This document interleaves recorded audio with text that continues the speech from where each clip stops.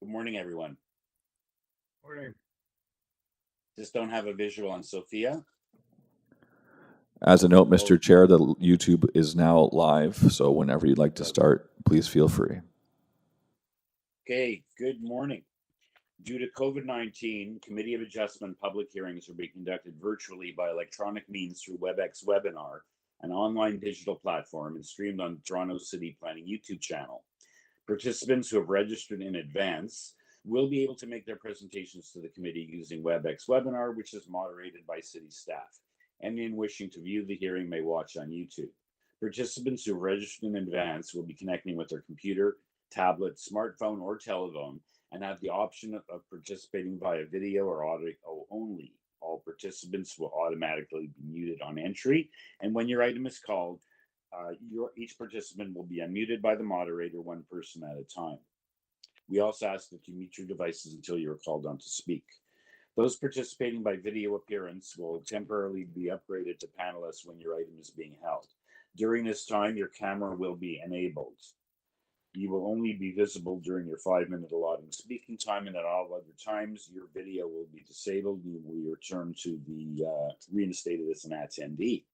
Committee of Adjustment staff will share presentations submitted in accordance with the written submission deadline. Panel members, members of the public and applicants are not allowed to use share screen or any other panelist controls during a video appearance, and the host will remove you from the panelist role if you fail to respect this instruction. Land acknowledgement. We acknowledge that the land we are meeting on is the traditional territory of many nations, including the Mississaugas of the Credit, the Anishinaabe, the Chippewa, the Haudenosaunee, and the Wendat peoples, and is now home to many diverse First Nations, Inuit, and Métis peoples. We also acknowledge that Toronto is covered by Treaty 13 with the Mississaugas of the Credit. In accordance with Section 45 and 53 of the Planning Act 1990 as amended, this meeting of the Committee of Adjustment of the City of Toronto is called to order. The Committee of Adjustment considers applications for variances from the provisions of the zoning that apply to the property, permissions to extend or alter lawful non-conforming uses, and consents to sever properties to create new lots. Anyone in attendance today who wants to receive a copy of the decision of the committee on an application must submit a written request for a decision by email. Please ensure that you include your name, address, and email address, because the Committee of Adjustment and the TLAB, in the event of an appeal, will be sending notification and appeal updates by email. If you do not agree with the decision of the committee, you may be able to appeal the decision to the Toronto Local Appeal Body, TLAB, or in some limited circumstances to the Ontario Land Tribunal. However, the provincial government has amended the Planning Act and generally removed rights of third parties to appeal Committee of Adjustment decisions. As of November 28, 2022, only the applicant, the Minister of Municipal Affairs and Housing, specified persons and public bodies, as those terms are defined in the Planning Act, are permitted to appeal decisions of the committee. Appeal instructions are set out at the bottom of the decision. The hearing procedure, after dealing with dispensing with closed files and adjournments and deferral requests, we will go in order. And when your application is uncontested, the agent or applicant may proceed with the presentation if they desire.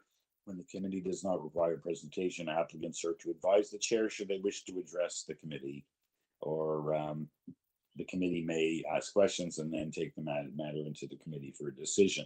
On a contested application, meaning that there are other people present here to make deputations, then each speaker, agent goes first, or applicant, and will be given a maximum of 5 minutes to address the committee. And when addressing the committee, please remember to start off by stating your name and address for the record, especially in the virtual world. People appearing by phone, that's very important. And please also remember to confine your remarks to the matters outlined in the application. We deal with planning matters here, not with matters, other matters as such as construction and drainage. The applicant on a contested application, they go first, make their presentation to the committee. Please note the committee may not entertain revisions made to proposals at the hearing today, the committee may decide to defer the application if being substantially revised in order to ensure that the application, or revised application, is accurate and that all those who are entitled to notice of the application have been informed of the changes. Then individuals either in support or opposed to the application will be invited to speak. Committee members may ask questions of each speaker after they finish their presentation. And when all other speakers finish, the applicant or their agent is given the opportunity to rebut only those issues and answer those questions that were raised by the neighbors or by the speakers. That will then mark the end of the discussion. The matter is then taken into the committee for a decision. And that is the opening remarks. Some housekeeping matters to take care of. We have the minutes of the last hearing to approve. Can I please, what is the date of that hearing, just for the record? June 22nd. Okay, thank you, Barb. So can I have a motion to approve those minutes? Mr. Taylor, thank you. Yes, Mr. Chair, I'll move approval of the June 22nd minutes. Okay, thank you. I'll Seconded for- second. Thank you, Mr. Palmer. All in favor? Okay, the minutes are approved. Do any of the members or staff have any conflicts of interest, declarations of interest to declare on the matters before us this morning or today? None to declare. Okay. I see we do have a file to be closed, Madam Secretary Treasurer. 3D Brussels Street. Okay, that's in conjunction with items 1, 2, and 3, which will be the first items we hear. I guess there was a part D that's no longer necessary. Barb? Yes, they've advised that the application isn't required for that property.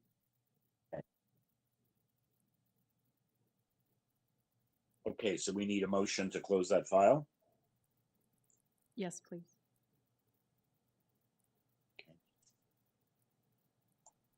I will move to close file A0075-23 EYK 3D Brussels Street. Thank you, Mr. Palmer, seconder for that. Ms. McCluskey, thank you. All in favor? Okay, the file is closed. Okay, so now we have several deferrals, as we stated, I think just before we went out on YouTube. We have one item on our list, which was dated like June 27th or 28th, item number 21. But then since then, we also have 3 other requests, basically all by the agent requests, numbers 5, 6, and 16. So we'll go in that order and I guess touch base with each of those items to start off and clear those from the agenda. In particular, I know item 16 has a lot of people on the line. We do also have a few neighbors I see on number 5. Yeah, so anyway, this will clear the list, and then we go back and deal with the other items. So the first item is item number 5, 58 Antioch Drive, and we have an email dated June 27th from the agent, and the agent I think is Ben Domingos. We have 3 other speakers who we'll touch base with in due course as well, and just on the deferral issue. So we have a memo, an email, June 27th, that they want to defer in order to discuss concerns with the neighbors. And this is for a 1-story addition along the east, above the existing dwelling, and a 2-story rear addition above the existing dwelling. So let's hear from Ben Domingos. Yes, hi, good morning. Good morning. This is morning. It's Ben Domingos, architect agent for the owners of 58 Antioch Drive. My address is 133 Evans Avenue, Toronto, Ontario, M6S3V9. We are asking for a deferral today on this application.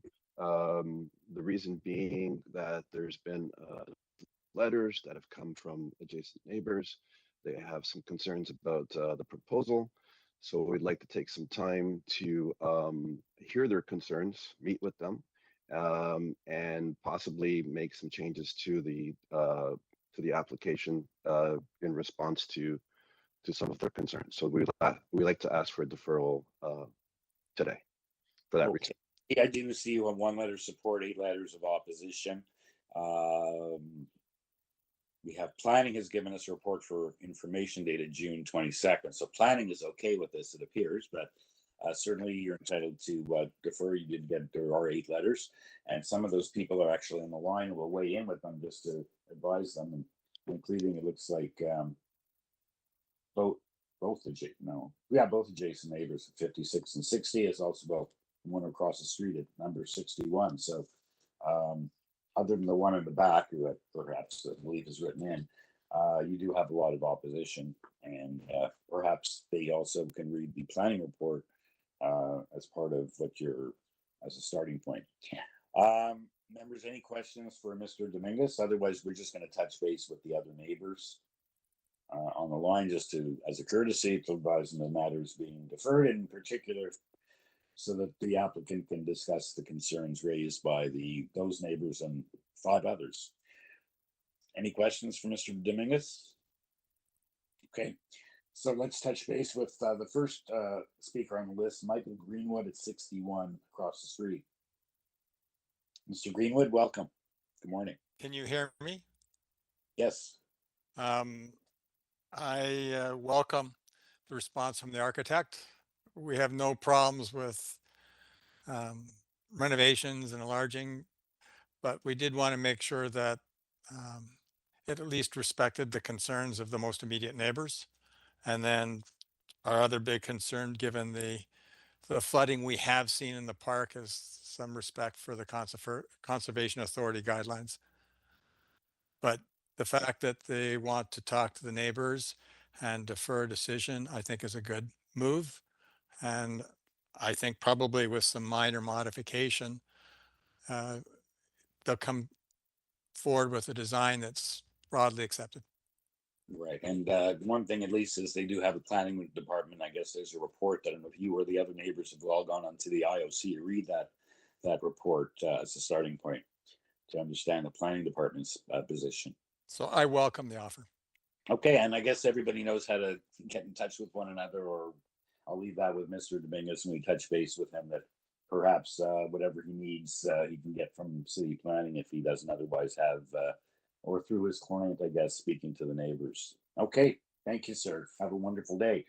We'll touch base with the next neighbor, Rick Sontag at 56 next door. Good morning.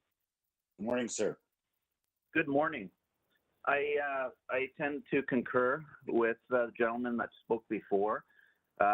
We do have a few concerns, but I do welcome the architect that he's willing to speak with the neighbors, and we agree with everything. Okay, thank you, sir. You know, it's a nice move, especially since they have planning. Some people may say, well, I want to just go ahead, and time, you know, delay, or I don't know how soon they want to get going, but it's a very good gesture. Okay, so next speaker is Borislav Lukovic at 60 and Antioch at the other side next door neighbor. Good morning, everyone. Good morning. Excuse me. Well, I agree with the decision to defer this and discuss. I already spoke with the new owners. Unfortunately, it was too late to make any changes, so I guess we'll see how it goes. And I personally believe that with a good neighbor talk, we can come up with a reasonable solution so everyone is as happy as possible. Okay, very good, sir. Thank you. Thank you. Okay, so that was the last speaker. We'll go back to Mr. Domingos. I guess there's no issue about nothing to rebut. So any of the members have any questions for Mr. Dominguez, or someone ready to weigh in with a motion? And I guess the benefit is, I don't know how it is downtown these days since the economy has slowed down with the interest rate hikes, but we obviously there'll be no problem getting onto an agenda. I'm not sure which ones are full, but as soon as Mr. Dominguez, you're finished dealing with, and whatever changes you want, you can probably get on the next available agenda. Mr. Chair, I'll move to approve the deferral request to allow more time to consult with the applicant's neighbors. Thank you, Ms. McCluskey. Seconder for that. I'll second. Thank you, Ms. Reddick. All in favor? The matter is deferred. We'll see you back here again. Okay, the next item on the deferral that's come up is the next item number 6, 19 Province Trail. This is for 2-story front and rear additions with 5 variances. And we have a planning memo. There's a planning memo that they're missing a variance and also other reasons for deferral. So this is a planning request, actually. Am I correct? We have in the additional materials, we did have a good, not sure if we had a presentation. Anyway, so we have planning wants us to either defer or refuse the application. So let's weigh in with the applicant and see what their position is. We only have the one speaker, Manpreet Kohli, the agent for the applicant. Hi, good morning. This is Manpreet. My address is 66N Mount Drive, Brampton, L6D4C9, this postal code. And my client, we are proposing to increase the area, like to propose some addition in the existing house. And we are also proposing a second unit in the basement. Well, our first reason is that with the increasing... Excuse me, sir, before you get into the planning department, we're going out of order now dealing with deferrals. It's not your... my question for you is planning in their memo dated June the 23rd, and I'm surprised that wasn't on the overall consolidated memo, because the memo is prior to the cutoff date or when they sent the memo. But anyway, they want us to either refuse this application, defer this application, or to refuse it if we don't agree to defer it. So my first question to you, because I'm dealing with deferrals now, is do you agree to the deferral request by community planning? Otherwise, you'll go back in line, we'll hear the application, and their recommendation in that case is that we refuse the application. So my question to you is whether you wish to take the opportunity to defer or not. Yes, we are fine with defer. Okay, thank you. So no need to go into the merits at that point. That was my purpose of first of all asking that question. So members, any questions for Mr. Kohli, or if not, is someone ready to make a motion of deferral? Sure. Does the applicant know about the additional variance that staff have identified for front yard landscaping? Yes. Okay, so you'll get the notice confirmed with staff and work with staff to try and address some of the variances. Okay, thank you. All right. So if there's no further questions, I'll move for deferral. Okay, thank you, Mr. Palmer. Seconder for Mr. Palmer's motion. Ms. McLeod, thank you. All in favor? Okay, Mr. Kohli, we'll see you back here again. Matter is deferred. Have a wonderful day. Okay, the next, talking about wonderful days, there's appears to be a lot of people registered. I don't know if they're all on the line for the next application, which is item number 16. And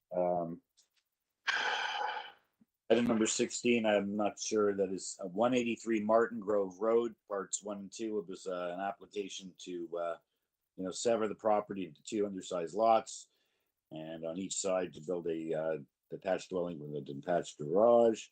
David Stickney is the agent, and we have the request in his memo dated June the 28th that he's receipt of comments from Urban Forestry and wants to defer to deal with Urban Forestry. There are also 13 letters of opposition, and there was new dwellings requiring 7 variances each, including front lot frontage, lot area, and side yard, I noted. And so Urban Forestry is looking for conditions 2, 3, and 4. He said they wanted to defer. So, Mr. Stickney, The other thing I want to just raise to staff is we have, it looks like, Adam, I don't know how many people we have in the line, could be upwards of well over 10. Whether we're going to weigh in on with all of them or just maybe the most closely affected. So perhaps staff can think about that while Mr. Stickney is speaking. Mr. Stickney, welcome, sir. Mr. Chair, members, I want to quickly bring to your attention, there is no Dave Stickney on the call at this time. With that being said, there is a user logged in under the name simply Dave that I wasn't or David that I wasn't able to microphone check in advance. So I'm just going to go ahead now and take that opportunity to unmute the user just logged in as David and trying to confirm. Is it a cell phone starting with 505? That could be him. Okay, let's obviously try to find him. I'll count how many people. So user logged in simply as David. Can you go ahead and do a mic check? Sorry, yes. It's David Stickney. Okay, perfect. Going forward, David, can you make sure you log in with your first and last name and make sure you do your best to sign up in advance of the meeting? Thank you.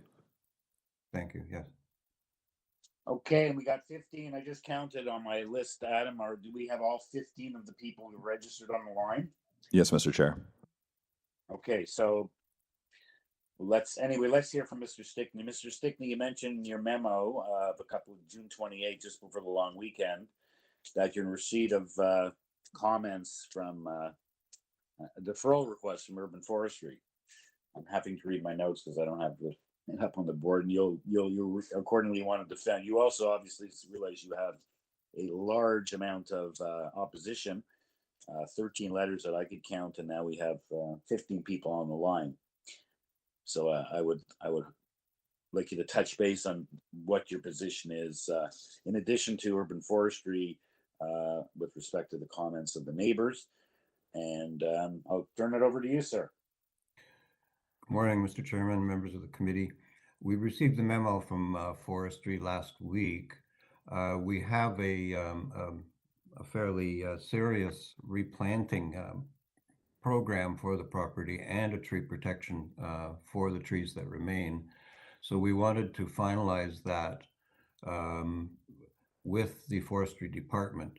I've noted that most of the objections relate to the forestry concerns that there's a large number of trees that are being removed, and we can address that with the neighbors with a connect to them to show what the replanting program is and what it would look like.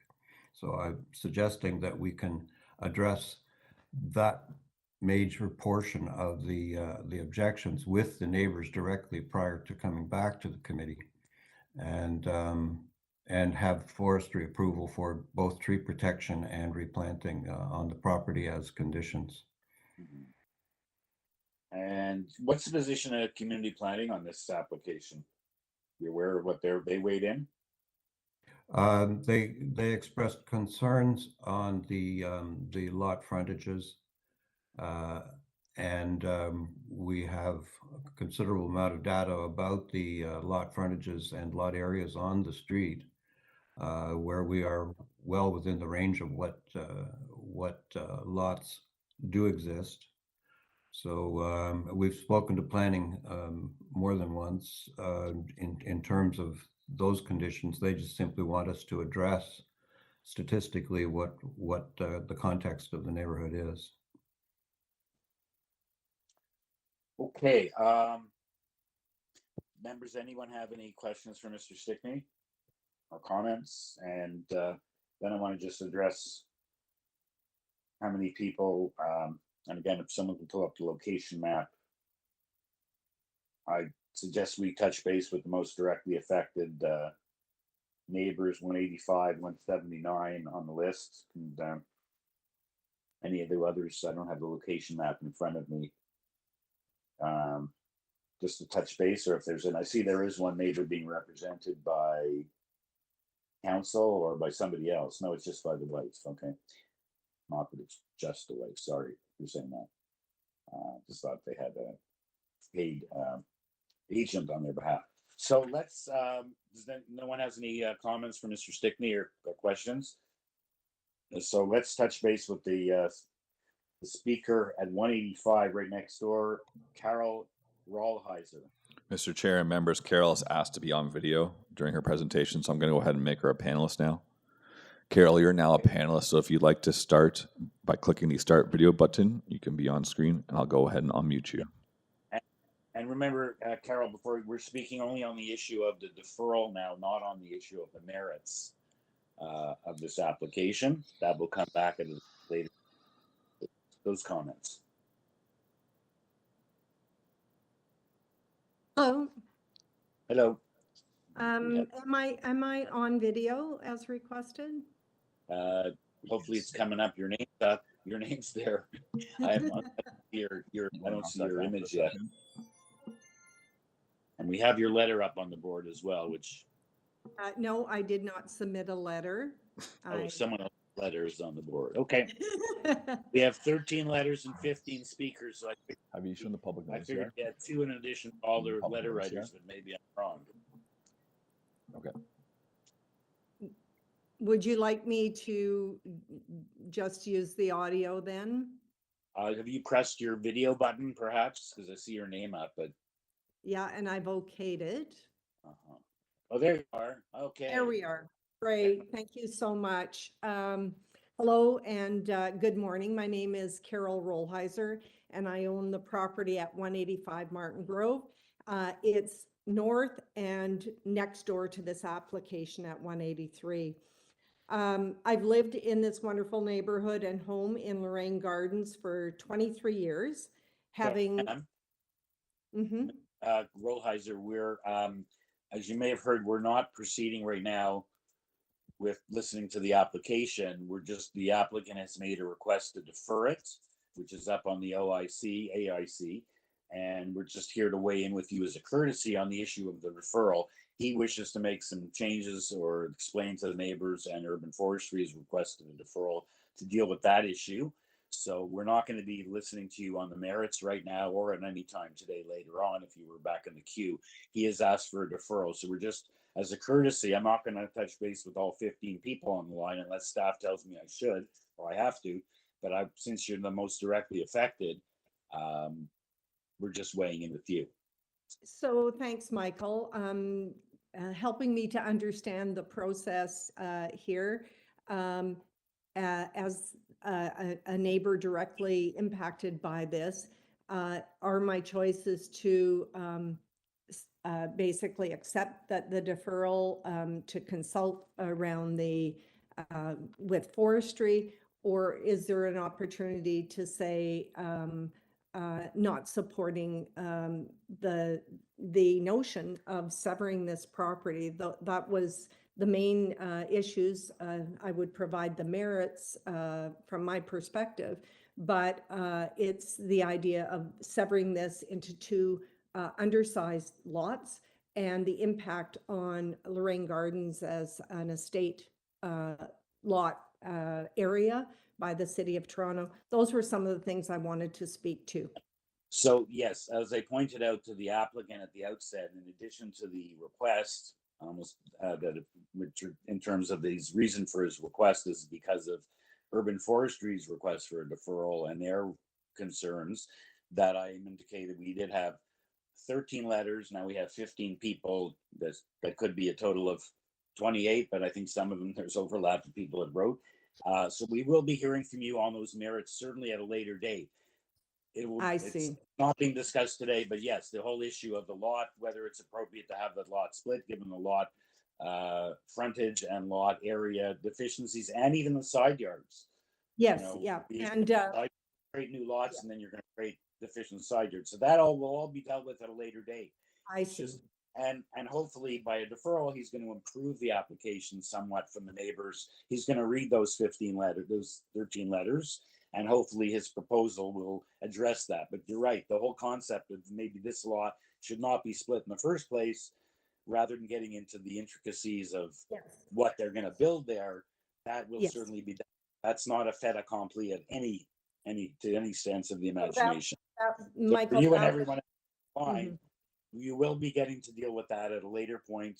And it's just a question of to avoid to say, no, I don't want the deferral. I want them to have to go ahead today and hopefully get refused. That's everyone is sort of entitled to a deferral when they want to make it better. And in this case, I think, yeah, they even said, was that, yeah, they're missing a variance. So he has to defer because he doesn't have a he didn't indicate a front landscape variance that has to be added to the list of variances and recirculated. So it's almost on that alone has to be deferred. So I hope that. One last question, Michael. Would things like, because they're two-story buildings with balconies and so forth, the invasion of privacy is a huge issue. Is that something that would come later? That's again at the hearing on the merits. I see. Okay, thank you. It's not compatible. It's not the reflective of the build form. So you'll be out of an opportunity, and I'm glad we went through this because all the other 15 people or 14 people are listening. I can say it's a pleasure. Also, I wish more people would take the opportunity to go on camera. We're going back in person at the next hearing on the 20th. I don't know if any of the public are going to be coming, probably not, but we get back to that day. It's nice to see a face with a voice when you're sitting all day with applications. So thank you. Any questions, anyone for Mrs. Rollheiser? And if not, we'll say goodbye. And I guess let's touch base with the other neighbor on, I haven't seen, we have the neighbor 179. I'm not sure if that's one house removed. Elefthera Platsis. They are present, Mr. Chair, and they're unmuted. Well, thank you, Mr. Chair. This is George Platsis, and you are correct. It's 179 Martin Grove Road, speaking on behalf of my mother, Eleftheria, and her brother, Satirius. We have been at this property since 1980, and in the interest of expediency, thank you for explaining in great detail about the deferral. The only commentary we'd like to make with respect to the deferral is this application, as at 185 just mentioned right now, it's much more than the forestry. It is only one issue of many, the estate lots, and as you've clearly outlined, there are additional issues, and we look forward, along with the rest of the people on the line, to argue the merits at the appropriate time. So if a deferral is to happen, it's to happen. If not, we have questions regarding the merits, specifically related to the plots. So it's more than just forestry. That's the comment for the Platsis family as of today. Exactly. That's why I pointed it out, because Mr. Stickney's letter, I sort of chuckled when I saw that they didn't mention the fact that they have overwhelming opposition from the neighborhood. But that is clear, and that we will have your time to make those submissions at a later date. A lot of people have taken the time to come on the line today to do that, so it's certainly an important matter. Any questions, members, for George Platsis?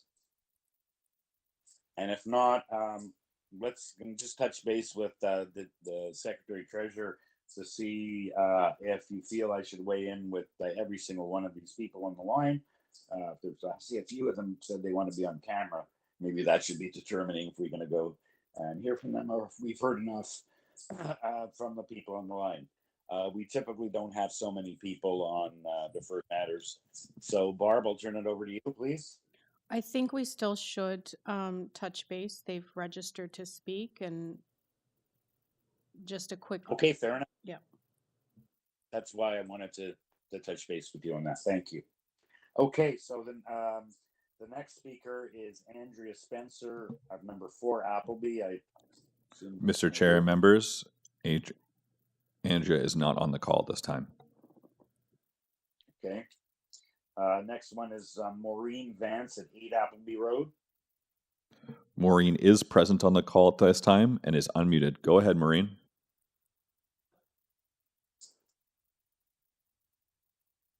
Sorry, can you hear me? Yes. Okay. Good morning. My only concern with the deferral, I have two concerns with the deferral. One is that obviously a lot of people took time out of their day today to deal with this. And if this is now subsequently going to be heard at a later date, not everyone may be available to participate in the process. But also the fact the applicant mentioned that they wanted to discuss their replanting program with the neighbors. I'm wondering what they were 13 of their arborists. It says that You they just, would Ms. Vance, we not just be lost you planting there. anything. Miss Vance, we're, I don't know about everyone else, you just became extremely faint. Oh, sorry, that's my microphone. Okay, is that better? Yeah. Okay, sorry about that. So, okay, so the planting, I guess he's presenting that to urban forestry, and I guess that'll be available, whether he's gonna, we'll hear from him in rebuttal, if he's gonna present that to the neighbors somewhere. But, sorry, I can't hear you. I'm sorry, I'm not sure which microphone this is being on. He mentioned that he wanted to discuss the replanting plan. That was part of the reason for the deferral, to discuss the replanting program with the neighbors. And I'm wondering, what replanting program is he referring to? I saw nothing registered, and on his arborist report, it said that they would be paying compensation in lieu of replanting any of the, I think, 17 trees that were being removed. So that seems contradictory to me. Okay, I'll let him answer that in rebuttal after we've waited all the comments. But in terms of, you're right, people have taken time out of your day to come here, I agree. At least you didn't have to come down to the Civic Center, which in the old days before 2020 is where you all would have been today. We have done that before. Yeah, I know. So have I, yes, I've been, so at least saving grace for that, but he is entitled, and hopefully he's gonna make it better. So, that's probably a good thing. But I do I realize people, especially when you come down or even online today, if taking time off work, that is annoying, and there's nothing really we can do about it. But at least you're not here. You didn't have to come down and fight through traffic this morning to come down and be sitting in the room, which hopefully we'll go back to one day.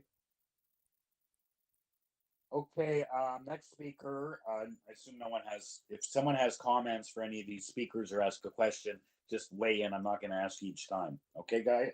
I'm not going to ask each time. Do you have any questions for the speaker? Kurt Reeves, 149 Martin Grove. Mr. Chair, members, just want to bring to your attention, Kurt did ask originally to be on screen, but during the microphone check confirmed he will be using just a phone call today, so he will not be on screen. Kurt, you're unmuted, so go ahead. Yes, good morning, Mr. Speaker. Kurt Reeves from 149 Martin Grove. I too have been in the neighborhood for just shy of 20 years. My comment, first comment would be that I would argue that his comment that the majority of the people in the neighborhood are concerned with only the trees, I think is a stretch. I think it is one of many issues. Of course, we are all concerned when someone proposes to take down 17 or 19 trees. And now hearing that he is suggesting a replanting plan, with which having some experience with that often implies replanting trees elsewhere off of that particular property, not necessarily on that property. So, that's a bit of a concern when he's suggesting a replanting plan, because again, knowing that the replanting plan often is elsewhere. I would like to ask a quick question too, just because it's kind of difficult from his arborist report. How many trees of all the trees that are on that property will remain? And, his suggestion that all of those trees are in poor health is also a stretch. And I would hope, and I guess this is why the deferrals come forward, that urban forestry has gotten involved to determine the health and of the majority of these trees. Okay, thank you, sir. I'm assuming we're speaking only on the, I'm learning as well, and I'm assuming we're just speaking of the deferral. So I guess to reiterate, it seems like the deferral is a bit of a waste of time. And, my concern too is following this file and making sure that all the people that are involved today would be further notified when this applicant decides to come forth with a new plan or has discussed issues with forestry and so on and so forth, that we're all kept in the loop so that, we can be a part of such meeting moving forward. Yeah, we often hear how, people, there isn't a lot of time. People say I'm outside of the 60, especially on large lots, they're outside the 60-meter radius, which doesn't touch, but often there is a sign posted. And in this case, since you're all engaged already, for people to be on the watch out, perhaps go around, let them know the application is back on. In terms of having Mr. Stickney respond to your questions about the trees, I assume this may change. So your questions, he has the right to respond to what all of 15 of you have to say.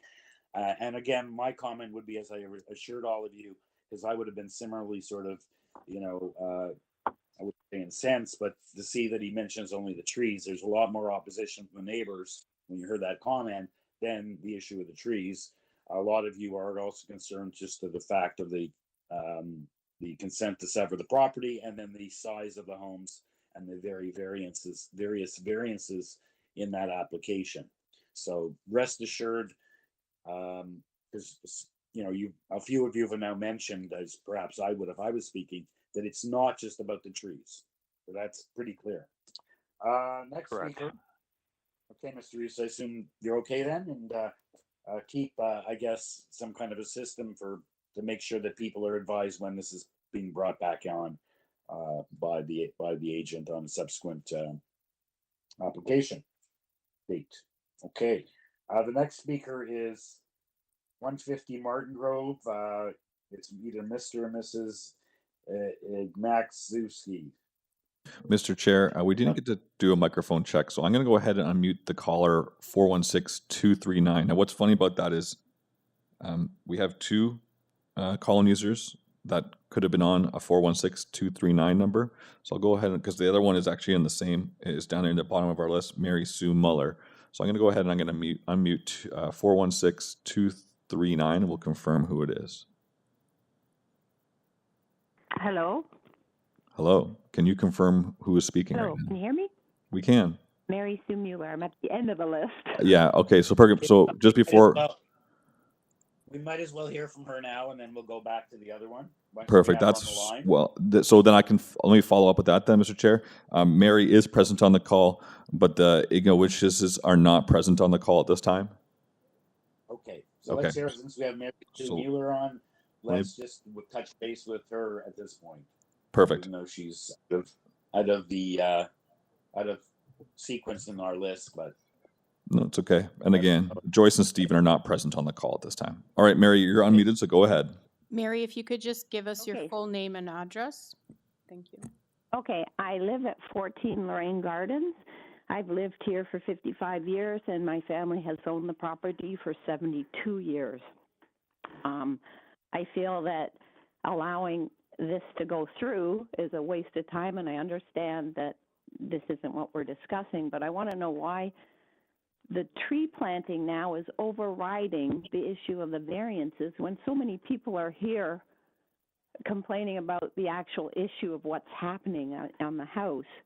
And they shouldn't need tree variances if the house variances haven't been passed. Like, why is that taking precedence now? Okay, thank you, ma'am.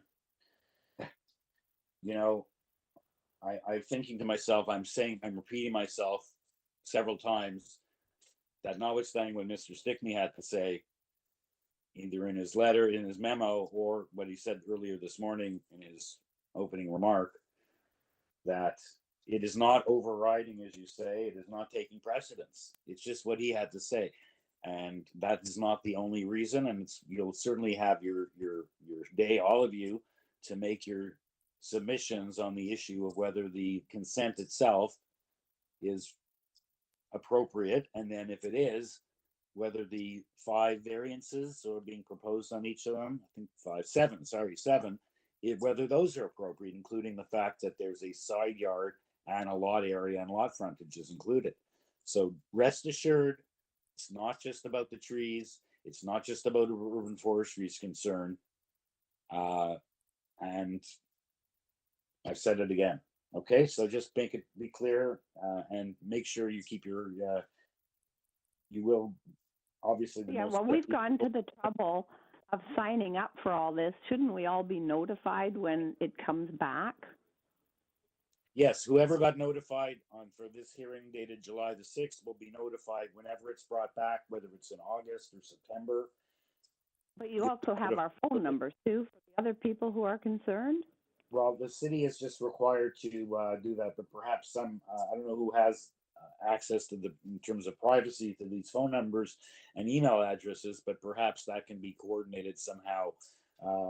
When we're in person, sometimes if you were all down at the Civic Center today, rather than have all, we would have had a spokesperson or few to sort of coordinate that. So perhaps if someone's listening or can go back on YouTube and make note of one of the most directly affected neighbors or someone who can take that role to make note of all the names and addresses, go back and watch YouTube. It's still available, and notify and make sure you go knock on all those doors, because all those people will not be obviously within the notification area as they weren't this time around.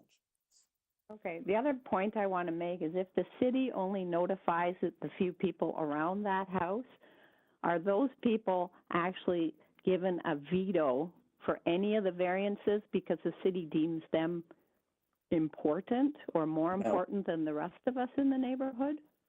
There's certainly not a veto. Obviously, when people make comments, the members obviously take common sense, the concerns of the people on either side, behind, etc., more than someone who's 2 blocks away, who's still entitled to make deputations, but obviously it's the most directly affected people. It's not just the people, but there's no precedent or, as you say, veto rights by anyone. And the notification is just something mandated by the Planning Act. And I believe it's the 60-meter radius. So, okay, so you will be re-notified, and I hope I've answered your questions. And Mr. Stickney will have a chance to answer some questions with the 15 people who are going to be making comments here before we get back to him. Okay? Thank you, ma'am. Thank you. Have a wonderful day. Okay, so now we'll go back to in the order of where we were. I guess the next speaker is John, Pepper, or Christy Marshall at 14 Appleby. Mr. Chair and members, John and Krista are not present on the call. With that being said, I can note Joyce Arlene Iganowski is actually present on the call now again. They have rejoined. So we can go ahead and go up to them and unmute them, and they can have a moment. Joyce Arlene, go ahead.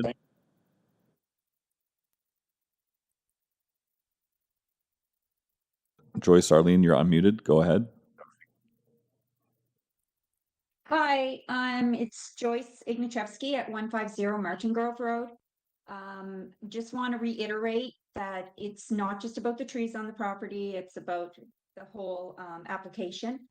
But furthermore, no one spoke on, these trees are mature trees. They took, years and years to get to where they are today.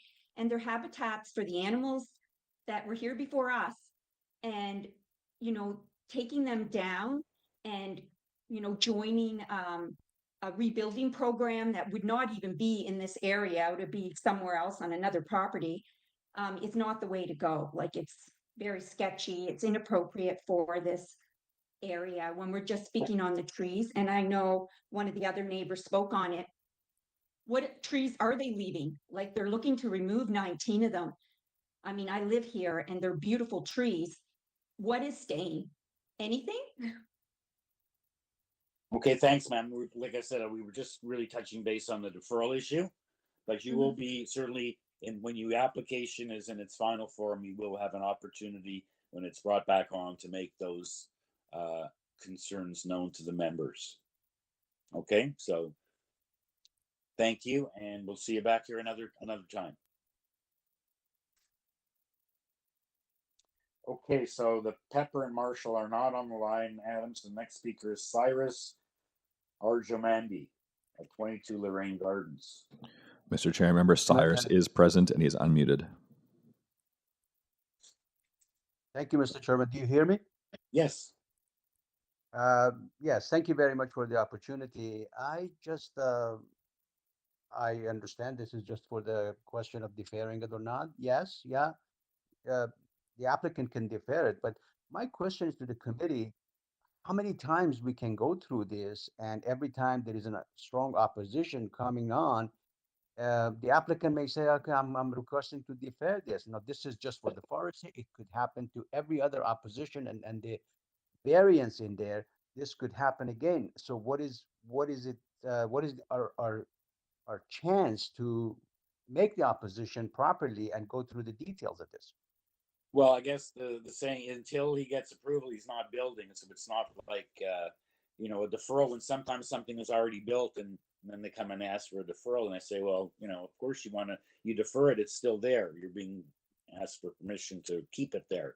But in this case, he's not building anything. So until he gets his approval, unfortunately, that's the process. He can defer the next time or two for some whatever reason. In this case, it turns out he is apparently also missing is it the last one? Or I think this one, he's already also missing a variance.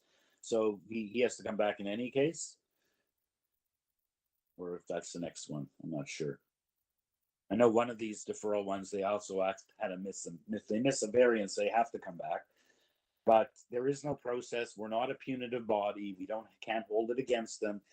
There's no cost consequences or something like there might be in a court of law. So that's the answer to your question. Hopefully, for the neighbor benefits of me, he hopefully will be improving the application that he presents to the committee, but it will be heard at some point on its merits, and you'll have your chance to speak, as well as all the other neighbors when they bring it back on a later date.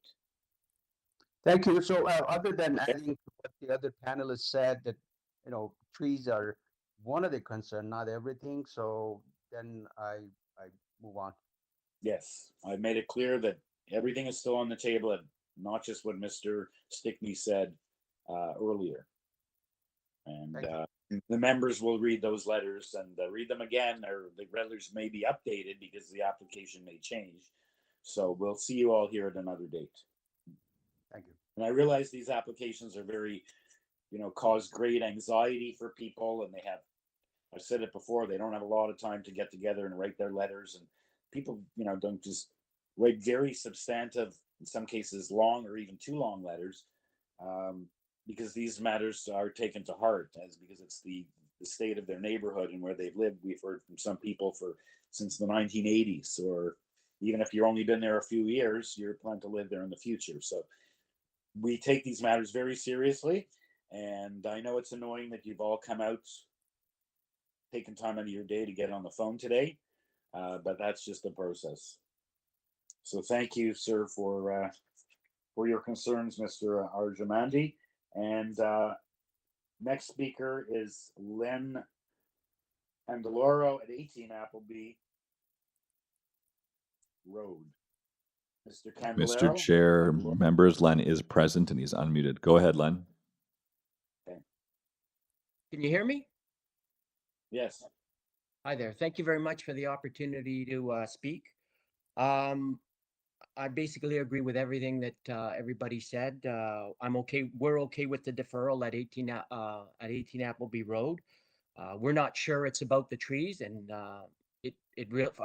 from our perspective, it's not about the trees. It's about the subdivision of the lot, and we look forward to participating in the future. Okay. Thank you. Next speaker is Reet White at 152 Martin Grove.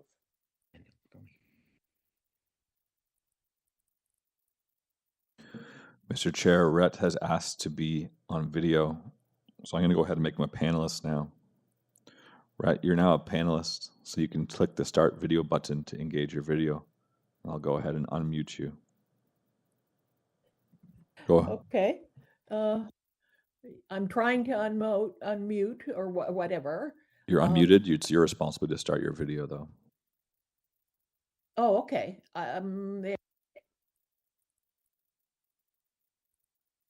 You just muted yourself now. Okay, I'm sorry. I don't want to waste everybody's time while I figure out the technology, if that's okay. My only question now, given the deferral, is can I send in another letter of opposition? Absolutely. Because I missed the deadline, and that's why I'm here today. But and my concerns are way off trees. My concern is about greed. Okay. For sure, you can send in a letter at any time. What I would suggest. Okay. So it was when the deadline passed. That didn't mean that, given that there was this request to postpone, that I can't send another letter. Okay. Yeah. Correct. But not only that, you might as well wait until he makes if he's going to make further changes, you can start drafting it, but maybe submit it only. You don't want it to get lost, and you want it to be part of the package that comes. Yes, I do. Let's say we're hearing it in September. We're going to get the letters that are become. We're also going to get all the old letters under a separate heading in our bookmark called "Materials from Previous Hearing." So we'll if you want me to come with placards, I will do that too. Yeah, just wait. So you know. You can you'll have some time to draft your letter, and I realize there isn't a lot to notice, only about 2 weeks or less. But certainly if the floor is open to send as many. Oh, good. Okay. Well, I won't take any more of your time. Thank you. That was a good question, though, because in the event of a deferral, there's obviously whatever the deadline is, they're no longer relevant, and there's a new deadline when it's heard at a later date. Okay, thank you. Okay, the next neighbor on the list is John Egner at 163 Martin Grove.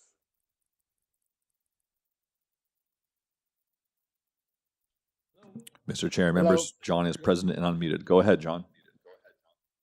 Good morning. Good morning, sir. Right off the bat, I think the deferral is a complete waste of time. Mr. Stickney is trying to gaslight everybody into thinking that that's part of the problem. There are so many problems that need dealing with that this is just a minor one. So I look forward to continuing this conversation at a later date. Okay, sir. Okay, thank you for the comments. And, if that is the case, you can at least take that Mr. Stickney's client is going to be, if it's a 2-month delay, he's carrying the property for 2 months, all things being equal, before he can start construction, assuming he gets approval at some point in the future. So everyone's been annoyed by having to come out here this morning virtually, but you can take solace in the fact that you've caused Mr. Stickney, he has a delay, and the delay costs money. So everyone's been inconvenienced. Okay, the next speaker is Julie Coombs at 157 Martin Grove. Mr. Chair and members, the area resident at 157 Martin Grove and the area resident at 175 Martin Grove are not present on the call at this time. Okay, so 157 and 175 are not. We've already heard from Mary Sue Mueller. So the last one is Raphael Neski. They are present on the call at this time, and I will go ahead and unmute them now. Okay, and that address for anyone, 145 Martin Grove, if anyone's going to go back on YouTube and make a list of these addresses, or just, if it goes back on, maybe just send it to, go up and down the street and drop off a copy for everyone. That's up to you. So the last speaker is Raphael Messi. Raphael, you're unmuted. Go ahead.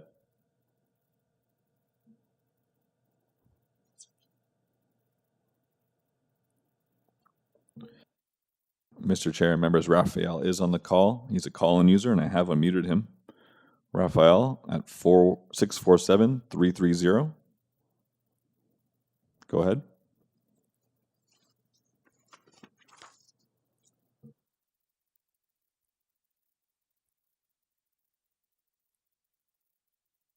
Raphael Messi. I think I can hear someone. Anyway,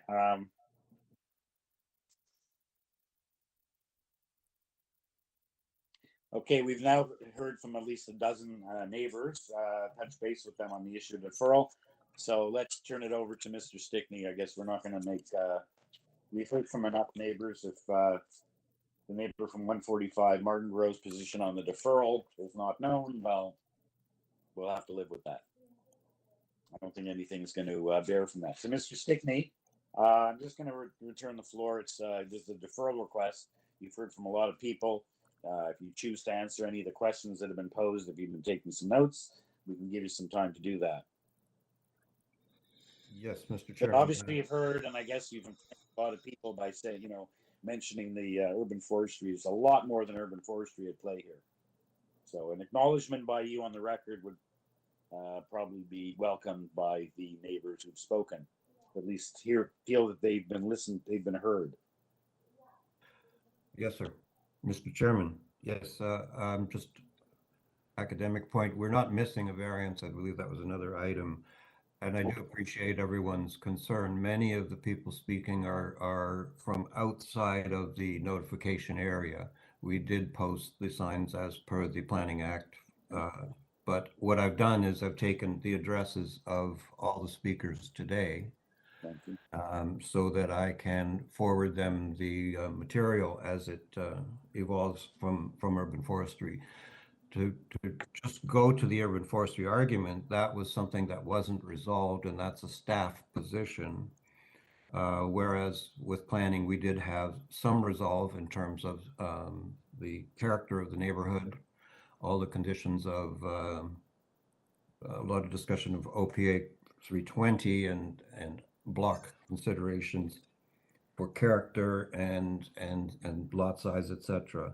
So what I'll do is I will notify everybody of all of those arguments that have taken place for the committee to decide. But at the moment, the unresolved thing from our side is that the trees is practically final and will be made final, and all of those people will be notified of what the solution is and what it will look like from the street. The lot size and lot frontage areas, I understand a lot of people are concerned. I've spoken to several of the neighbors on the street, and they have said that they simply wouldn't support any aspect of lot frontage or lot area. So we have to go on what we believe the merits of the application to be, but we will express all of those considerations from our side to the people that spoke today.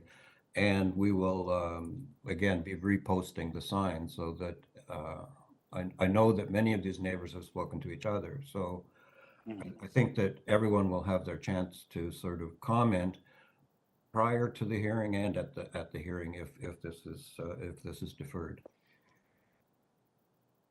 Okay, thank you, sir. And again, I apologize. It was on item number 6 that was missing the variance, not yours. So at least you've heard the comments of the neighbors, and again, you've heard my comment. I'm a little concerned myself about side yards on when you're creating lots and creating sort of significant side yard. I see Mr. Taylor nodding his head. Okay, so thank you. Anyone have any comments or questions for Mr. Stickney? We've spent a lot of time on this, but I think it's important to give people their chance, as Secretary Treasurer said, to weigh in. They've taken time out of their day. And does anyone have any questions or comments on the issue of deferral or a motion for deferral?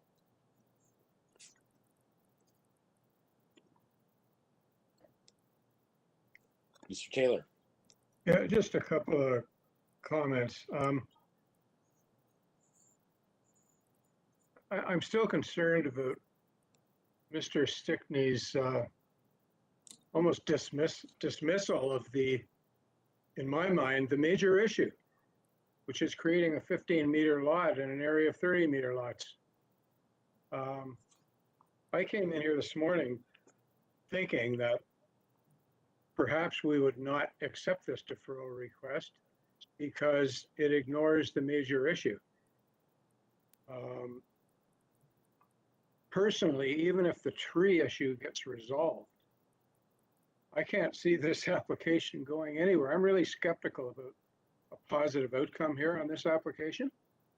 I know we've kind of created a lot of momentum and we've set up the speakers to consider only whether or not we should defer this. I didn't hear any support for deferral from the neighbors that spoke this morning.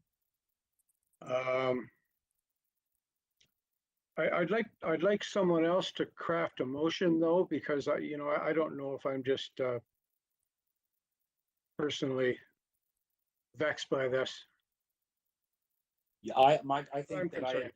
agree with you, but the fact that the reason for the deferral is you know, to add in and to consult with the neighbors to address the concerns, whatever. But you know, all the basis of the consent is what a lot of people and perhaps some of the members have concern with. So we've conveyed that loud and clear to Mr. Stickney. And other than that, to you know, deny a deferral, I don't know what that means. I guess they're certainly entitled. I don't think I've ever been doing this like 25 years. We're a situation we've sort of denied a deferral. I know a few times in the old days, people would say, "Give me my refusal. I don't want a deferral. I want to go right to the OMB at the time." Yeah. So that's not, you know, he's entitled to bring. And as we know, we've seen applications where they come back a month later with almost the same application. So there's someone can bring an application if they wish. The question is, they can be refused. They could build a 40-story building on a single family lot. The city hasn't taken that application. So, and again, we don't have a refusal memo from planning here. So perhaps we can have planning take a look at this as well. And, you know, whether they feel, without a report, at least, we should at least be getting a report for information. I don't think we have one here, correct? So why is community planning silent on an application, which again has such a large difference in lot frontage, lot size, side yards? Is someone on vacation, or are we going to get a planning memo? So I think we should be asking for a planning memo one way or another on this application. Like that, we can make that. I guess that's worth the wait, because I have a pretty good idea what the planning report's going to say, but I'd like to see it.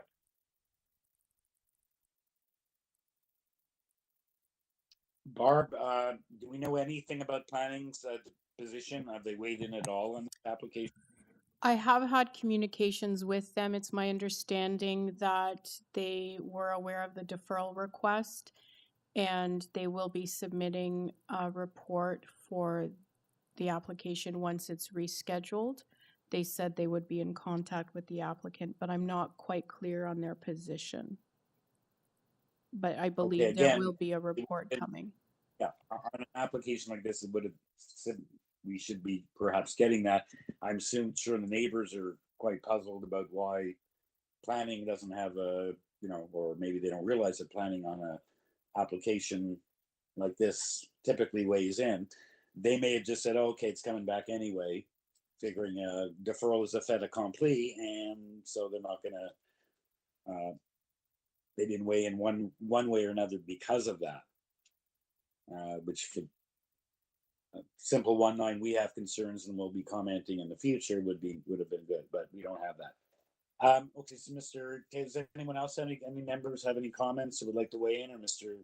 Taylor, would you like to craft a motion of deferral on that basis of what you've had to say?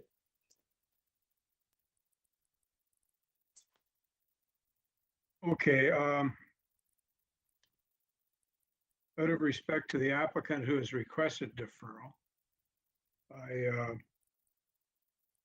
I will move for deferral with the observations that I have some very deep concerns about the future of this application, because I cannot imagine, listening to the neighbors and my own concerns about the lot configuration in this neighborhood, Lorraine Gardens, I cannot imagine how this is going to be satisfactorily resolved. But I will patiently await looking at it again when, you know, the applicant has done whatever he wants to do about making things better. So I move deferral. Thank you, Mr. Taylor. Seconder for that. Sorry, Mr. Taylor, is it just to address the forestry or to contact neighbors, or what's the reason for your deferral? It is to address firstly and foremostly address the concerns expressed by the neighbors in their letters and their oral presentations today, which were all very passionate and eloquent. Secondly, to deal with concerns and to ask for and request a report from the Community Planning Department. And a distant third, address the forestry issues. Thank you. Thank you. Okay, seconder for that. I'll second. Thank you, Ms. Reddick. All in favor? Okay, the matter is unanimously deferred. Thank you, everyone, for all your time this morning. Mr. Stickney, please go back to the drawing board, and you've heard a lot today. Thank you.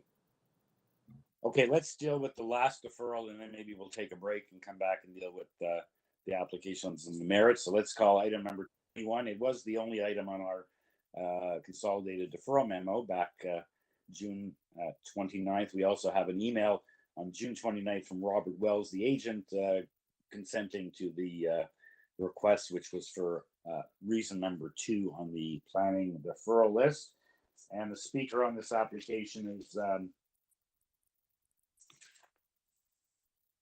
can someone tell me who the speaker? I don't happen to have that. Mr. page. Chair, it's Ryan Doherty, and the area resident Emma Martin is present on the call at this time. So we have Ryan Doherty, the agent, and we have the neighbor from what address? The address is 5 Whipcombe Hill, Mr. Chair.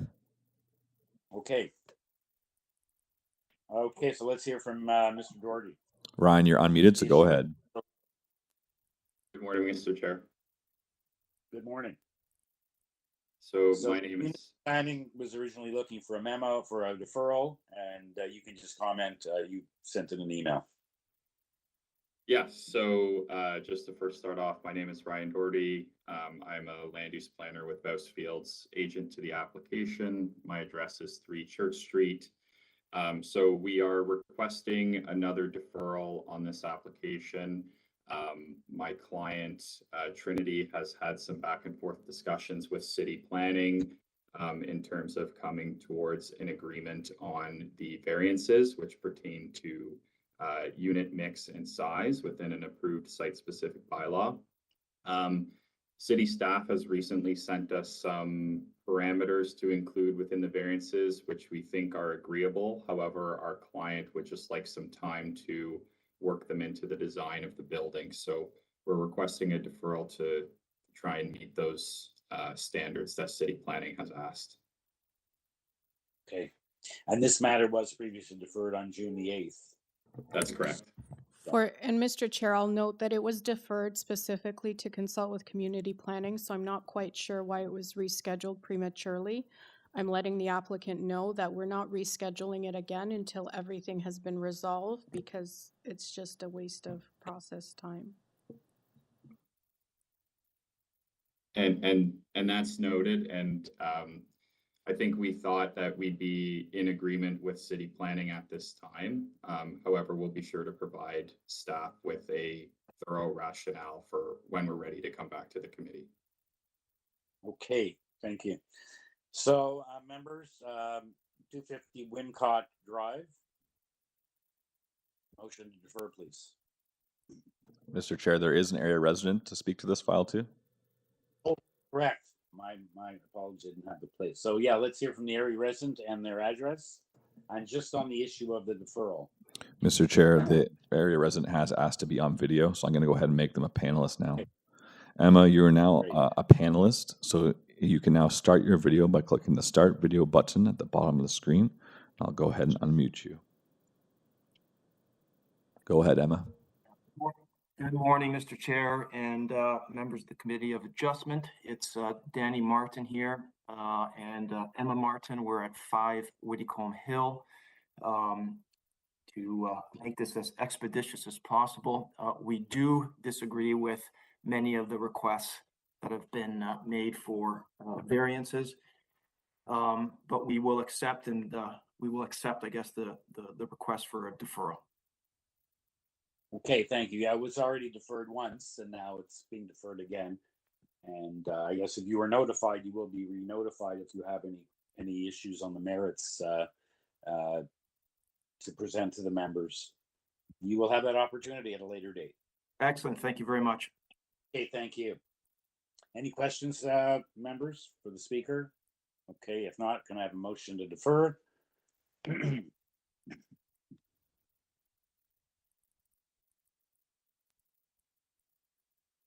Ms. McCluskey, thank you.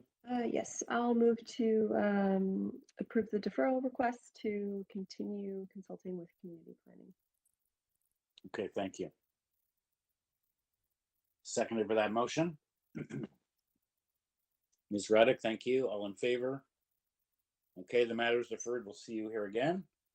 I guess it's 10 to 11. Why don't we take a 15-minute break to 11:05 as our break? Okay? We'll see y'all back here.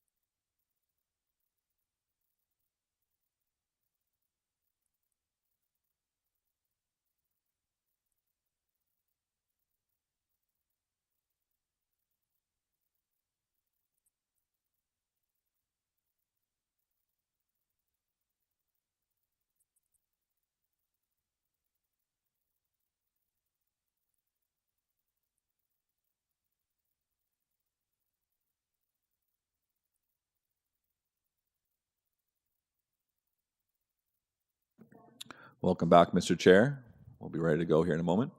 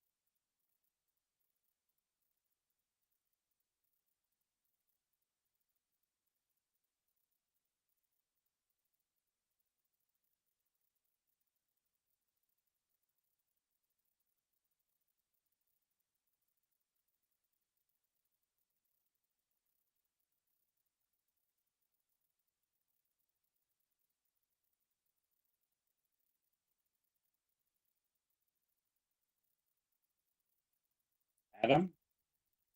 Hi, Mr. Chair. Okay, let us know when we get started again, and we'll start hearing applications. Let's go for it, Mr. Chair. Okay, so we're going to hear 1, 2, and 3 together. I take it it's 3B Brussels Street, 3A Brussels Street, and 3C Brussels Street. Earlier today, we closed 3D Brussels Street at the outset of the hearing. The speaker on this application is Lawrence Malik, the agent for the applicant, as well as we have on the line the, I guess, the homeowners from 3B and 3A as well. I guess I don't know if they're going to be speaking or just available for questions. And we do have a site-specific zoning bylaw. TRCA has no objection, advises a permit is still required post-approval, and we have no comment from Ravines.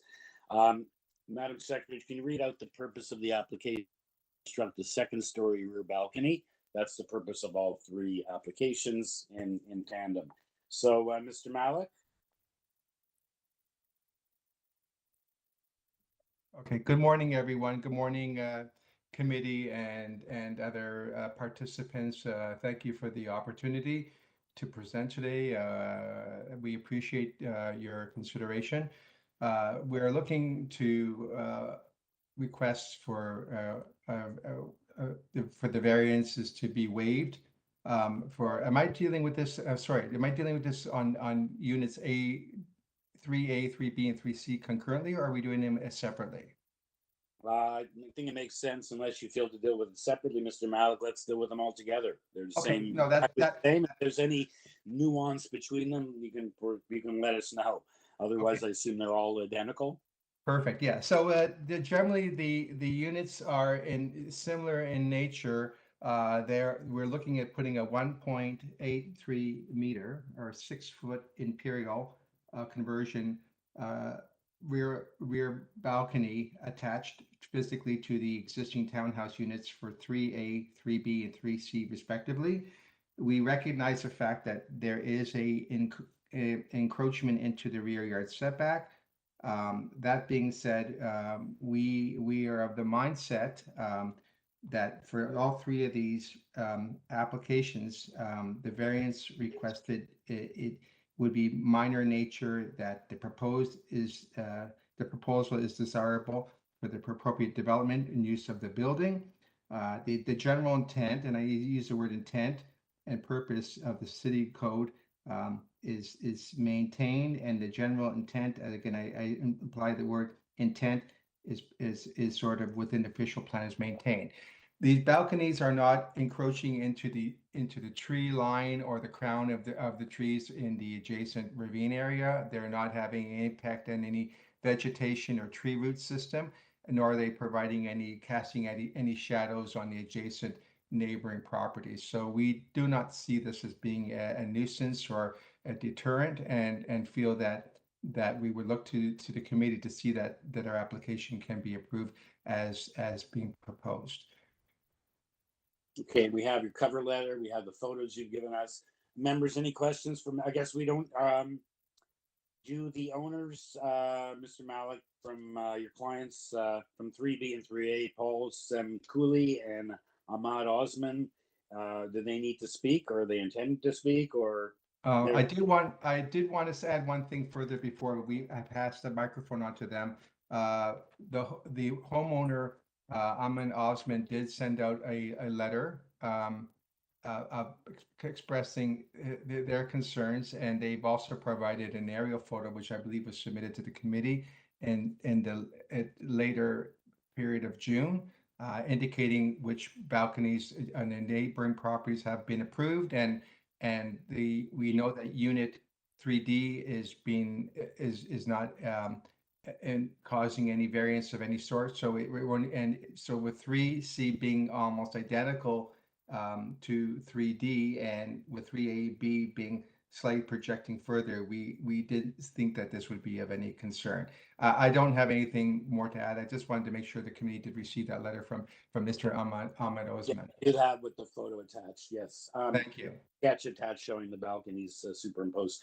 So I don't think we need to, we normally, if a homeowner is represented, they don't speak, their agent speaks.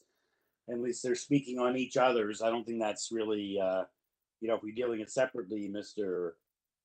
3B can speak in support of 3A and vice versa, but I don't think that's necessary. I think you take the position we don't need to hear unless you're telling me they have something interesting to tell us that you can't tell us, because you're their agent, right? So yes. So they're speaking as adjacent property owners to each other, but they're applicants in the same application that we're hearing together. I don't think it's necessary or appropriate to hear from them. There's no one here opposed in any event. So I assume that the people in D have withdrawn, but they're not opposed to their neighbors proceeding with these balconies. Fair enough. That's correct? That you understand that D is not opposed? There's no letter, or there's nothing? That is correct. That's correct, yes. Okay. Okay, let's just see if other members have any questions for you. And if not, if they're ready to weigh in with a motion. Thank you, Mr. Malik. Thank you. Members, any questions for Mr. Malik? And if no questions, is someone ready to weigh in with 3 motions all together? Mr. Taylor? Mr. Chair, I'm satisfied that the variances requested for these balconies on the 3 properties are in keeping with the 4 tests under the Planning Act. And I move approval of applications number 1, 2, and 3 with no conditions. Thank you, Mr. Taylor. Going to have a seconder on all 3 of those motions. Ms. McCluskey? Thank you. All in favor? Okay, it's unanimous. You have your approvals. Thank you, Mr. Malik, and thank you. Thank you very much. Appreciate your time, and have a pleasant day. Thank you. Okay, and let your clients enjoy their balconies. Okay, so our next tier application is item number 4, 40 MULOCK Avenue. It's an application for a 1-story addition over the existing rear detached garage, which will contain a garden suite. There are 11 variances. We have a locating photo. This is a reschedule notice from the May 25th hearing. Planning is recommending refusal of the application on their June 22nd, so a current memo, not from before. And that's the rescheduling in May was to make changes, and apparently now we're advised that it's been revised to from 2 laneway suites to only 1 laneway suite before us. And the speaker on this application is Jerzy Rabiansky, the agent, as well as we have a neighbor at 489 Keel Street. Mr. Chair, I just want to confirm the area resident is present on the call. Thank you, Adam. Okay, so let's hear from Jerzy. Good morning, Mr. Chair and members of the committee. My name is Jerzy Rabiansky from Distill Design, Inc. of 3-1750 the Queensway, postal code M9C5H5. I'd like to start off with we did make further reductions in the variances. So I'll start off with that. So in terms of variance 7 through 11, those are all have been removed. So we have made further changes based off of some concerns from planning committee. So we kind of took those out, and the other change is to item number 6. So there was a access staircase going to the roof, which triggered a variance of 9.89 meters of total height. We have now removed that staircase leading to the rooftop. So our top of wall height, so the variance now will change to 6.95 meters in total height.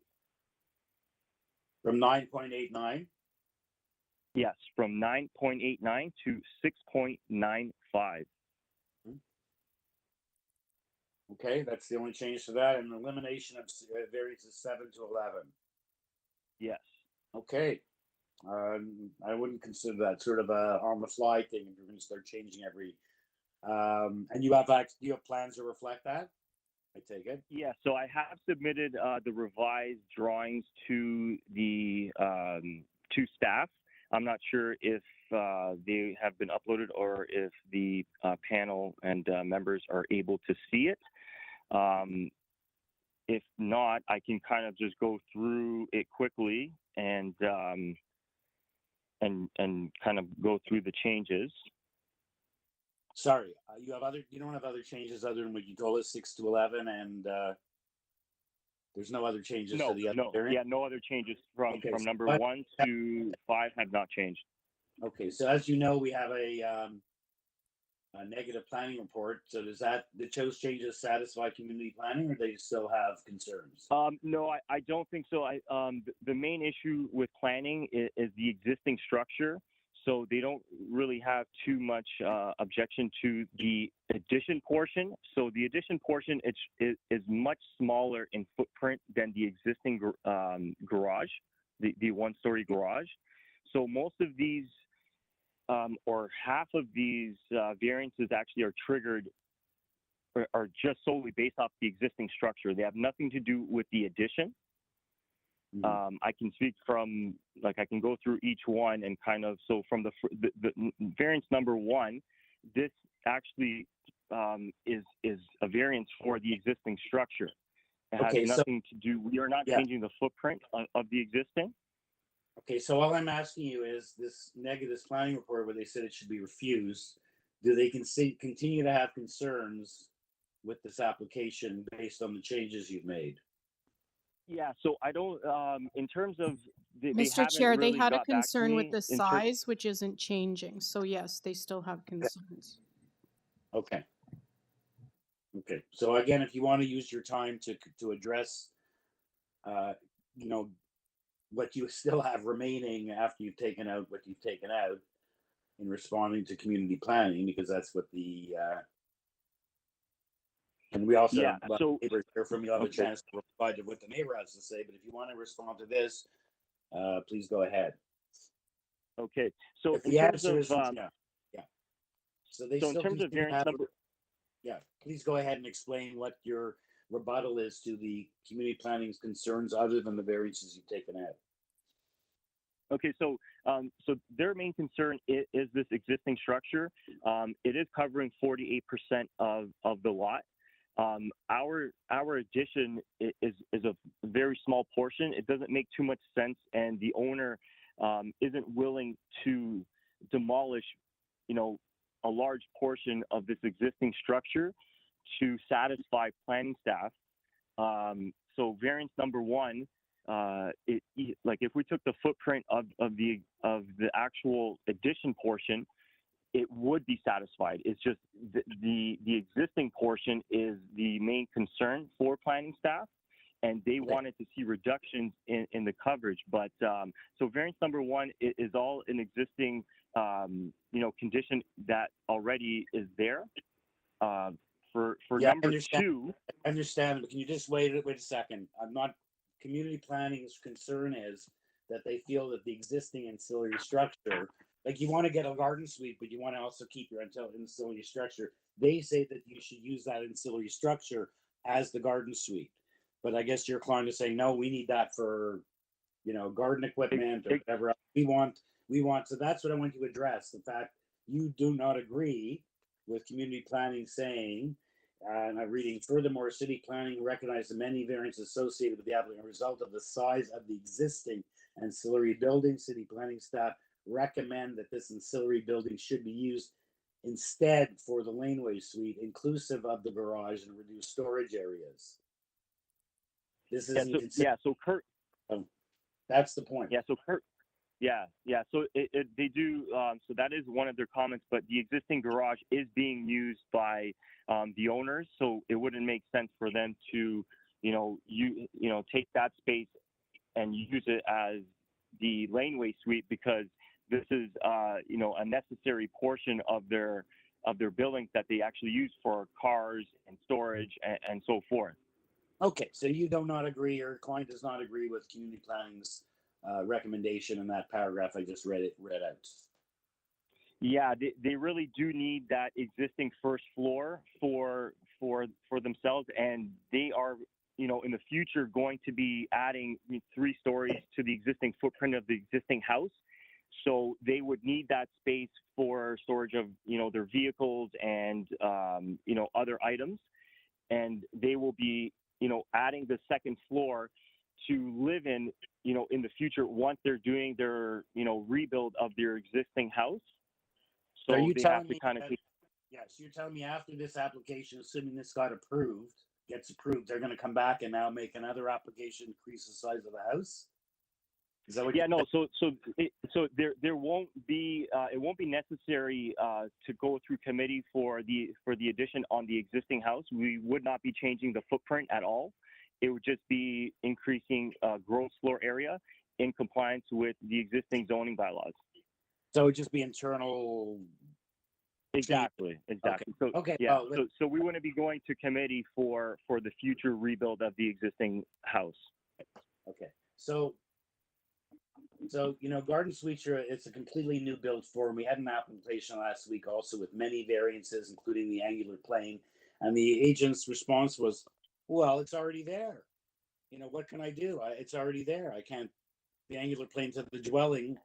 But they're missing the point. This is a new build form with having a lot of people on one lot, and the city has to be very careful when they bring in a new form of housing that we don't. And you have 11 variances. Yes. You have a negative planning. Yes.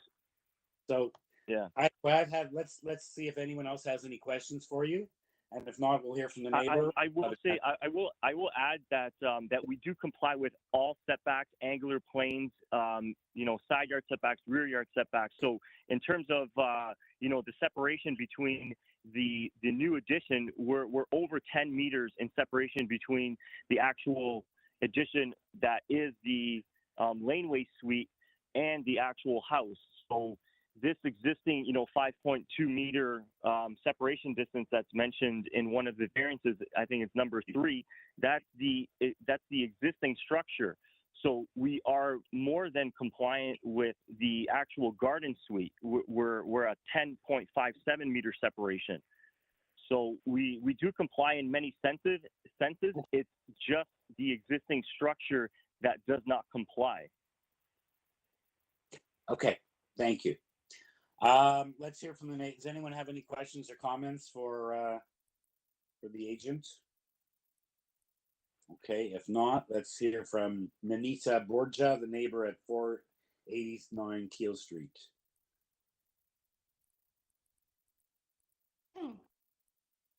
Okay, I'm here. How do you do this? Hello? Hello, can you just start off by stating your name and address? And then Yes, my name is Nanita Borgia, and I'm from 489 Keel Street, Toronto, but I live at 96 Oakwood Avenue. Okay. So your property is on Keel Street, is behind the property. So what is It's your right, yeah? It's right behind this property, the 14 MULOCK Avenue. Yep. Okay, what do I do now? Do I just have to state my concern? Yes. Yeah. Okay. You have 5 minutes to let or less to let the committee members know what your concerns are. Okay, my concern here is I did email Miss Nicole Milrose and asking for the size, the measurement of the sod flower bed that will be right in front of the garage that they're proposing to build a second floor. My concern here is it's mostly about the parking. So I wanted to know what will be the purpose of this laneway where this flower bed will be, where will he park? Because right now it's a very big problem between the two of us. And he's always he's not even allowing me to park in front of my garage because he's using that to park his old truck. And he said if he gets scratched his car, then I have to pay for the damage. I am not encroaching on the laneway. I am not taking any line when we just stop there. Nobody parks in front of our garage. We just use it to unload, pick up my parents.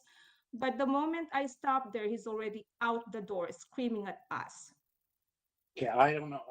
I'm asking if you have any concerns with these variances. Yes, my concern about the variances, I was asking Miss Milrose, what are the measurement of those flower bed and where are they exactly to be located on that laneway?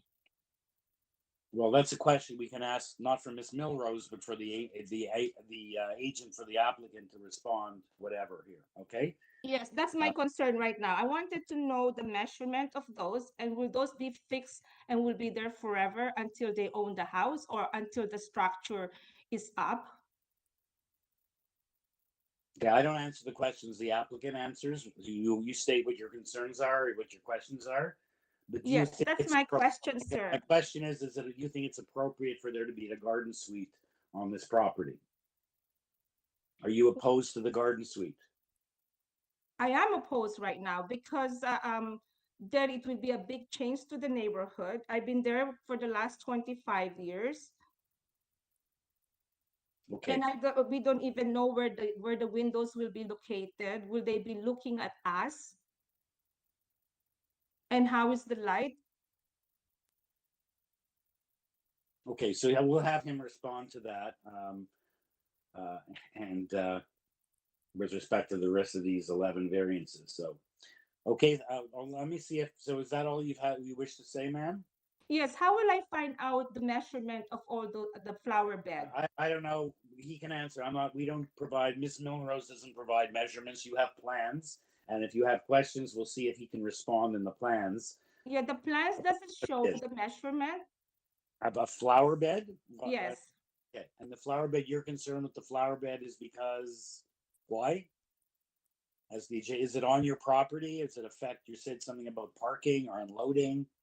What does the measurement of a flower bed have to do with? Well, I will be happy if he puts those flower bed there, then he cannot park right there, which is a very big problem between the two of us. Okay, and you said he's showing flower beds on his plan? Yes, this plan that was, it says revised plan, May 31st, 2023. But the date on the drawing is May 8th. So I can see that the flower bed there. Okay. Okay, thank you, ma'am. Does anyone have any questions for the speaker, members? No? Yeah, Palmer here. Sorry, Yes. Just clarification on where you live in proximity to this property here. Do you live adjacent to it or behind it? Right behind him. We're on Kill Street. You're on Keel and you use the same laneway behind. And yes, we do, sir. There's issues with parking and whatnot back there. That's your main yes, sir. concern, it sounds like. Okay, thank you. You see, I guess there's a picture attached to that's been provided by the applicant, and it shows perhaps Mr. Jersey can walk through. There shows like one property with a lot of cars on the in the front, and then on the back yes, corner. we own that garage there, the gray roof. Okay. Right. Okay. So let's hear from Mr. Palmer. You have your answer then. Do you have any further questions for the speaker? Yeah, no further questions. Yeah. Okay, ma'am. So, unless you'd like to add anything, Ms. Borgia, we'll go back to Mr. Rabiansky for his response to what you've had to say. Okay, will I be able to find out? Find out what? The measurement of the flower bed? Yes, the measurement and the location. Okay, we let the applicant respond to your concern about the size of the flower bed and whether it's part of his plan and whether it's going to stay. Let's hear from him on that, okay? Jersey? I can hear you. Can everyone hear me?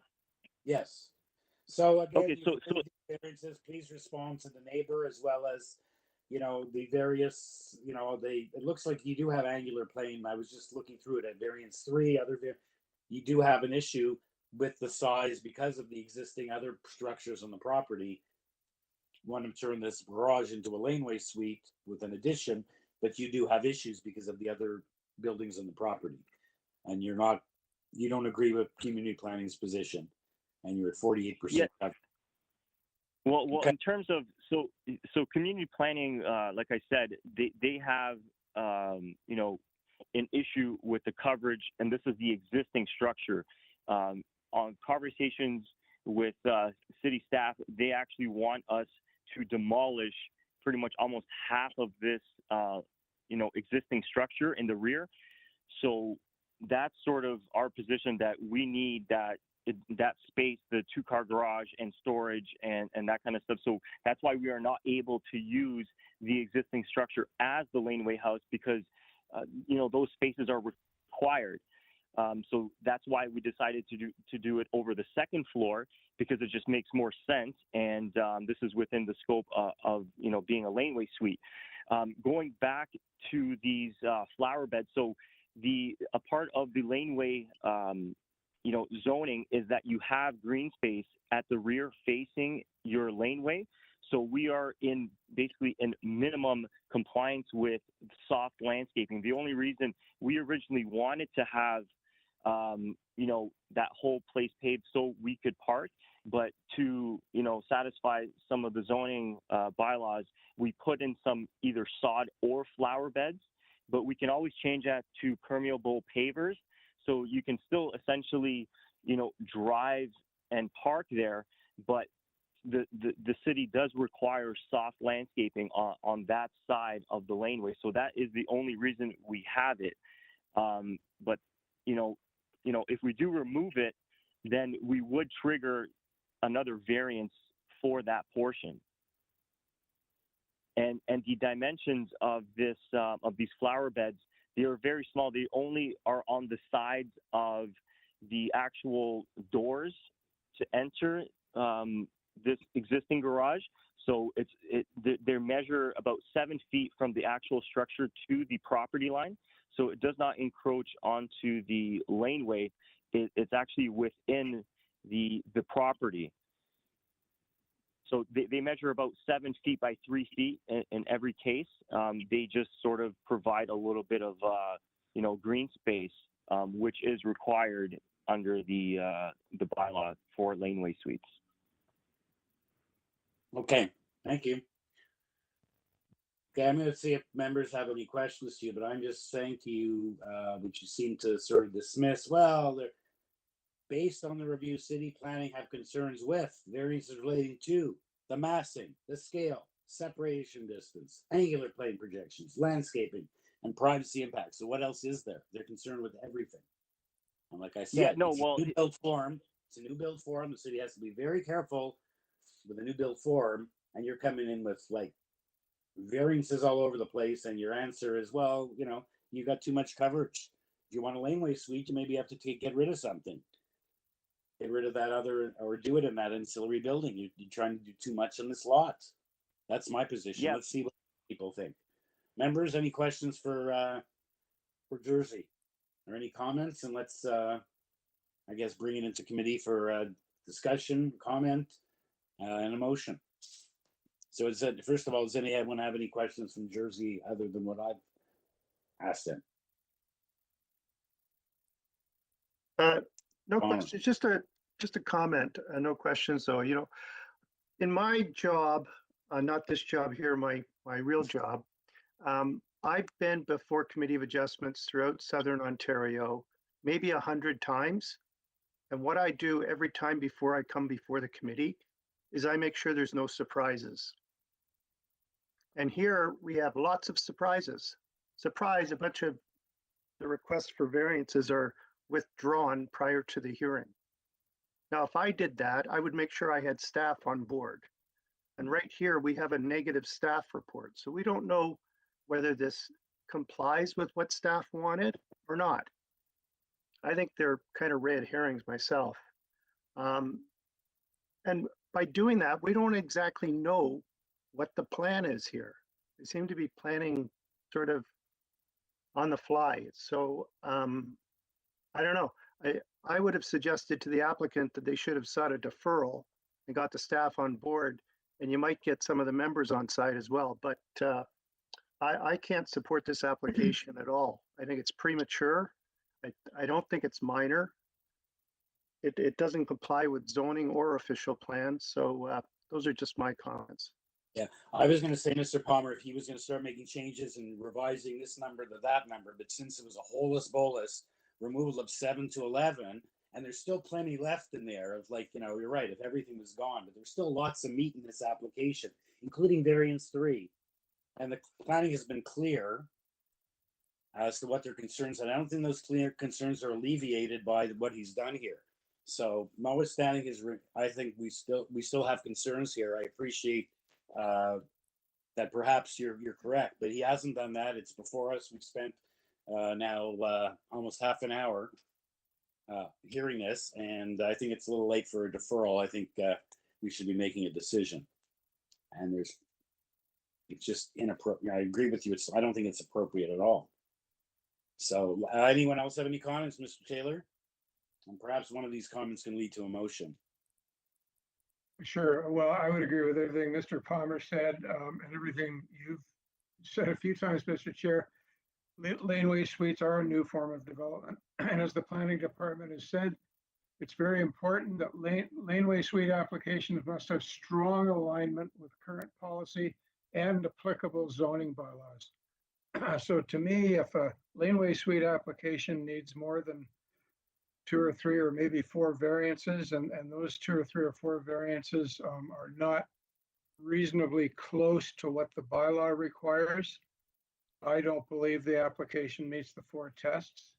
And I'm prepared to move approval right now on that basis. Refusal.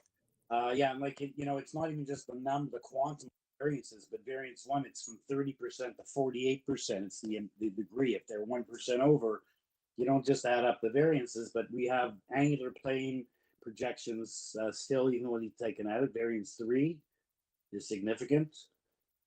Anyway, so can I take that as a motion to refuse the application?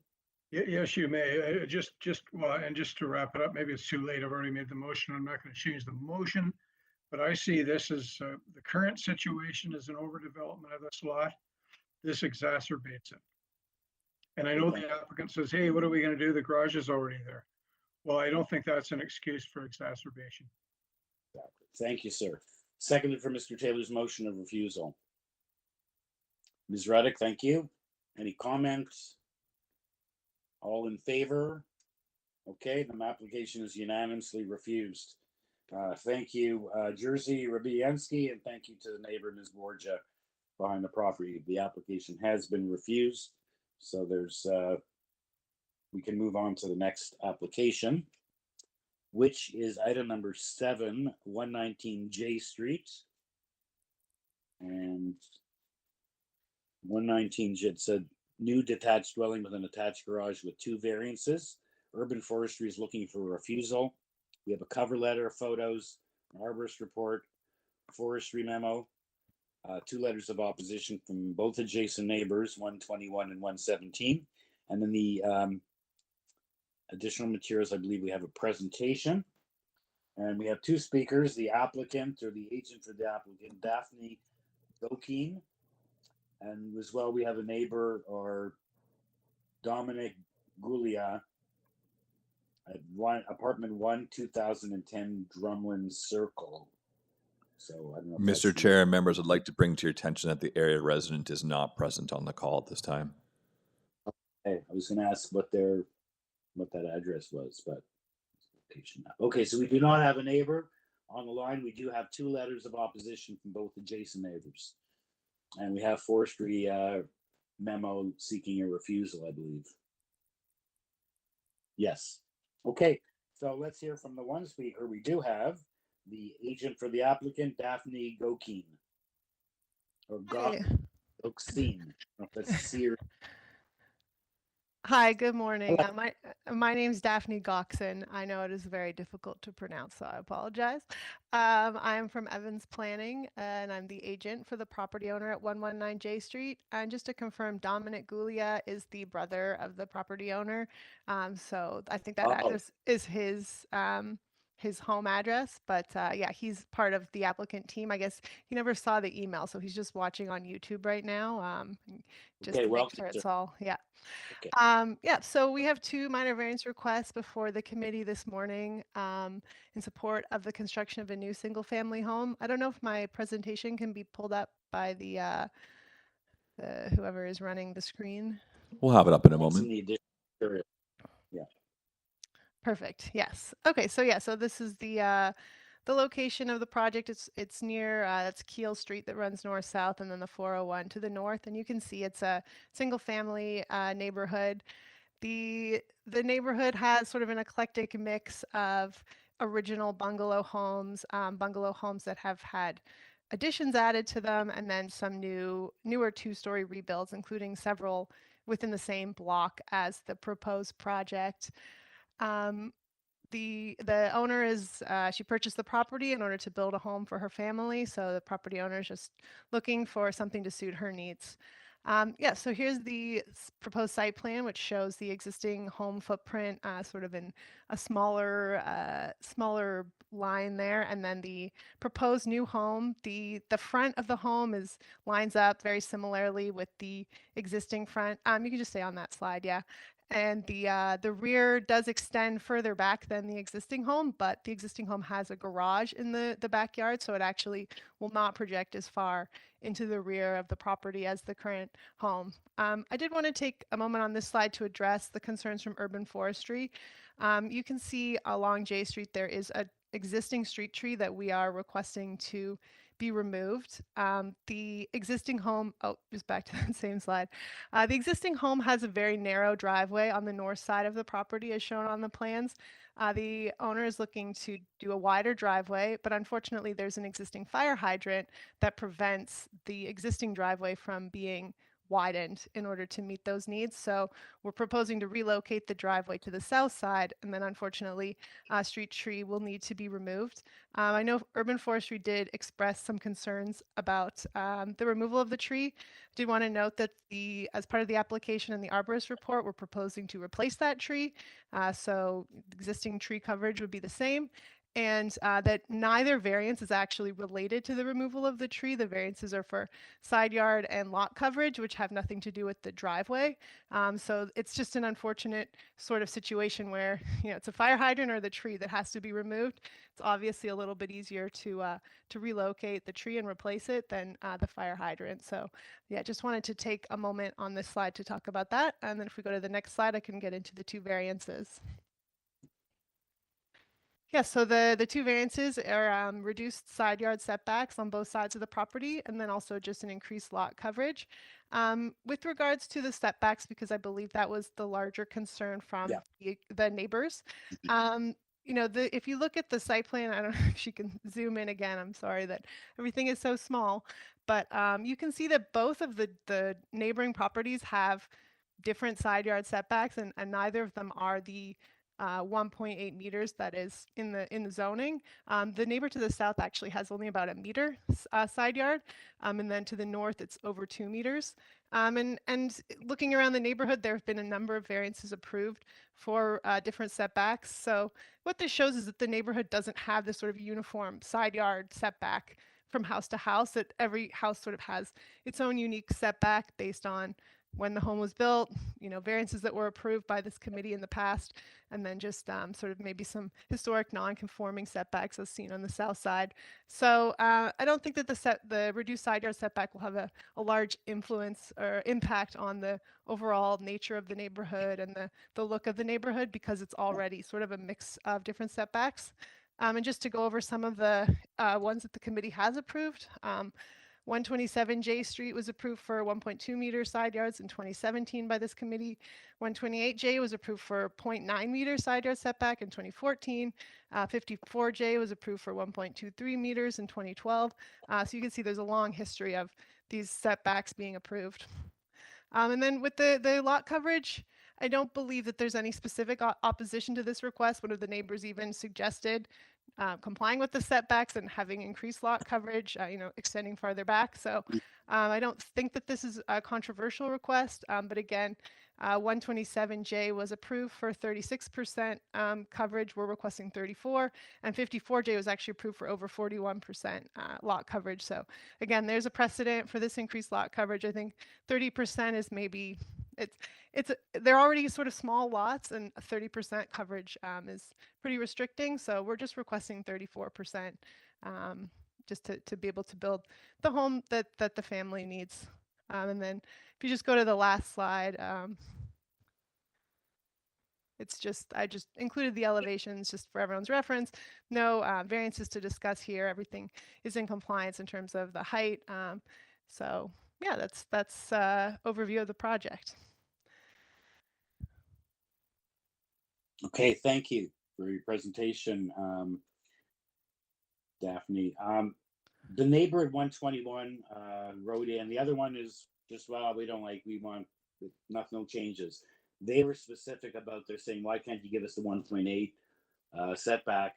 Is that the side that has the pinch point and the smaller side yard themselves, or is that the other side? That is the side that specifically called out the setbacks is the side that has over 2 meters setback right now.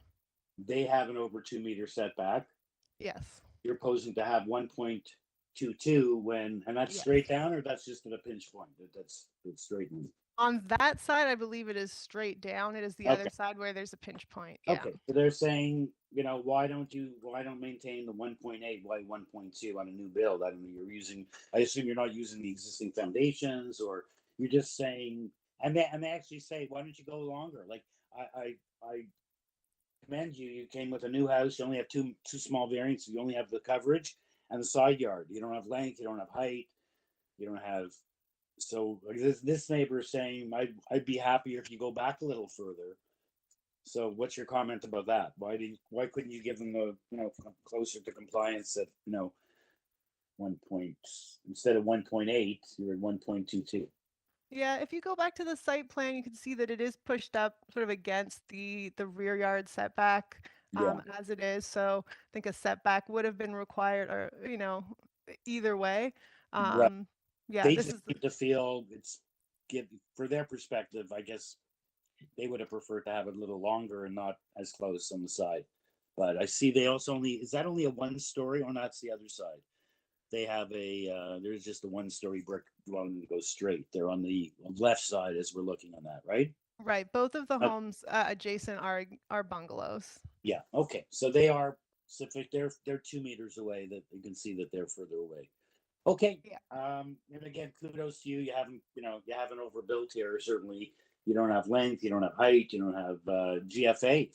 So most people come in. Yeah, it's just that it's a narrow site. They're older lots, and so just trying to fit a home that makes sense. With all of the proper widths that you need of each room and hallways and stairwells and things onto a narrow lot.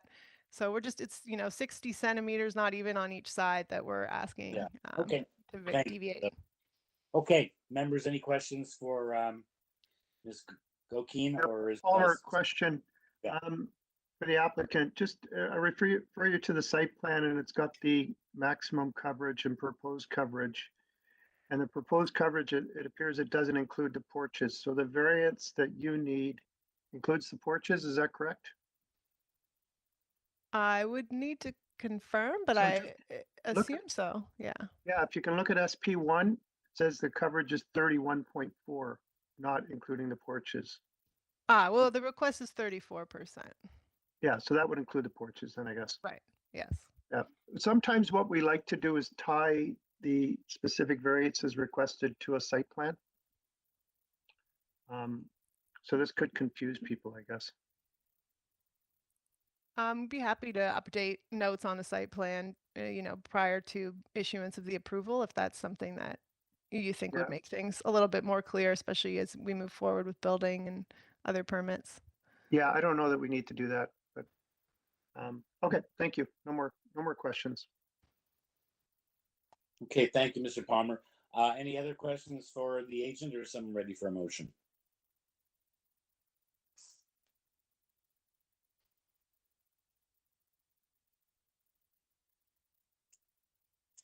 Mr. Taylor?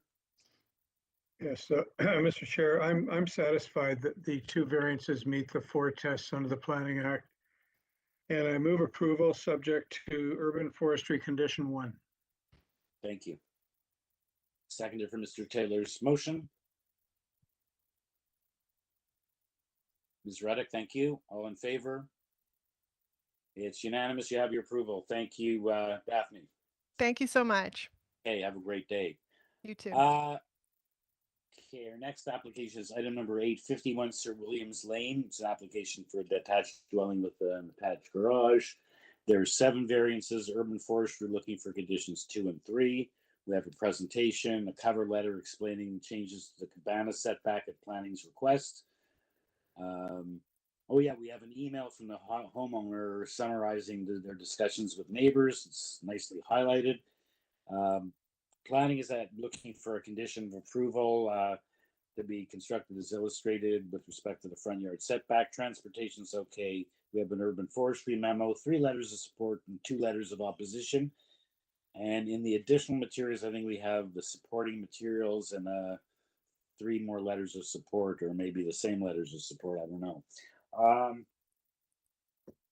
Speakers, we have Rebecca Muse, the agent, as well as we have the neighbors at 51 Sir Williams Lane and 44 Twyford Road, subject to Adam confirming that they are indeed on the line. Mr. Chair and members, I'd like to bring to your attention that the area residents are present on the call, but the agent is not. And we are in the process of trying to get a hold of them. Okay. Maybe we stand this item down for a moment while we try and get a hold of the agent. Okay. So let's go over to item number 9, 224 AILEEN Avenue.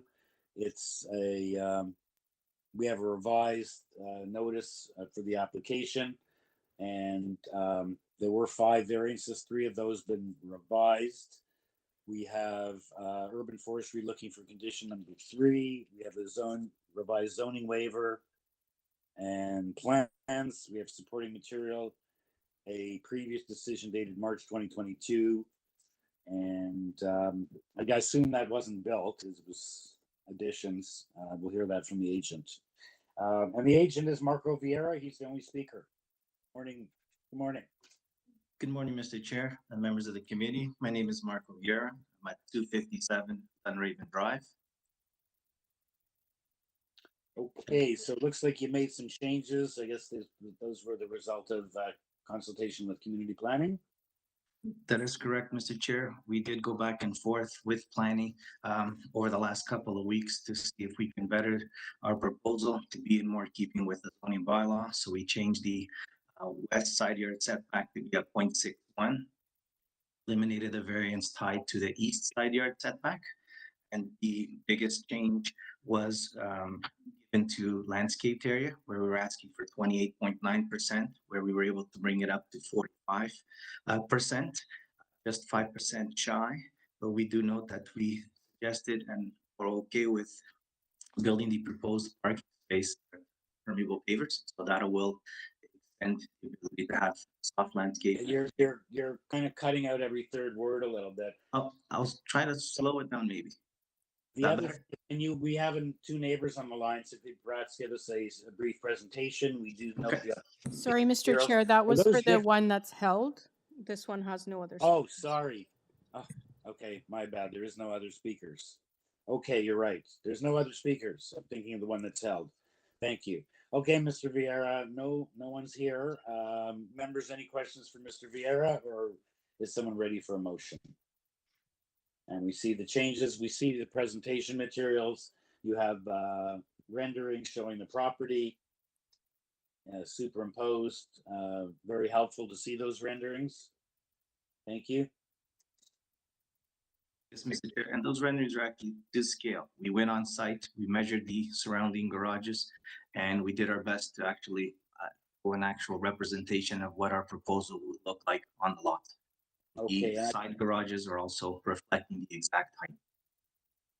Okay, and I take it the previous approval in 2022, which you were involved with, was not built. That is correct. And the reason for that is that the property has changed ownership. So with the original application, we were proposing a 3-story dwelling with a detached garage. We revised that to a 2-story dwelling and introduced the garden suite and eliminated the third story from the previous proposal. Okay, thank you. So different owners, same agent. You kept the client. That's good. Any questions for Mr. Vieira? Is someone ready for a motion? If there's no questions, I'm prepared to make a motion. Thank you. To approve this application as revised, subject to urban forestry condition number 3, which I believe is the only condition. Yep. Okay, thank you, Ms. Reddick, for that motion. Do we have a seconder for that? Mr. Palmer, thank you. All in favor? Saw everyone's hands up, so it's unanimous. You have your approval, Mr. Vieira. Have a good day. We'll see you again. Okay, are we back? Is Rebecca Muse on the phone? Mr. Chair, Mr. Chair, we are not. I'll let you know when the agent has joined. Okay. Okay, so let's go on to item number 10, 42 BRAECREST Avenue in Etobicoke. And it's an application for a new cabana in the rear yard. There's one variance, the coverage from 33 to 37, and we have absolutely nothing on hand on this application. No comments by anyone. And we have the owner on the line, Yaroslav Divaniak. Good morning, Mr. Chairman and the members of the committee.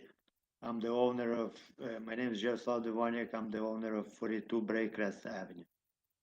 Okay, very simple application. You're building a cabana. You've given us the plans. No one has commented, none of the city departments, none of the neighbors. Very straightforward, one variance. I'll see if committee members have any questions. Unless there's anything you'd like to advise us of in advance. Anything you'd like to point out before I see if they have any questions for you? No. Okay, sir. Members, any questions for the homeowner, or is someone ready for a motion?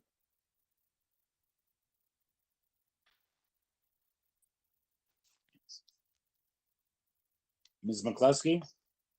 If there's no questions, it's a very straightforward application, and I move to approve. No conditions. I believe it meets 4 tests and is quite minor in nature.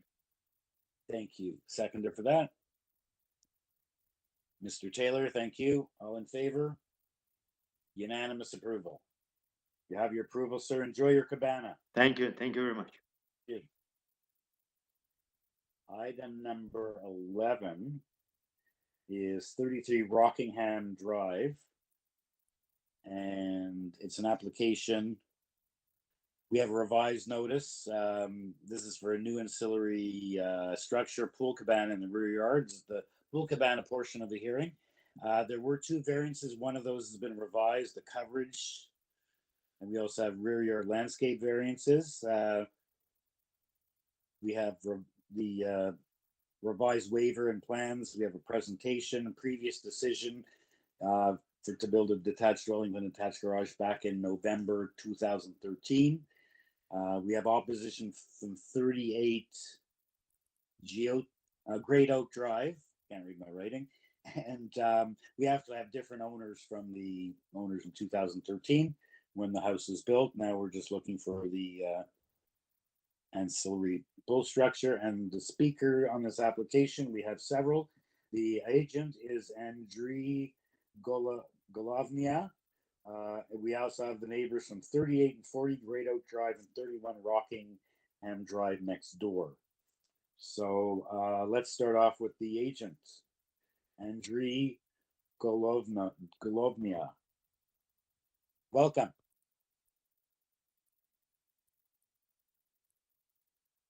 One moment, Mr. Chair.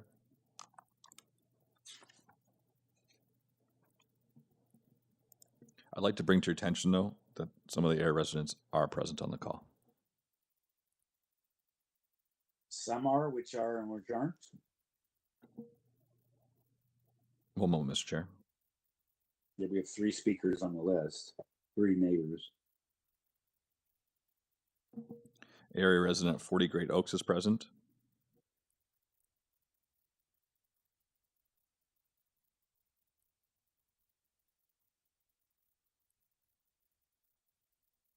And that's it at this time. Okay, so we don't have 38 who wrote the letter, and we don't have 31 who wrote also the letter, I believe. The concern and opposition. Mr. Chair, we Okay. do actually have, Okay. sorry, the area resident at 31 Rockingham is present as well. The only area resident that is not present on the call at this time is the area resident at 38 Great Oaks Drive. Okay.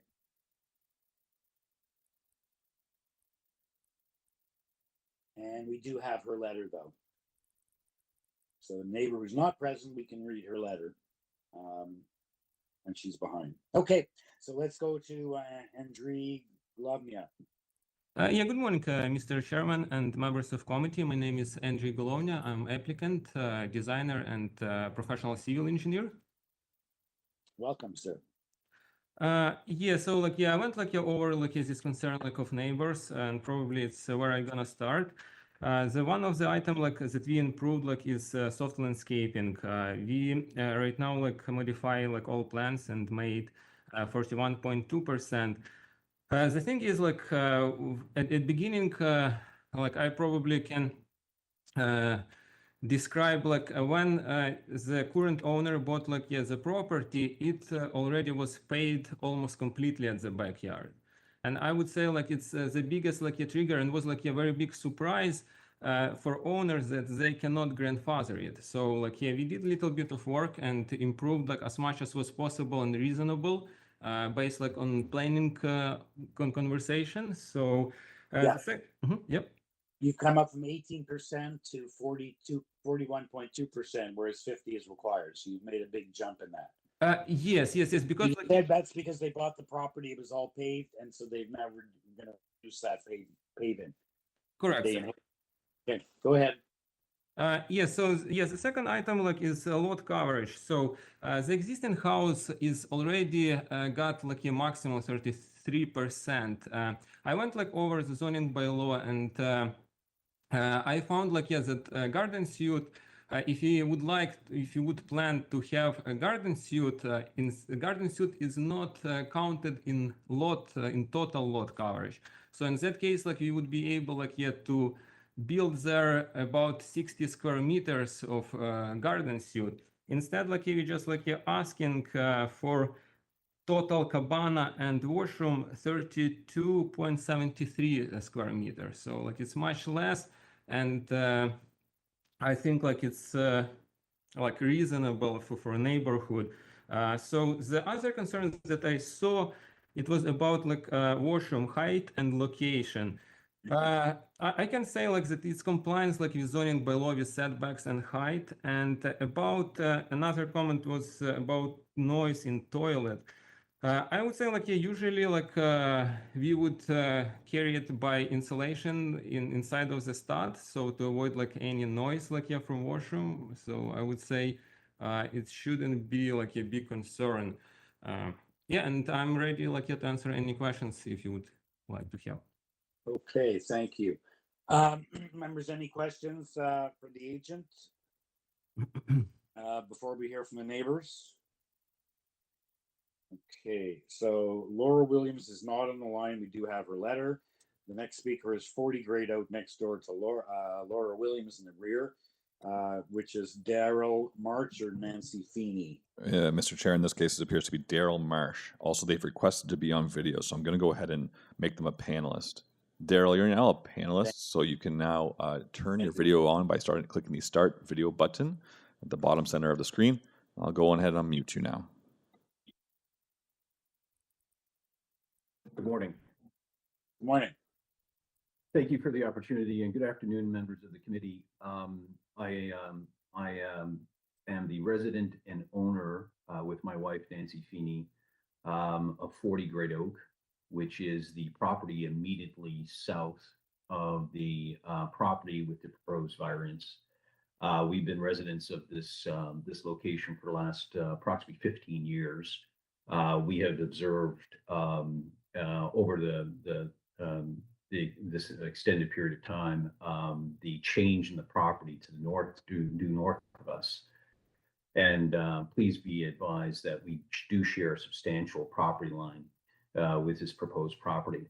When we first purchased the property, was our property. The property north of us was a bungalow with substantial trees and big, beautiful elm trees and chestnut trees. As a result of development of that property, those trees were cut down and a big monster home was put on the property or built on the property. We did not object, and it wasn't our intention of making any objection with regard to the ability of the owner of that property to build a structure in compliance with the bylaws. And we assumed that the City of Toronto did its due diligence and ensured that the property was in compliance with the bylaw. What's taken place now is we understand a variance request with regard to certain bylaws. And the concern I have, and let me state it at the outset, it is a concern in view of the fact that my property, my backyard, which is adjacent to the proposed property, does flood after a rainstorm. And that has actually taken place since the development of that property north of us. And it's difficult for me to grow grass in the northeast corner of my backyard. When I say flood, I don't want to over exaggerate. I will say that there is a standing water that's there for 24 to 48 hours until dissipating through time. But that is a signal to me that there are some concerns with regard to water flow and with regard to what's happening in the property due north of us.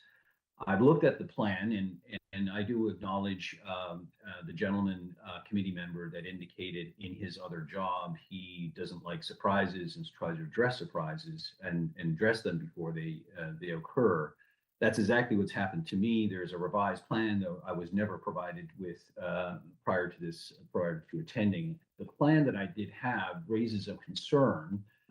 This is the initial plan and or description of property associated with that plan, which certainly is significantly in non-compliance with the bylaw. And it seems as though that the bylaw with regard to, I think it's section 10.5.50.1, subsection 3A, minimum 50% of rear yard must provide soft landscaping. Not being aware of bylaws and their definitions, I did educate myself to know what soft landscaping is, and it ain't what's in that backyard right now. There is interlock brick, there's a pool, there are structures, and certainly to suggest in any way in the initial application that they're looking at 18%, I would certainly even encourage you to look at the initial plan, members of the committee, and reach your own conclusion as to it's even 18%. It is substantially interlocking brick, pool, and structure. I would hesitate to say 18% is in any way a reasonable kind of consideration if you include the structures that are proposed in this variance application. This leads me to the conclusion that there is a concern that has arisen with regard to my own property with regard to water flow. I had the opportunity to review some of the objections of my neighbors, my fellow neighbors. We have not consulted with each other. They've expressed what I understand to be very similar objections or concerns. I don't speak on their behalf, but certainly on my own behalf with regard to water flow and with regard to where that water ultimately goes, one can only conclude that it's coming my way and maybe also to the way of neighbors. The test, as has been discussed, is with regard to this variance is the four-prong test with regard to it being minor. I try to impress upon you, members of the committee, that this is not minor. And the proposal that's made in the initial application and what I can review in the amended application is not minor. It is causing some concern and an issue with regard to the enjoyment of properties of the neighbors. So it is not minor.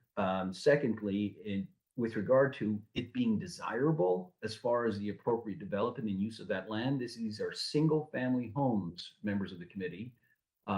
Now constructing a bathroom within feet of the initial structure of the home structure certainly raises a question as to whether it's desirable or even needed. And if hypothetically the owner of the property had reached out to the neighbors, particularly myself, and explained that there was a need, there was a concern with regard to a resident's mobility or something of that nature, that we could work with them in terms of kind of allowing them or suggesting them certain amendments to their plan to accommodate that sort of need. But that has not taken place. There's been no reach out. There's no consultation.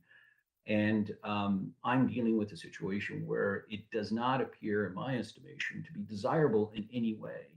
There are existing structures there with regard to interlocking brick and places in which these people can enjoy their property, with their pool, and with regard to a shed that's there. I don't know what's in the shed. It is a structure that you can see in the lower left-hand kind of part of the plan. And as far as I don't know what's in it, I've never been in the back garden. I don't know much about it, but it is adjacent to my own property, so I noticed the roof. With regard to general intent of the purpose of the zoning code and the official plan, in my respectful submission to you as members of the committee, the general intent is compliance, and compliance with regard to the demands as far as the bylaw, as far as coverage of the existing properties, and with regard to the soft landscaping. That is the general intent of the legislation, is compliance. And this is in non-compliance with no reasonable explanation as to why. And in view of the circumstances that exist with my own personal property, I ask you to refuse this application, subject to further amendments, further outreach by the homeowner to consult with us in terms of the intention of this of these variances, and to ensure that any consequence that are to the neighboring properties, such as water flow, such as noise, such as smells, such as what have you, whatever may take place with these proposals, because these amendments are adjacent to the property lines. They are against the fences of, practically against the fences of the property. Sir, can you please wrap up? Staff had only started, you've been well over 7 minutes because staff did not start the clock when it was supposed to start. So if you could please wrap up, I'd appreciate it. Thank you. All right. So with regard to that, I say to you that that we have legitimate concerns with regard to the variance and the use of property. And in view of the fact it's in non-compliance with the bylaws, it's an obligation on behalf of the homeowner to establish, pursuant to these tests, that not only are they meeting the intentions of the city, but also accommodating the experiences and the use of property of their neighbors. Those are my thoughts. Thanks. Any questions, I'm here to answer. Thank you, Mr. March.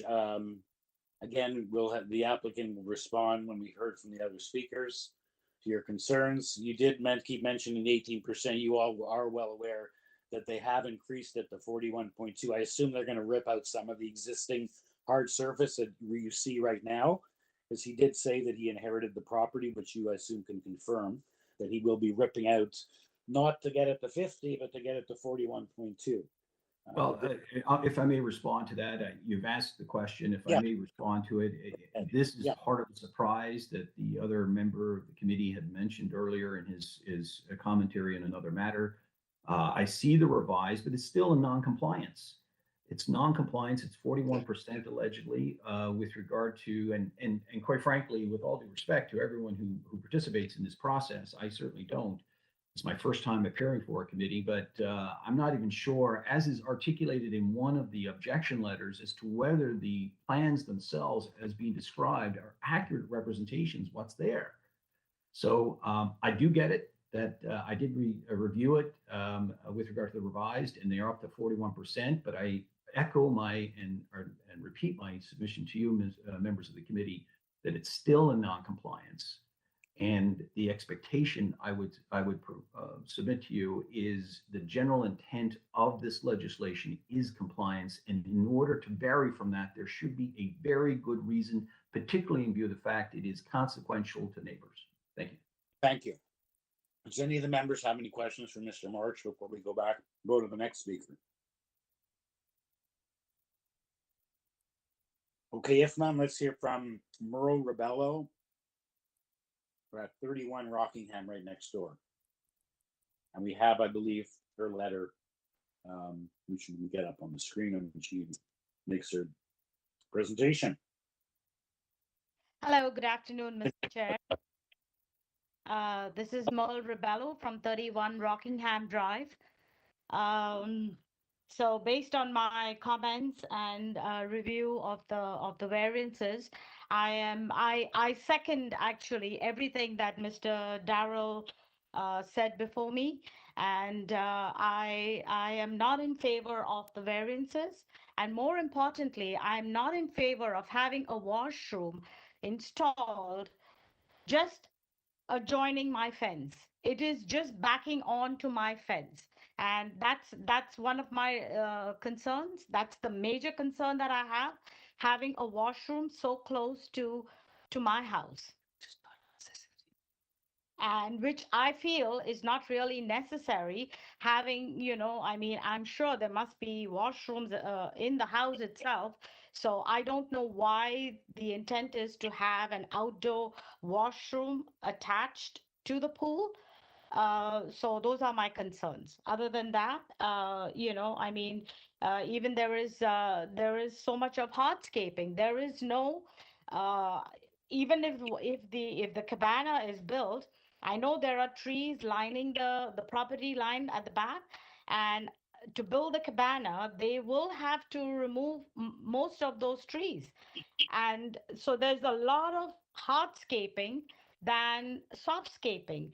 And we also have the problem of pooling. You know, there is so much of runoff water. We've had our house flooded. And so having so much of hardscaping, where is all that water going to go? So these are my concerns, and I'm very much against the idea of having a washroom in the backyard that's so close to my property. Okay, thank you. Thank you. Okay. Members, any questions for Mrs. Rebello?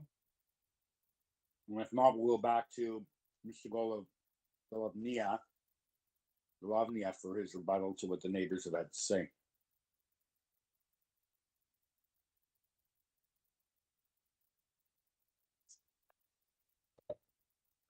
Yes, I'm here.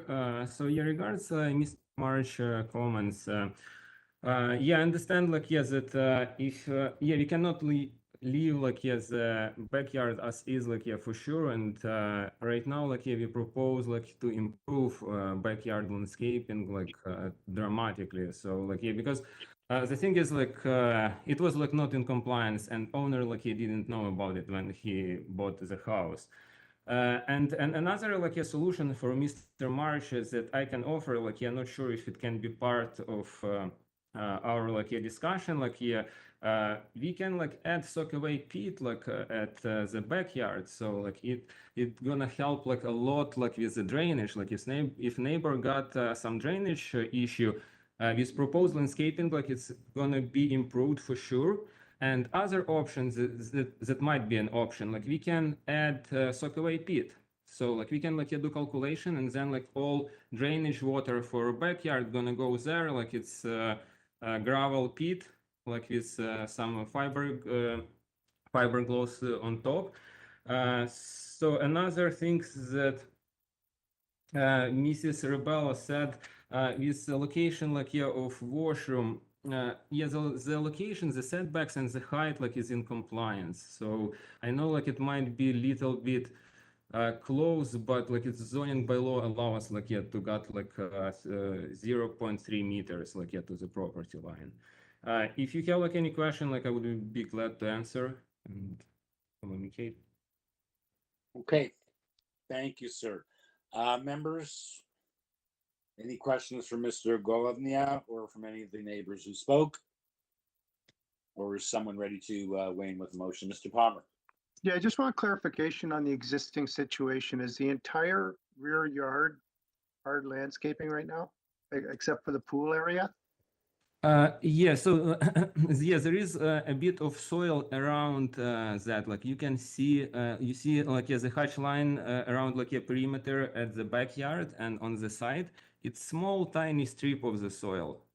Okay, so is the original plan that was submitted, is that reflective more or less of the existing situation? And then your revised plan, you appeared to add a grassed area Correct. Like yeah, we add like around the washroom.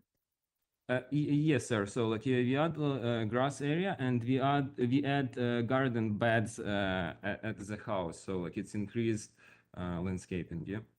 So those are the two areas you improved. Is there any other area you could potentially provide some additional soft landscapes? Yeah, you see, like yeah, we work like on it, and like yeah, we did our best, like yeah, to like satisfy like client needs, and on the other side, like yeah, to be in compliance like with zoning by law.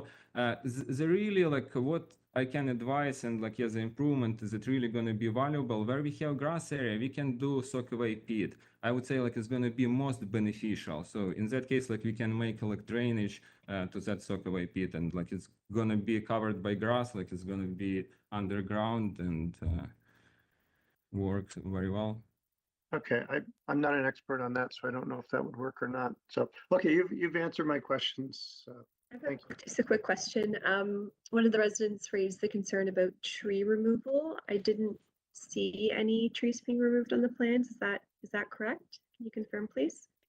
Yes, we're not doing like any tree removal. There is a bit of small trees by perimeter of the fence.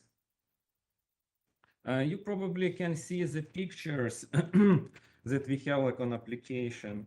Let me see it like if you can verify.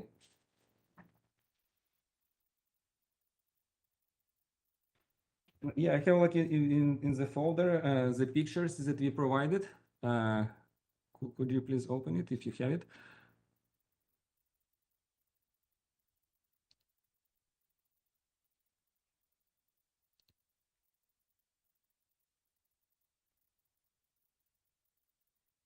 No, it's not like on our plans, like it was submitted separately, and I see on portals that like it's uploaded.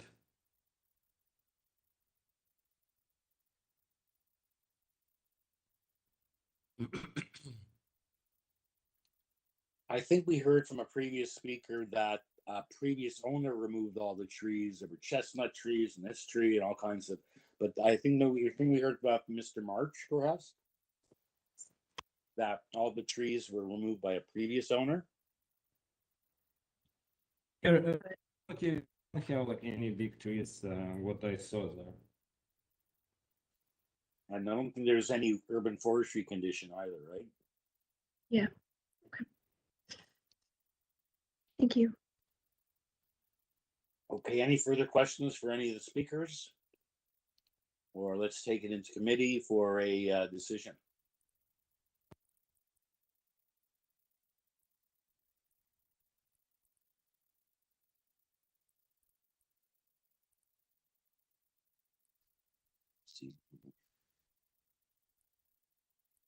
Mr. Taylor? Yes, thanks, Mr. Chair. I'm impressed with the attempt made to address the soft landscaping situation by increasing it to 41.2% from 18. As Mr. March pointed out, it's not 50% as the zoning bylaw requires, but you know, it's our job to consider whether something's minor or not, and I'm satisfied that that is a minor variance. The lot coverage is also, I would consider to be minor.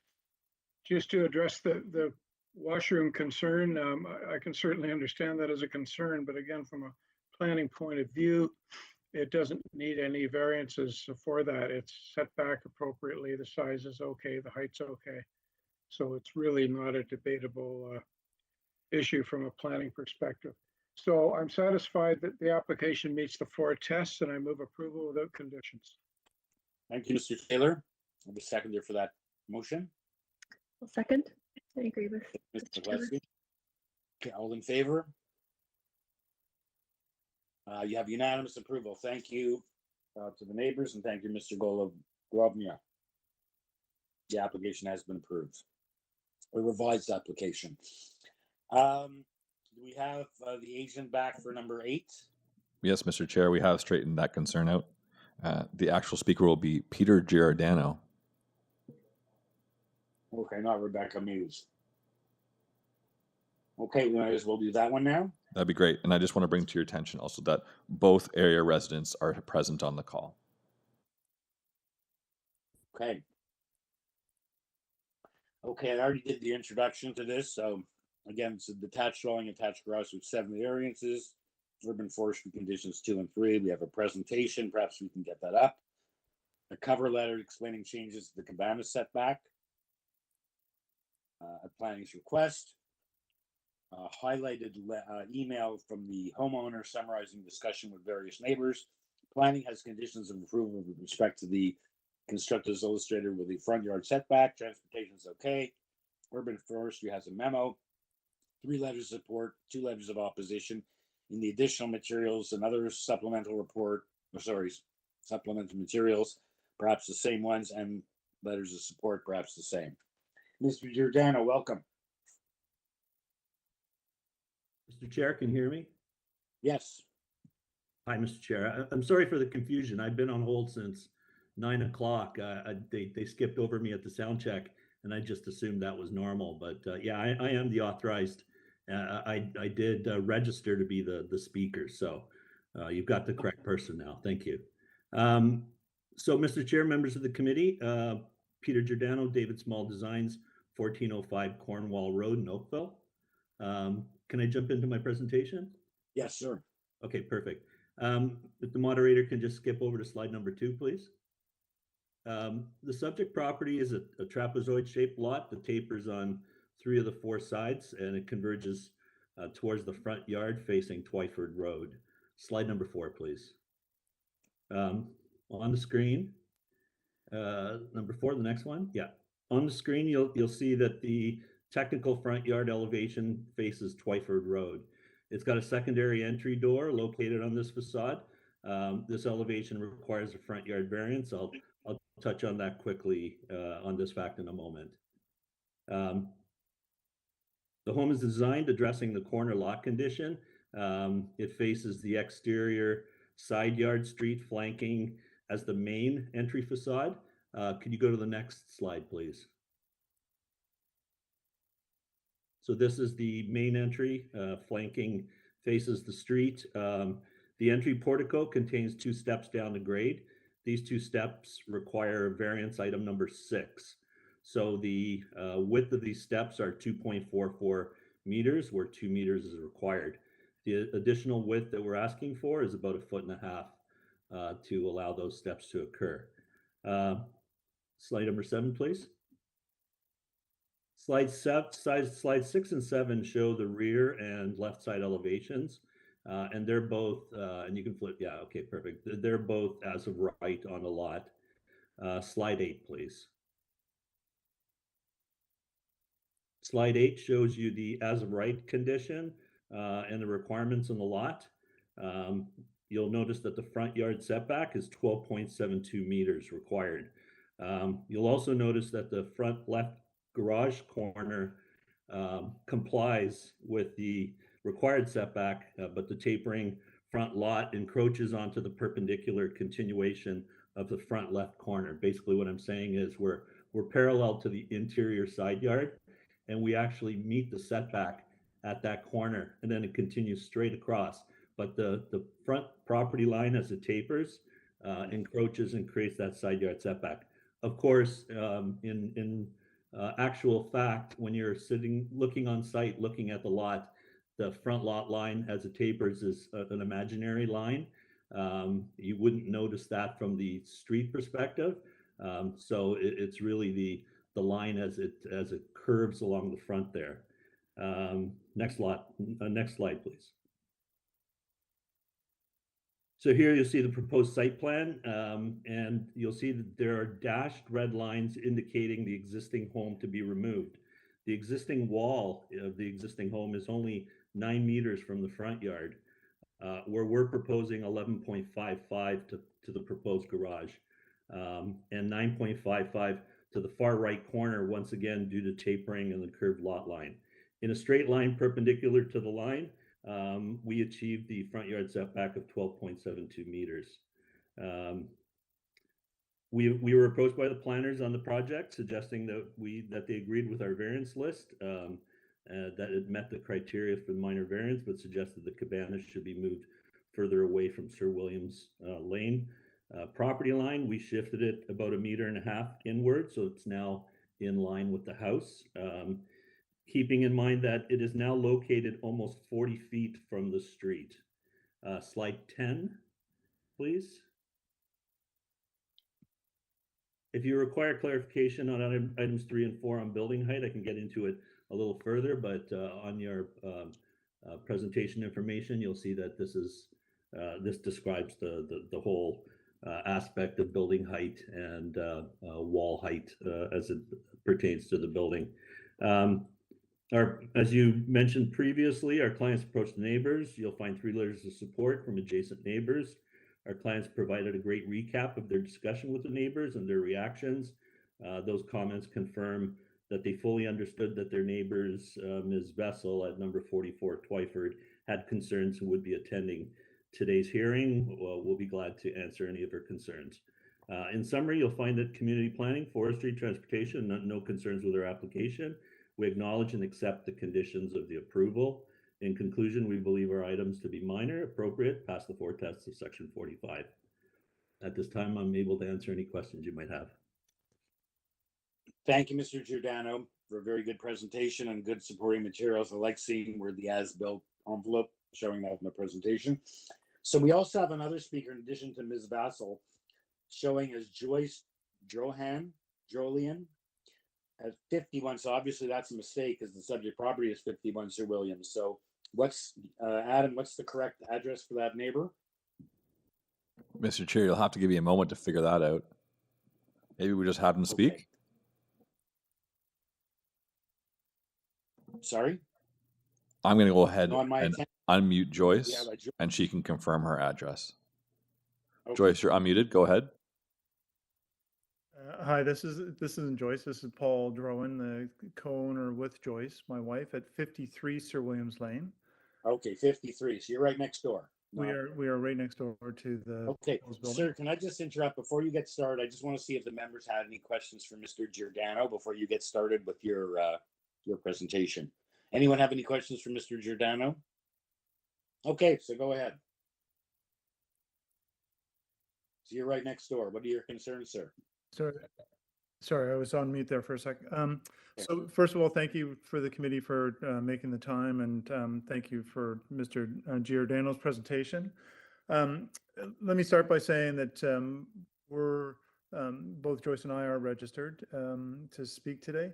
We're thrilled to have development and buildings in the neighborhood. I think it helps the entire neighborhood with regards to value. The design that they're proposing is a lovely home. We just wanted to raise a couple of questions with regards to the ancillary building. And the questions are the setback, which the minimum setback is 11.23 meters. And I understand the initial plan was for 4.14. They've moved it to 6.17. Our question there is our property was built and the front of our house is at the 11.23 meter setback. And if you look at the plan with the 6.17, the ancillary building is significantly out in front of our house now, whereas the fence that currently exists is at the required setback. So we were asking just to understand if that setback could be looked at. The other piece is the height. It's registered at 3.987 meters. The first floor of the building itself, the house proper, is 3.72 meters. And we'd just like to understand that piece as well. And our understanding is this is all above grade. And so that height is significant with a smaller setback and a higher building. We're going to have sight lines at issue. I guess our questions are, is there fencing and how do we maintain privacy? And is there another possibility that perhaps the ancillary building could be put into the far northwest corner? I know that's not part of the plan.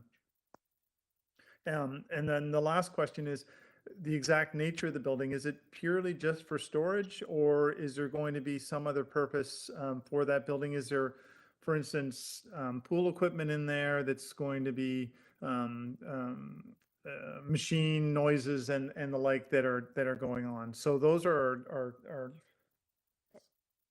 our questions for the committee. Okay, well, there are questions, I guess, for Mr. Giordano. He'll have a chance to Sorry, respond. just additionally, when we talk about the use, is it for living? Is there an office? Is it entertaining, or is it purely just an equipment building? And if so, is there going to be pool equipment in there with noise associated with it? Okay, thank you. Thank you. Does anyone have any questions for the neighbor? If not, we'll go to the next neighbor, Paris Vessel at 44 Twyford, and then back to Peter Giordano to answer the last speaker's questions. Mr. There's Chair. also a good plan. We have a planning report which explains the issue about the front yard setback, and this is a corner lot. So, okay, so next speaker is Mr. Chair, members, Paris is asked to be on video, so I'm going to go ahead and make them a panelist. Paris, you're now a panelist, so you're able to start and stop your video by clicking the Start Video button at the bottom center of your screen. I'm going to go ahead and take this opportunity to unmute you now. So go ahead. Oh, thanks. I'm just trying to start my video, but I'll proceed without it if it doesn't come up. Oh, here we are. Thanks very much. Thanks, committee members, and thanks for the presentations before. I just wanted to set a little bit of context. I know I have a very few minutes. I moved here in 1998. I live at 44 Twyford Road, which is immediately west of 51 Sir Williams. M9A1W4 is my postal code. I moved here in 1998. And, you have a fear of being a bad neighbor. We're really happy that people are renovating. When I moved in, I did some renovations to my home, but I was very careful making sure not to encroach on anyone else's sight lines or anyone else's property. And so that's a little bit of a concern for me, because when the investor who bought 46 Twyford, which is, again, west of me, did the renovations, I didn't object and I didn't come to any of the meetings. And what happened was they built a very large structure with a balcony that overlooks my backyard. And so I've actually had to move. I have a pool and everything. I've had to move myself to the other side of my property in order to maintain my privacy. So I've built a deck and a railings so that I could sit and have some privacy in my backyard. So I'm not completely objecting to what's happening in terms of the renovation, but just wanted to set a few questions out so that they could be answered. So first of all, the orientation of the house on 51 Sir Williams Lane is completely changing. The side at Sir Williams Lane is now going to be a facade. And the main entrance is going to be on Twyford Road with a large driveway, which is moved from Sir Williams onto Twyford.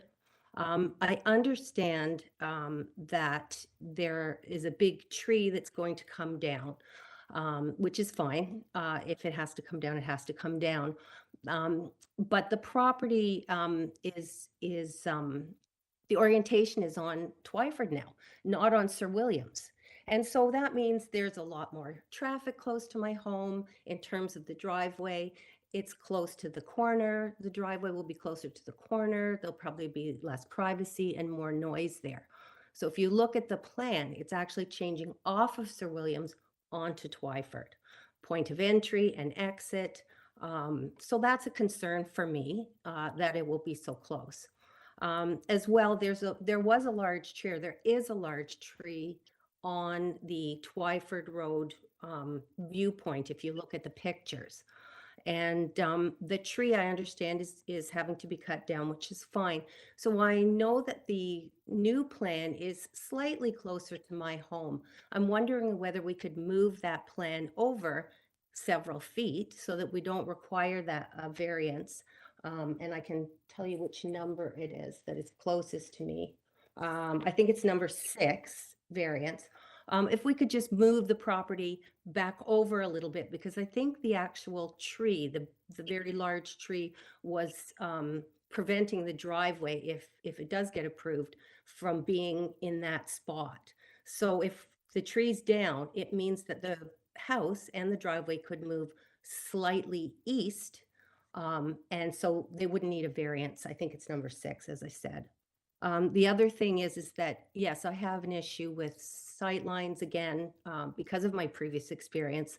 The fact that the site of 51 Sir Williams, the land is higher, it's elevated so that the whole house is much larger in structure, generally larger in structure, and elevated. So it just is a rather large home where to replace the home that's there now. And so light, sight lines, all of it, it's all of a concern. And it's already been addressed by the owners of 53 Sir Williams. So in terms of privacy and that kind of thing. So those are really my 3 concerns. The main one being the orientation of the house changing to Twyford and off of Sir Williams. Anyway, thank you very much for your consideration. I appreciate it. Okay, thank you, Ms. Vassal. Any questions for the speaker? If not, we'll go back to Pierre Giordano for his rebuttal to both the comments from 53 and from 44 Twyford. Thank you, Mr. Chair. Thank you. I appreciate the comments from the neighbors, and our clients are more than concerned, and they made a lot of effort to work with the project on site. I would like to answer a few of the questions. So for Mr. Drohan, the setback for the side yard cabana, the cabana will be used purely, there's no living space inside, there's nothing inside. It's just purely storage for the pool equipment. The option is to have the pool equipment on grade. We believe containing it makes far more sense. It should be a lot quieter with the pool equipment contained. It will also be for pool noodles and skimmers and anything like that, but it's purely a storage. Now, the height of that cabana, it meets the requirement for a 4-meter height. Height is taken as the average grade around the cabana on all 4 sides. The natural grade there steps down. So we're working with what's really been handed to us, because we're keeping the existing pool in the back. We're improving the paving around the pool by making it all permeable. And the cabana actually, the cabana itself has a step down. So grade actually steps down to the pool area, but it meets, in terms of height, it meets all the requirements for the accessory structure. It's less than 4 meters. We moved it as far to the inside of the lot as we can. With grading, there's an existing retaining wall in the back that we're having to deal with, and the grade steps down, but we're having issue. We can't really access that or place the cabana. We can't really place it in the northwest corner as suggested, because that's where the water is pooling on that property, and we're already dealing with swales and grades and permeable pavers. So we believe that the location of the cabana is really the most appropriate. Again, it's 40 feet from the street, so we believe it really is far enough away. In my presentation on the last few pages, I think it might be pages 11 and 12, page 12, you will see the rear of the property, and you'll see there's dense vegetation. It's the image on the upper left corner. That's really the neighbor at number 53. That's their rear yard. So we're obviously going to clean that up, but we believe that position of the cabana is appropriate there. Hopefully you agree once you see it. For Ms. Vessel, again, appreciate her comments. We aren't changing the orientation of the house. The house is actually staying in exactly the same parallel position as it currently is, facing the interior property line. What we're doing is the lot, by way of zoning, the Twyford side is considered the front yard of the property now. We're treating the side yard, the actual entrance to the property is not from Twyford. The entrance from the property, the main entry, is off of Sir William. So you'll notice that's the larger, more dominant entrance. But yes, there is a secondary entrance from the other side. So we're not bringing more traffic flow through there. The driveway conforms, meets the requirements. Our side yard setback meets the requirements. Like I said, even the front left corner of the garage meets the required front yard setback. I will like to point out that the proposed house is now going to be 6 feet further back than what the existing house is. The total length of what we're proposing for a house is going to be 14 feet shorter than the existing house that's there. So we believe that the massing, how it relates to Ms. Vessel's house, will be very appropriate there as well. The large tree on the front is no matter where we put the driveway, there's cabling that makes that tree very unsafe. So we are removing that front tree. That's unfortunate, but it's a reality of the life of that tree. So we don't believe that we're really encroaching any further. We're meeting the setbacks. We're meeting the, as of right, we've got an existing pool in the back that we're trying to respect. Hopefully that answers the questions posed by the neighbors. Thank you, Mr. Giordano. We'll see if anyone has any. So basically, you designed a new home here. You're only less than 15 square meters over the permitted FSI. So it's modest by that concern. And you've explained that committee planning gives a good explanation of why they're satisfied with the 3 meter front yard setback based on the corner lot, and they said it's better than the existing condition. Members, any questions for Mr. Giordano or comments or a motion? Or any remaining comments for either of the two neighbors who spoke?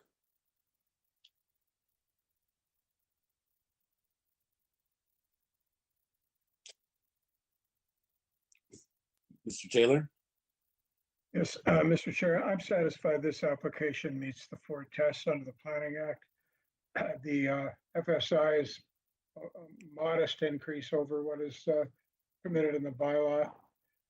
Front yard setback is actually an improvement from the current situation in the southwest corner by about 2.5, 3 meters relative to what's on that lot right now. And so I move approval without conditions, I believe. Is urban forestry 2 and 3? Oh, sorry, yes, urban, with subject to urban forestry conditions 2 and 3. Thank you, Taylor. Thank you. Seconder for that motion? Sorry, I'll second with a friendly amendment. I believe there's conditions from planning as well, tying it to the site plan. Oh, yeah.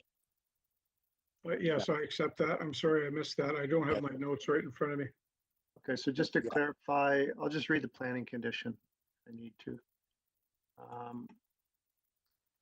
Constructed per architectural site plan submitted June 9th, 2023, as it relates to the front yard setback. Thank you. Okay, friendly amendment. All in favor? You have unanimous approval. Thank you, Mr. Giordano, and thank you to the neighbors who spoke as well. Staff, it's now 10 to 1. We have 8 more applications to hear.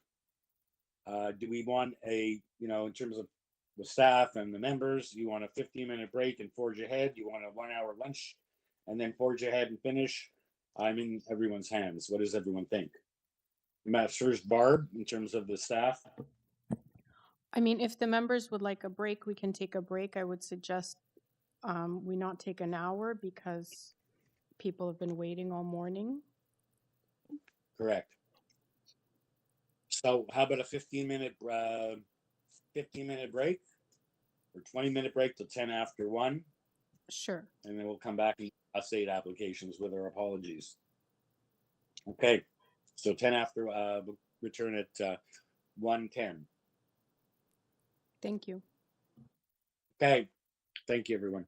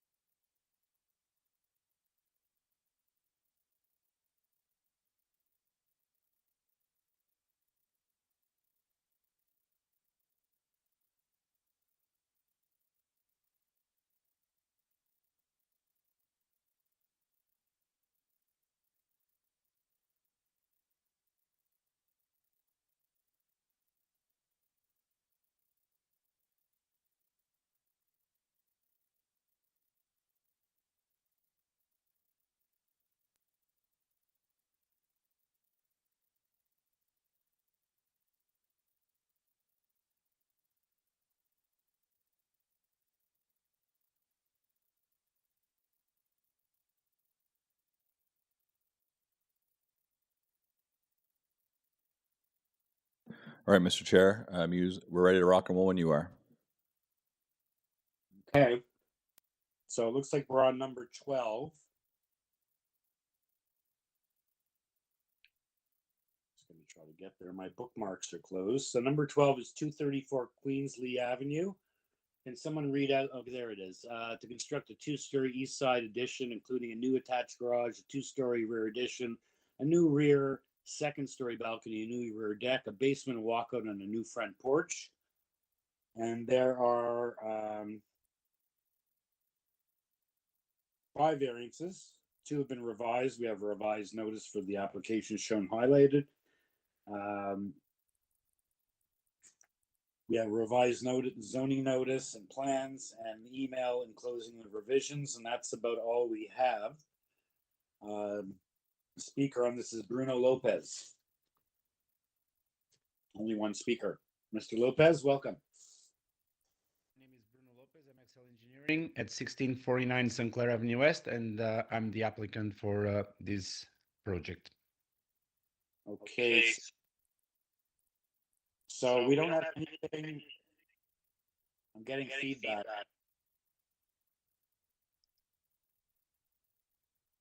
Is that on my end? Yes, Mr. Clark, I think the feedback might be on your end again. I don't have anything open. Test, test, test. Hello? Oh, actually, yeah, Mr. Chair, it does seem like Bruno is the concern here. Bruno, do you have a second? I apologize. Yes, I'm doing from my phone, so hopefully it works.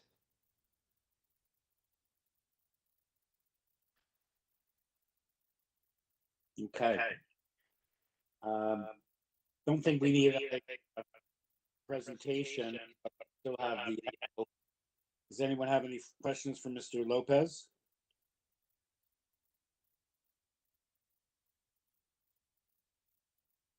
No questions. Is someone ready for a motion? There are no conditions.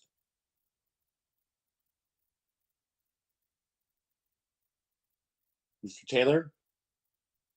Thanks, Mr. Chair. I'm satisfied that the 5 variances meet the 4 tests under the Planning Act, and I move approval without conditions. Thank you, sir. Put a seconder for that. Ms. McCloskey, thank you. All in favor? Unanimous approval. Okay, I'm having trouble getting to my bookmarks, so I'm having trouble getting to the to where I need to be. Okay, Mr. Lopez, you have your approval. Next application is item number 13, 8 BOWNESS Court. It's for 1-story front and south side additions, 4 variances. Planning has condition of approval to construct as illustrated. And we have Urban Forestry looking for conditions 1 and 2. We do have a revised notice for the agenda. But I don't think there's any change in the variance. So speaker for this is Addison Milne Price. And we have the neighbor from 1 Brockmount Court on the line, subject to Adam confirmation. Yeah, Mr. Chair and members, we received an email from the area residents saying they would not be participating today. Okay, so we only have Addison Milne Price. Good afternoon, Mr. Chair, fellow committee members. Addison Milne Price. I'm a planner at Design Plan Services located at 900 the East Mall, Suite 300, and I'll be presenting this application today. Okay. Seems rather straightforward. You are the only speaker. Is there anything you'd like to advise committee members of before I see if they have any questions for you? Absolutely. One question that I could just get ahead of real quick. The only change that this revised notice has that you're looking at currently from the previous one was with regard to variance 2. The number of the variance is unchanged.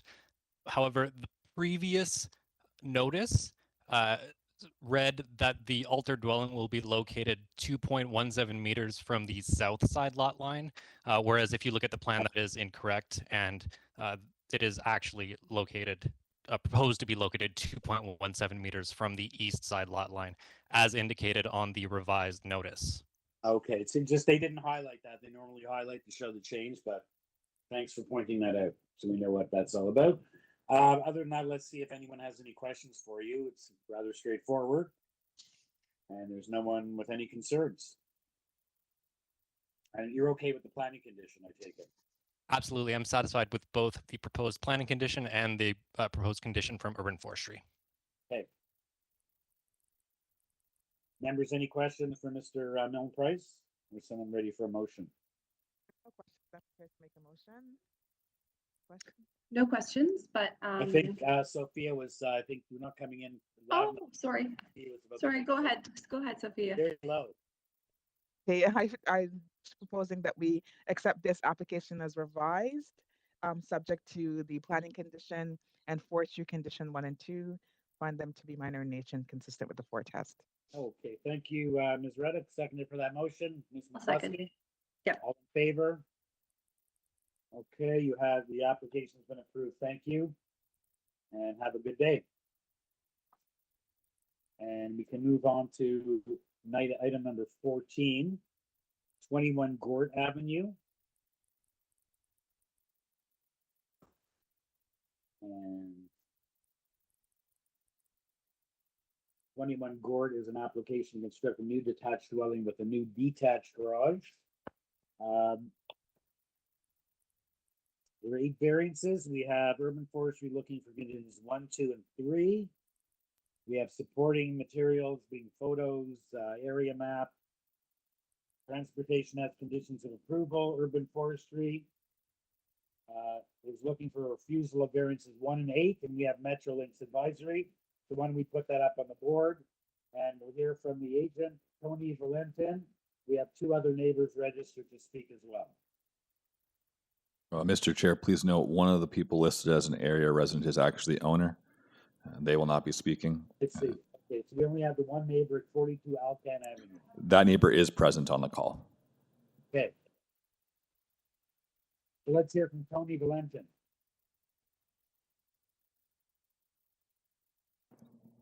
Go ahead, Tony.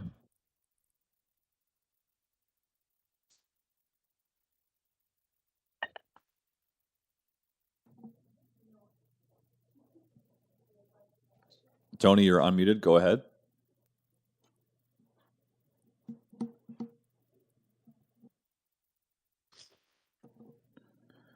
Mr. Chair, maybe we stand this down for a moment while Tony logs out and logs back in. He might not have lost. Oh, Mr. Chair, I think we just lost Tony. Okay, are we going to get him back or? Yeah, Tony, if you could log out and log back in and authorize the use of your microphone, we'll make sure we can get you connected properly.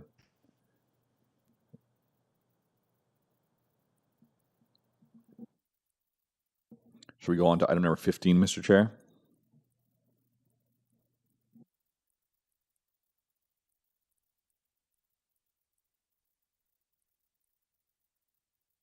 You want to go to the next application then? Yes, Mr. Chair, number 15 would be great. And again, Tony, if you can log out and log back in and then authorize the use of your microphone, we'll look to hear you ASAP.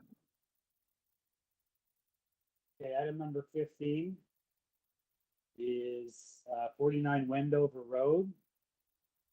And it's an application for a 2-story front addition bay window. And we have a previous committee of adjustment approved variances for front yard parking, existing driveway and GFA. We have that previous decision from November 2006, cover letter with photos attached.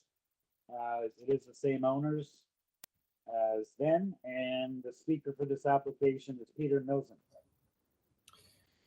Good afternoon, Mr. Chair, committee members. I think this is a fairly straightforward application.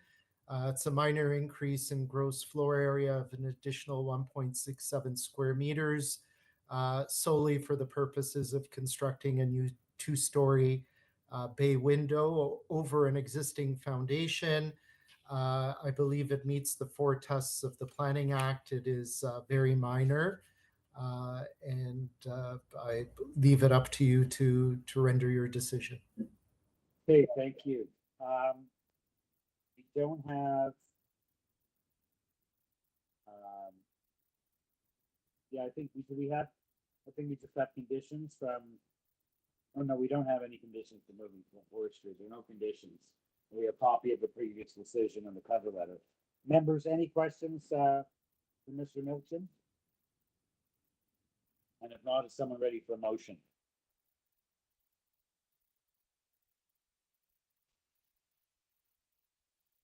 Mr. Taylor? Yes, Mr. Chair, I'm satisfied the variance meets the 4 tests under the Planning Act, and I move approval without conditions. Thank you. Seconded for Mr. Taylor's motion. Ms. Raddick, thank you. All in favor? It's unanimous. You have your approval. Thank you, Mr. Milton.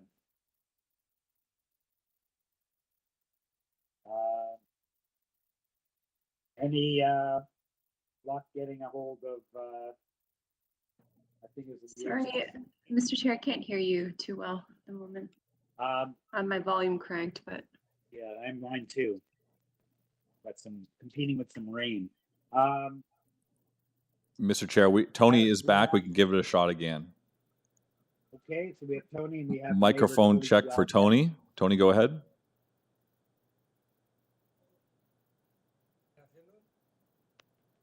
Tony, are you there? You're unmuted, so go ahead.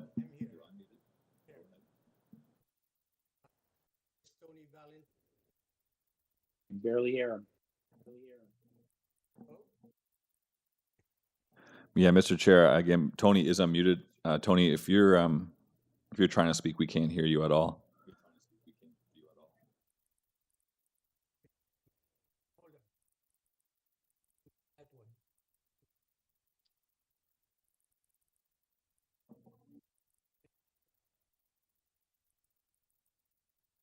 Let's try it. Tony, it seems not to be working properly, so maybe if you could call in on the phone number that you provided us, we'll give it a shot.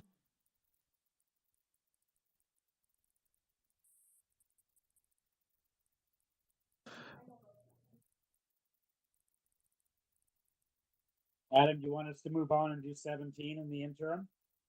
That'd be a great idea, Mr. Chair. And again, Tony, if you could just call in using the phone number you provided us, we'll try and get you straightened out. If you have any questions, send maybe one of us an email. We can kind of walk you through it if it has to. All right, Mr. Chair, on to 17. Okay, so item number 17 is 14 Cardell Avenue. We have an application to sever the lot into 2 undersized lots, and on each side so severed to be redeveloped in the site of a new detached dwelling and attached garage, each requiring 6 variances to the zoning bylaw. We have presentation. We have urban forestry looking for 3 and 5 being a denial. We have the engineering construction services memo, urban forestry memo. Planning has provided a memo in their new format. It would appear to have 2 conditions of approval: privacy screening on the 2nd floor balconies. And that's all we have. Let's hear from the one speaker, Manroop Singh, the agent for the applicant. Good afternoon, Mr. Chair and Committee Adjustment Member. Hello.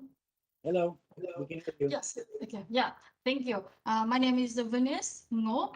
The agent for this property is like 14 Cardell Avenue, and as our application, we request is like the severance the land and 2 minors variant to build 2 detached house, and as our like application, what we are looking for is a similar with. Sorry, what is your name again? What is your name again? Yeah, I'm the sorry? name is different. The different name. Oh, I'm sorry. It's like my name is Venice Ngo. Is like Manroop is like my staff. Okay, you didn't register, so we need the spelling of your name. Oh yes, it's the VENICE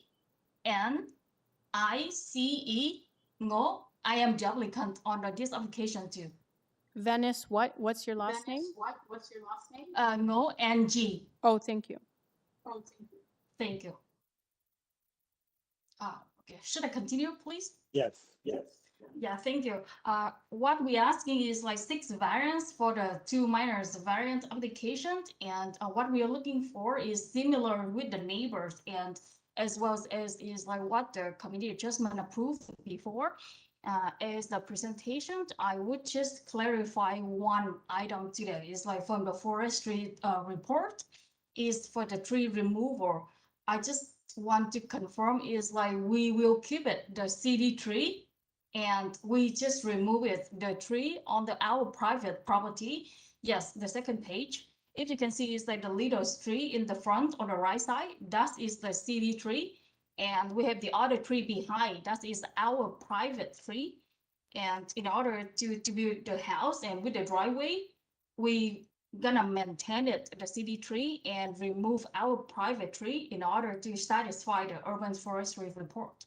Yeah, that's the one I want to clarify. Yeah, okay. And you're okay with the community planning condition? They want you to have screening on the decks? Yes, I agree with that, Mr. Chair. Okay. And any questions for Venice or someone ready for a motion? There is no objection from area neighbors. Sometimes is the case with these severances.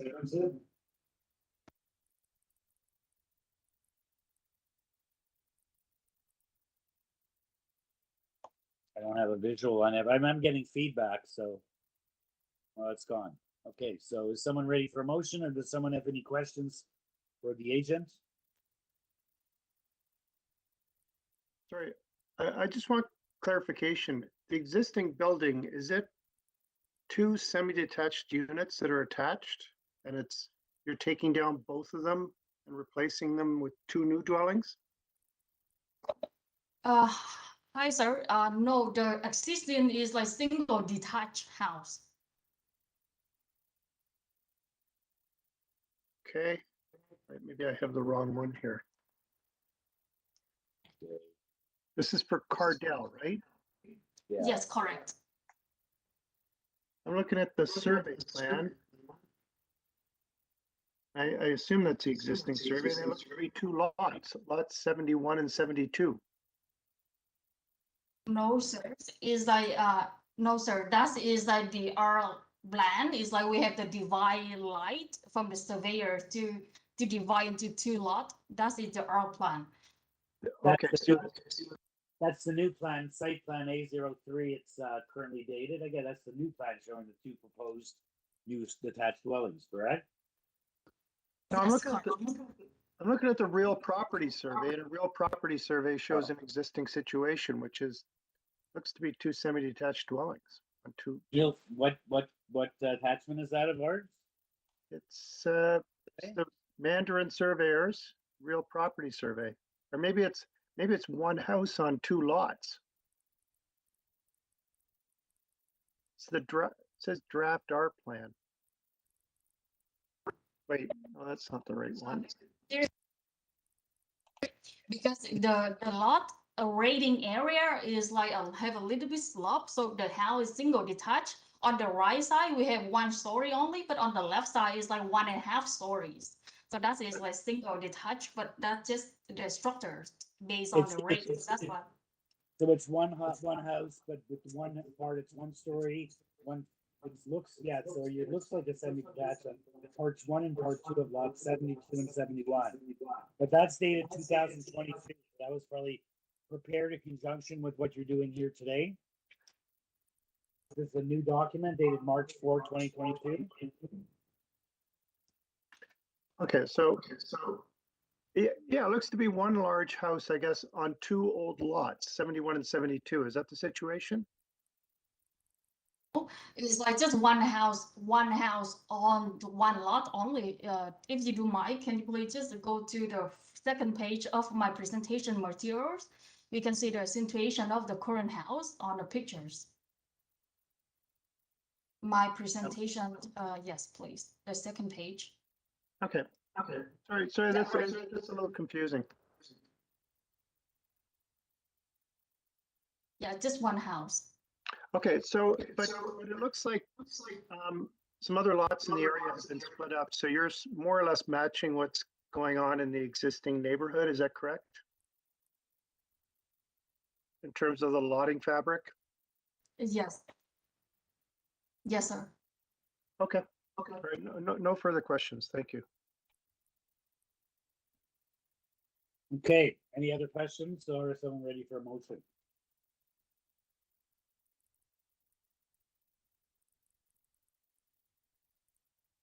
Mr. Taylor. Yes, thanks, Mr. Chair. Yeah, I'm satisfied that the lot size and configuration is compatible with the immediate context, north, south, east and west, really. If you look at the variance requests, it appears a little bit alarming in that the frontage and area are about half what's required by zoning, but zoning bylaw doesn't reflect what's on the ground in this block. So I move approval of the consent subject to engineering and construction services conditions and the standard conditions of consent. And with respect to the variances, I find them in keeping with the 4 tests under the Planning Act. And I move approval of the variance applications subject to Urban Forestry Condition 2 and the Community Planning Department conditions of approval. Okay, thank you, Mr. Taylor, for that motion. Seconder for that motion. Ms. Ruddick, thank you. All in favor? Unanimous approval. Thank you. You have your approval. And thank you, Dennis. Okay. We can move on to 18 unless Mr. Chair, 14 is ready. I was to say before we go to 18, do you want to give a shot to 14? Tony has called in on a phone line, a phone number that he provided, so we'll give that a shot here. I'll just do a quick mic check at the very least. There's I think, third or fourth try with Tony, so hopefully this one will work. Microphone check for Tony. Tony, go ahead. Hello, good afternoon, members of the committee. Perfect. Okay, one moment, Tony, before you get started, just one moment, because we're going to need to introduce the file again. Okay, Mr. Chair, we've got Tony properly now, so. This is number 1421 GORT. An application to construct a new detached dwelling with a new detached garage, 8 variances, urban forestry conditions 1, 2, and 3. We have supporting material, photos, area map, transportation as conditions of approval. Urban forestry is looking for a denial of variances 1 and 8. And we have Metrolinx advisory comments. Tony Valentin is the agent, and we have the neighbor from 42 Alcan on the line as well. Waiting for a long time. Okay, Tony, we have brief presentation, sir. Hello? Hello? Go ahead, Tony. Hello? Yes. Can you hear me now? Yeah. Can you hear me now? Yes, we can. For the third time, yes. Go Yes. ahead. Okay. Our proposal, of course, is to demolish an existing bungalow and to build a 2-story residence. In so doing, we came across some issues with the zoning, and I have at least 9 of them, and we can comply on 1, 2, 3, 4, 5 of them, and the rest will be just we leave it to the committee for approval. Sorry, what are you talking? And Sir, I you think have, those- 8, you have 8 variances. I don't know what you're talking about. 9, and you can comply with 5. What are you? I have 8 variances here. What are you talking about? What are you complying with? We are. Hello. Yes. Are you looking to eliminate variances here? Yes. Number 4. We will reduce the width of the stair to 2 meters as required. Okay, so you can eliminate variance 4. Next. Yes, and variance number 6. We will increase the setbacks so that there will be more room. Variance number 6 Sir, is variance height. 6 is For the roof, Variance for the 6 roof is dealing with height. overhang. Pardon me? Number 6 is dealing with height of the ancillary structure of the proposed garage. Oh, that's the garage. Yes, we already reduced that. See, to we don't comply. have any plans or any kind of reductions. So where are these revised plans? We don't have anything. We send the revised plan. As a matter of fact, we babbled everything that we actually revised so that it will be more, obvious. And we send it to the committee. When did you send it in? There was a revision for that. When did you send it in? Oh my God. I have so many correspondence here, but let me just explain that the variances that we were able to comply. Okay. Number 2, number 3, and number 5, and also of number 7. Sir, which we first of comply. all, you have to tell us what, because you're giving numbers. You've already told us one number that was wrong, that you said was a setback, which I had as a height. You haven't, you said you had 9 variances you can apply. You only have 8 variances. So you better be very clear, but I don't think we can proceed to do this on the fly this afternoon. It took us 14 times to find you, and now you're telling us you're eliminating 4 variances, but you're not telling us in 3 minutes excuse me, now sir. which of the variances you're eliminating. So I'm please, just, I am having difficulty actually hearing some of your comments, and I'm not sure whether you can hear me clearly. I can hear you. You can hear me clearly? Hello? Tony, Hello? Tony, we can hear you clearly. Sir, you can told us hear you're me? eliminating variances. Which variances are you seeking to eliminate? And this is very unfair to everyone that has to wait here while you do things that should have been done. We should have a revised plan showing highlighted which of your variances have been eliminated, but we don't see that did. here. I don't know why it does not appear in your record, but we did send a revised drawing showing all the revisions that we've done. And Okay, that sir, is, we go actually ahead- have go ahead babbled with your everything. All we have is what you submitted with the application, and that is what the notice that went out to the public has. That is what the committee has before them.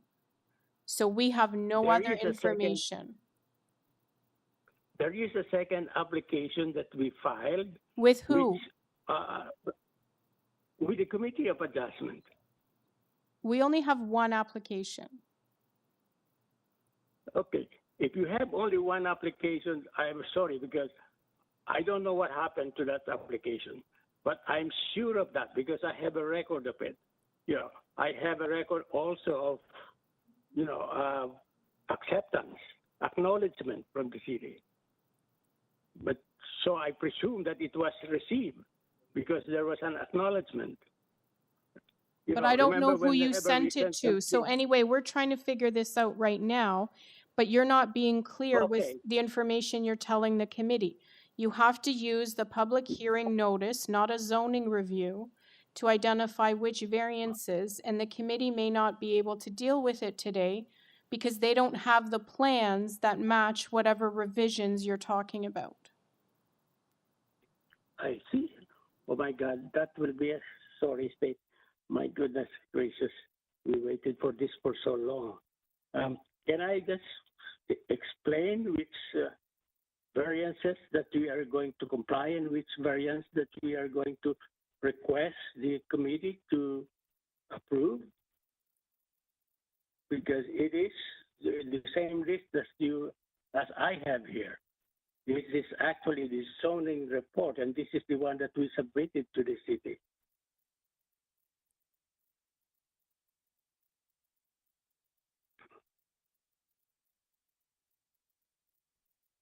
I don't know what happened, but Mr. Clark, you're on mute. We can't hear what you're saying. Sorry, I think we're gonna have to defer this matter. Hello. That's my suggestion. Hello. Look, I think I will make a recommendation that this application be deferred. If the applicant doesn't want to defer it, if appears the application he has made, he does not consider to be minor because he's making changes today. So I would suggest to the applicant that he ask for a deferral, or the consequences of not asking for deferral could be a denial, because you're changing the application before us. We have no plans to look at. We don't know what you're doing. Staff have not been able to look at it. Your neighbors have not been able to look at it. It is unfair to everyone except for you. Excuse me, sir. Excuse me. Hello, can you hear me? Can you hear me? I can hear you, yes. Yes. Okay. I am actually reading from the zoning report. So this is all that I have. I am not creating any other report except from the city. No. Okay, first of This all, is- we have a this is neighbor not- on this the is not line as some- well here. This Sir, this is not something that I revised. I am reading directly from the zoning report, and I am just telling you what our response was, which was actually put in the drawings that he sent to the Committee of Adjustment. I don't know whether it was lost in transmission or not, but as an applicant, I will not neglect this. I know I've been to the Committee of Adjustment so many times, okay, did and you check I the will file, never, sir? Did you never check the, neglect. did you check the application center to see, to follow up that your plans have been revised? We have a lot of applications today that are revised. They come to us highlighted, they've gotten to staff, they've gotten onto the agenda, they've been circulated on the forms. It's incumbent on you to see that everything is before us. But to show up here now, Well, start telling me which applications you're complying with, as if it makes, I don't even know, you didn't say you were drawing those variations, you said, I can comply, and you started walking through with wrong section numbers because you're reading off of seemingly a zoning review, because you said variance 6 deals with setbacks and my variance 6 deals with height. So I think you're not exactly prepared here. And I believe that Mr. Palmer is right that you should either ask for a deferral or a refusal may be imposed upon you. You obviously don't think the current application is minor because you made changes to that, but we don't have those changes. I read out at the beginning of the 9:30 this morning, I read out that to advise applicants that revisions will not be permitted at the hearing. You can't design or apply. So you're seeking to remove variances. You're seeking to remove variances, and you're not even clear on what variances those are. Hello, excuse me. We are not changing anything. I'm just reading it from the zoning report that comes from the city. I did not create anything, you know. So I don't know. This is very strange since this is all virtual, and I cannot talk to you face to face and present any more documents. I have all the documents. You have to here, get but I your don't. documents into us before the deadline, like everybody else. You mentioned 9 variances when you have 8. You mentioned started going through a list of revisions, and I think that's not fair to do it on the fly. So I am suggesting, as Mr. Palmer did, that this matter be deferred because you're wasting everyone's time here. May I ask we don't have plans to go what you're seeking to do here. And we have a neighbor waiting. May I ask the good member as to how long shall I wait for the deferrals? Will I be able to attend in the next meeting? No, Will you you have be to able give to us speak to me revised at the next materials meeting? before we can reschedule you. Yeah, because if you were going to reschedule me for another 3 months, then, you know, I'm sorry, but I will not be here. You know. Well, sir, you So, have to decide. If you want to proceed today, it's based on the notice that went out to the public and the material the committee has in front of them. If you want to make revisions, they're suggesting you have to defer. Which option do you want? Well, I made already all the revisions. That's why But we don't I have was them. surprised that. We don't have them. Which person did you send them to? I think it was to Angelica Tusos. Tusos, is that her last name? Yeah, she's working on the file.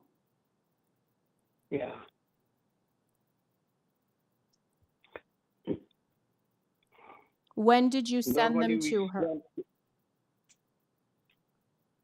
I don't have the record here right now in front of me, but I can pull that out in on the file later on. You know, this is quite a surprise that I don't have all the entire. So file in Angelica front of has me. advised that she hasn't received anything. Yes, not received. The revised drawings. She did not receive them from you. And I've checked IBMS. There's nothing in there. Did someone receive the arborist report? I don't And see an also the arborist pictures report that- on file either.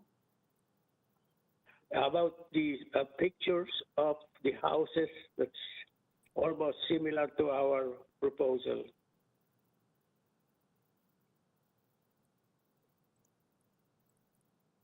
I believe we did have supporting material with I read out photos and area map. But Yes, yes. Not design Because- this. We've been at this a long time already. Yeah. And we're Because not going that was- to deal with this application on the fly with you not having plans to go along with you. Say the city did not receive it. You did not follow up to ensure that prior to the hearing. There are people waiting on the line here, including one of the neighbors on this application since 9:30. Yes, I know. Since 9:30 this morning. And as I said, we're not making changes on the fly. If I can, I'm not saying- to the I'm applicant, not to the going to- chair, and to the panel here, Mr. Valentin, it appears that you submitted an email June 20th indicating that an arborist would be engaged to assist in the process when we apply for a building permit. Yes, So yes, I that's would one suggest, communication. okay, and that was to build applications at Toronto and sent to Angelica. So I would suggest, sir, that you seek a deferral, have a discussion with forestry to deal with their concerns. Get your arborist report ready because. Yeah, it's ready. It's Okay, well ready. then As a matter submit of it. fact, And any revisions you want to make to these, we have 8 variances in front of us. You said you had 9. Any revisions you want to make them now. Give plans with those revisions. Have them circulated to all the commenting agencies and to the neighbors so that everyone can see what exactly you're asking for. That's going to benefit your client. It's going to benefit you. It's going to benefit the city. It's going to benefit the neighborhood. Right now, the only one who's benefiting from this is you, and you're not benefiting from it. So I would suggest I don't intend to benefit for myself. Okay, I listen. want to benefit to everybody, including the neighbors. You know, I've been used to the Committee of Adjustment hearing, and we would like to make it as as compatible with the present zoning bylaw, if possible. Okay. Okay, But, if you want to comply with the zoning bylaw, then I suggest you withdraw this application. And then you can apply for a building permit and you don't need any minor variances. Okay? But Otherwise, I'm going to move for deferral to allow the applicant to engage in discussions with urban forestry, including preparation and submission of an arborist report and Yes. revisions to any minor variances he's requesting. And then we'll schedule it when it's ready and when the applicant is ready to proceed. But otherwise, I don't think we need to hear any more because otherwise this man's client will not like the result. So I will move for deferral. Thank you for that motion, Mr. Palmer. Do I have a Okay, second? just for to Mr. clarify, it's to consult with urban forestry, submit an arborist report, and to submit the required revised materials, correct? Right. Thank you. Not present at the hearing today to support a statement of that 4 or 5 or God knows how many of the 9 variances, even though we only have 8, are being complied with, which he meant withdrawn. So he's got to just got like the highlighted sheet like we get on every other application with the plans to back it up. So thank you for your motion, Mr. Palmer. Barb, you're clear what the motion says? Yes, and we just want to let the neighbor know who's on the line, Oh, yes. Sebastian. Oh, yeah.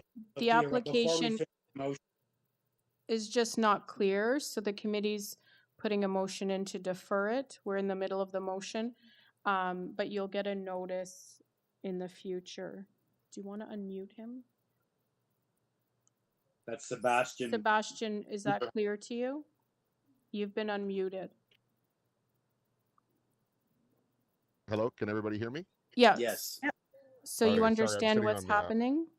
Yeah, I do. I'm sitting on an interstate highway right now, so I've been kind of driving. I'm going to pull over and wait. Okay. Yeah. So been the one of those committee's mornings so going to far, unfortunately. continue with their motion. We just wanted to make sure you were clear on what was Yeah, so my request, the question, I only have a question. Because we never saw, never talked to us, never came and asked us any questions, I get the fact that there's a new set of plans, which is great.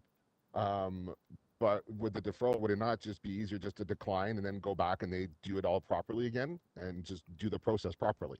Because evidently the architect didn't do it properly. Yeah, he'd have to pay another application fee, so it's easier Right. to turn it and Right. revise. Right. Just yeah. So we're not a punitive body, so he should have the right to be able to. He thought he made Okay. it, he just didn't get it to us, and I guess it brings it Right. closer to compliance, that you should be happier too. And if you still Yeah, have concerns, listen. that will be Yeah, researched. yeah, for sure. Have another chance. It's going to come back up. Yeah. Okay. So you'll be re-notified, and you still have problems, sir, on the merits. You'll get back on. Hopefully, you won't have to wait 5 hours online or be on the interstate, but you'll have another chance. You'll have concerns. Okay. All right then. Okay, so Great. Mr. Chair, okay, we can have go a back. motion on the table and we just need a seconder. I'll second, but with a friendly amendment to, I think Sophia was about to second it. I think Oh. Sophia was seconding. Correct, Sophia? You're muted, Yeah, Sophia? you're on mute. You're still muted?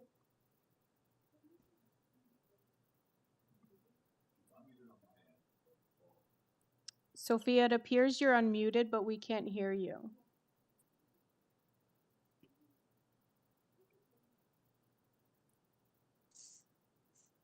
It's okay, go. Oh, now we heard you. No, you're good.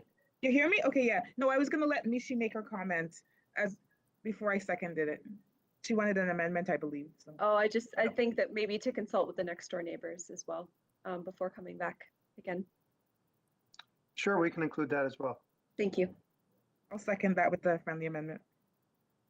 All in favor? The matter is deferred. Thank you, Okay. members. Okay. So that was the one we went back to that we lost. So we're back to number 18 now. 80 Ravenscrest Drive. And we have a revised notice on this one, showing changes. Just get scrolled to that.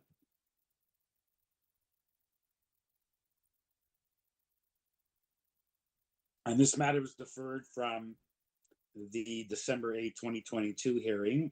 It's revised. We have a detached dwelling with an attached garage and 5 variances. They've now revised the length. We have revised plans and waiver, supporting material, which is actually a cover letter with a chart. We have planning and looking for 2 conditions of approval, being bird-friendly window treatment and dark sky compliant light fixtures in the rear. We have no comment from Ravines or TRCA. It's 2 letters of support from 78 and 65, and we have the materials from the previous hearing. The matter was, we have a memo on the additional materials from TRCA.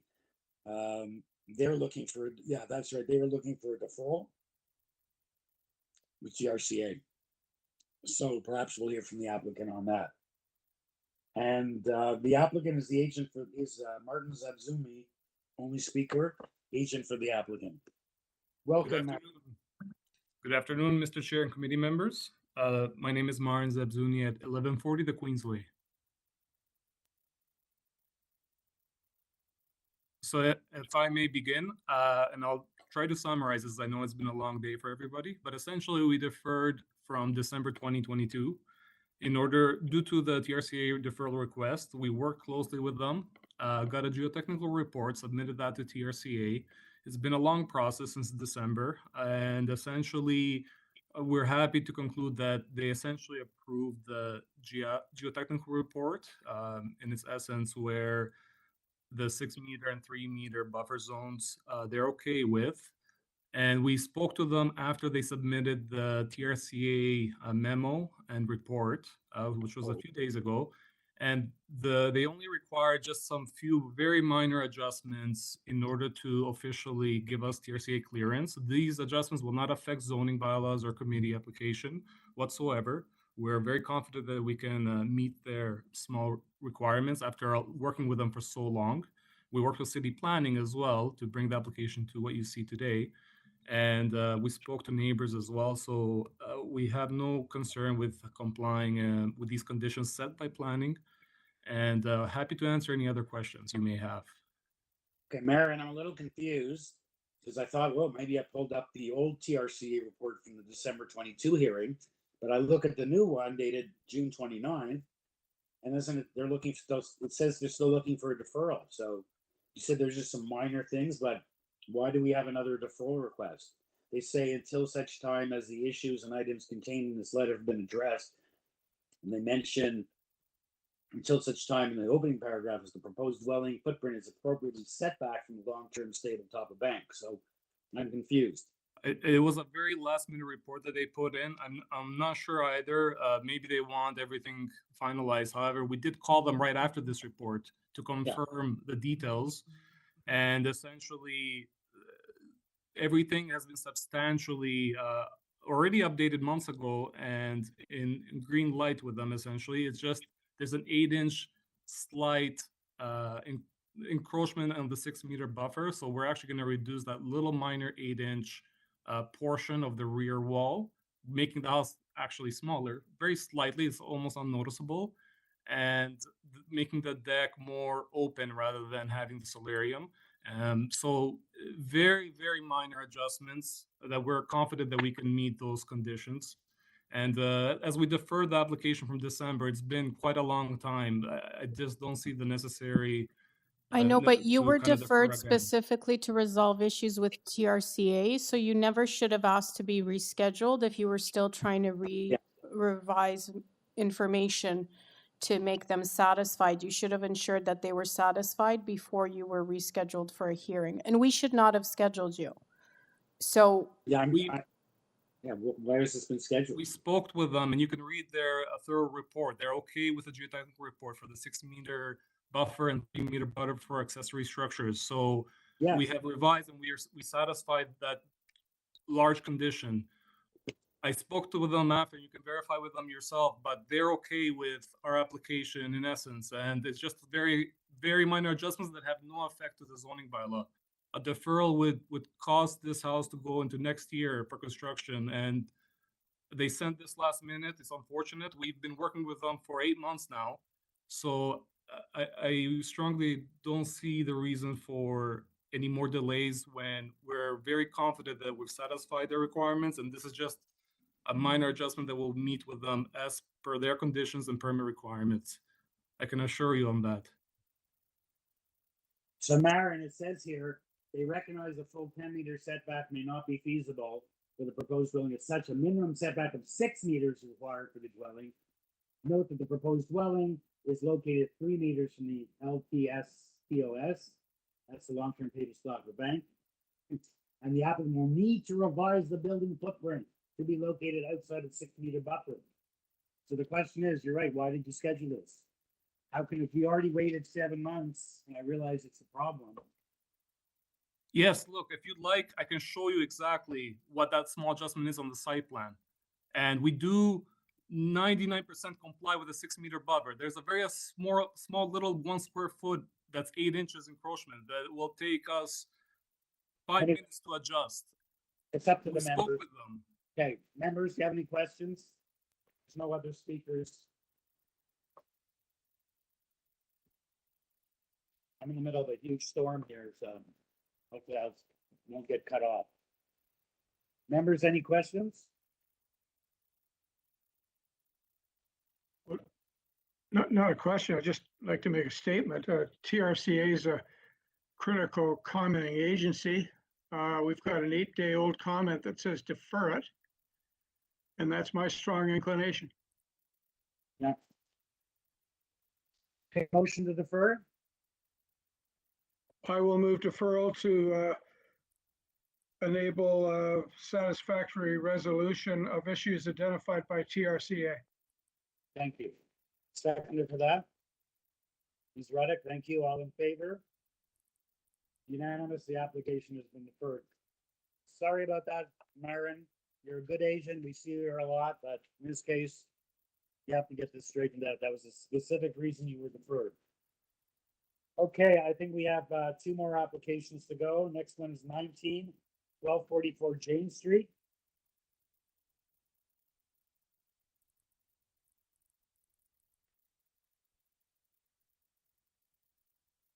Speaker for this application is the owner, Nathan Precision, and we have neighbor, or we have someone, someone just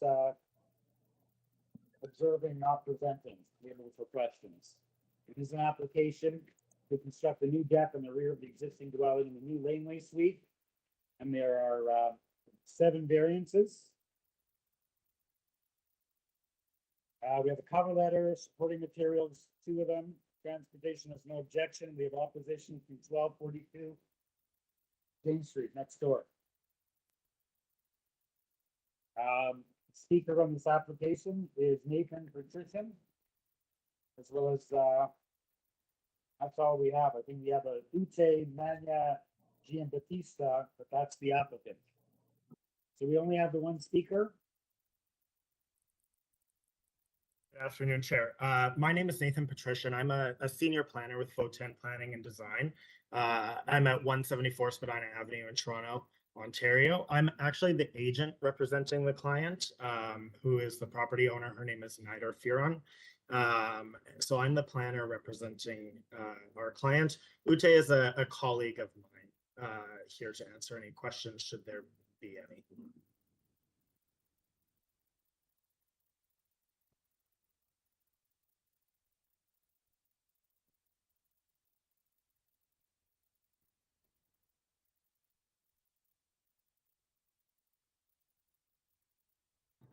Can you go ahead with your presentation? Yeah, of course. So if you just move to the next slide, I did prepare a presentation for the committee. I think it would answer the majority of the questions and really give good context to the nature of the variances. So as I mentioned, the property is at 1244 Jane Street near the intersection of Jane and Weston. I won't spend too much time on this slide, but it's worth pointing out the existing lot is a double lot relative to the size of the surrounding context. It has over 15 meters of frontage along an arterial road, Jane Street, and the public laneway, and it's supported by existing neighborhood amenities and nearby existing and future transit.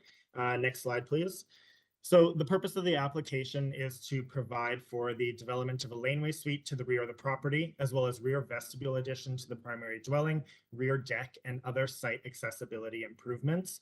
The project is rooted in improving the accessibility throughout the site and providing an affordable rental unit within the laneway suite, with the majority of the variances technical in nature, resulting from the rear vestibule addition that improves the access to the primary dwelling. Variances are also resulting from the rear deck and accessibility ramps that are provided throughout the yard, intended to improve the site conditions, connectivity, and access through the site. The laneway suite is proposed to contain 2 dwellings. The main floor unit has been designed as a universally accessible, barrier-free, and affordable rental unit. The upper unit would be provided at market rental rate. There are precedent examples of legally existing 2-unit laneway suites throughout the city of Toronto. The applicant team originally had a hearing in February. However, we deferred to work with city staff to make adjustments to the plans, increasing the % of soft landscaping at the property, allowing time to prepare a new zoning notice, and resolving technical transportation issues through discussions with staff.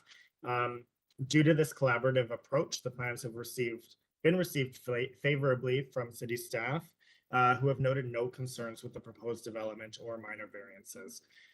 So I'll just run through the 4 tests of a minor variance. The first to maintain the general intent and purpose of the official plan. It is designated a neighborhood, which permits infill development that respects the prevailing street pattern, building height, type, scale, massing, density, and use of surrounding properties, provides adequate privacy and sunlight, and infill development should also provide safe, accessible pedestrian walkways between the site to public streets. The laneway suite does meet the intent of infill development in the neighborhood designation. This type of intensification is also supported more broadly. It's worth noting council's recent decisions to adopt a bylaw allowing multiplex housing up to 4 units at properties, as well as garden suites within neighborhoods. So what we see here is very similar to other neighborhood intensification, which is encouraged by the city. The second test, if you go to the next slide, is if the variances maintain the general intent and purpose of the zoning bylaw. The site is zoned residential multiple unit, permits a broad range of residential units and building types, including laneway suites, multiplex housing, and accessory dwelling units. The laneway suite's been designed to conform to many of the standards of the RM zone, compliant with location, scale, massing, and the majority of variances, as I've mentioned before, primarily result from accessibility improvements proposed at the site, such as that rear vestibule addition and accessibility ramps. The need for these variances would be eliminated if the accessibility components were not introduced at the property. Next slide, please. The third test for the proposed variances is if it's appropriate for the development and use of the lands. The laneway suite's been designed to complement the surrounding area with no impacts on surrounding residential lands and does not propose a use that's incompatible to the area. The development does improve the function and use of the site by providing not only new housing options, but greatly improving the accessibility of the primary dwelling and the site overall. And the laneway suite's been designed using sustainable methods, including low carbon materials, low operational elements, which ensure optimal building performance. And next slide, please. The final test is if the variances are minor in nature. Not only is the laneway suite encouraged generally by City of Toronto policy and regulatory framework, the variances will allow for the development of much needed affordable and accessible housing options, which do align with broader municipal goals. The majority of these variances are technical in nature, as I'd mentioned, resulting from those accessibility improvements. So finally, it is my opinion that the proposal meets the 4 tests under Section 45 of the Planning Act. The laneway suite and site improvements are compatible with surrounding properties and the broader neighborhood overall. And finally, I'll note that there are no concerns from community planning and other city staff. And the application has received support from, I believe, 13 neighbors in the community. There should be a signed document provided as supporting documentation. Thank you. Thank you. I had power surge, so I had to log back in. We don't have another speaker. Do we? Ute Maya Batista is the owner on the line. Sorry, she's a colleague of mine. So here only if there are any questions that arise. Okay, members, any questions? If not, are we ready for a motion? We don't have any from community planning staff on this application other than the deferral request last time. Pardon me, can you repeat that? We don't have anything from community planning other than their request for deferral when it was up last time in when it was That's deferred. correct. Yeah, that's correct. I expected that they would prepare a letter, but I did not see one uploaded. Yeah, so would I, especially, I will note though, it is Anthony Scotia, who's our community planner. He's been great and has had no concerns. Right, because it's a laneway suite and has two units, which we've seen some concerns on when they were garden suites in that respect. But in any event, they haven't weighed in. Any questions, members, or is someone ready for a motion?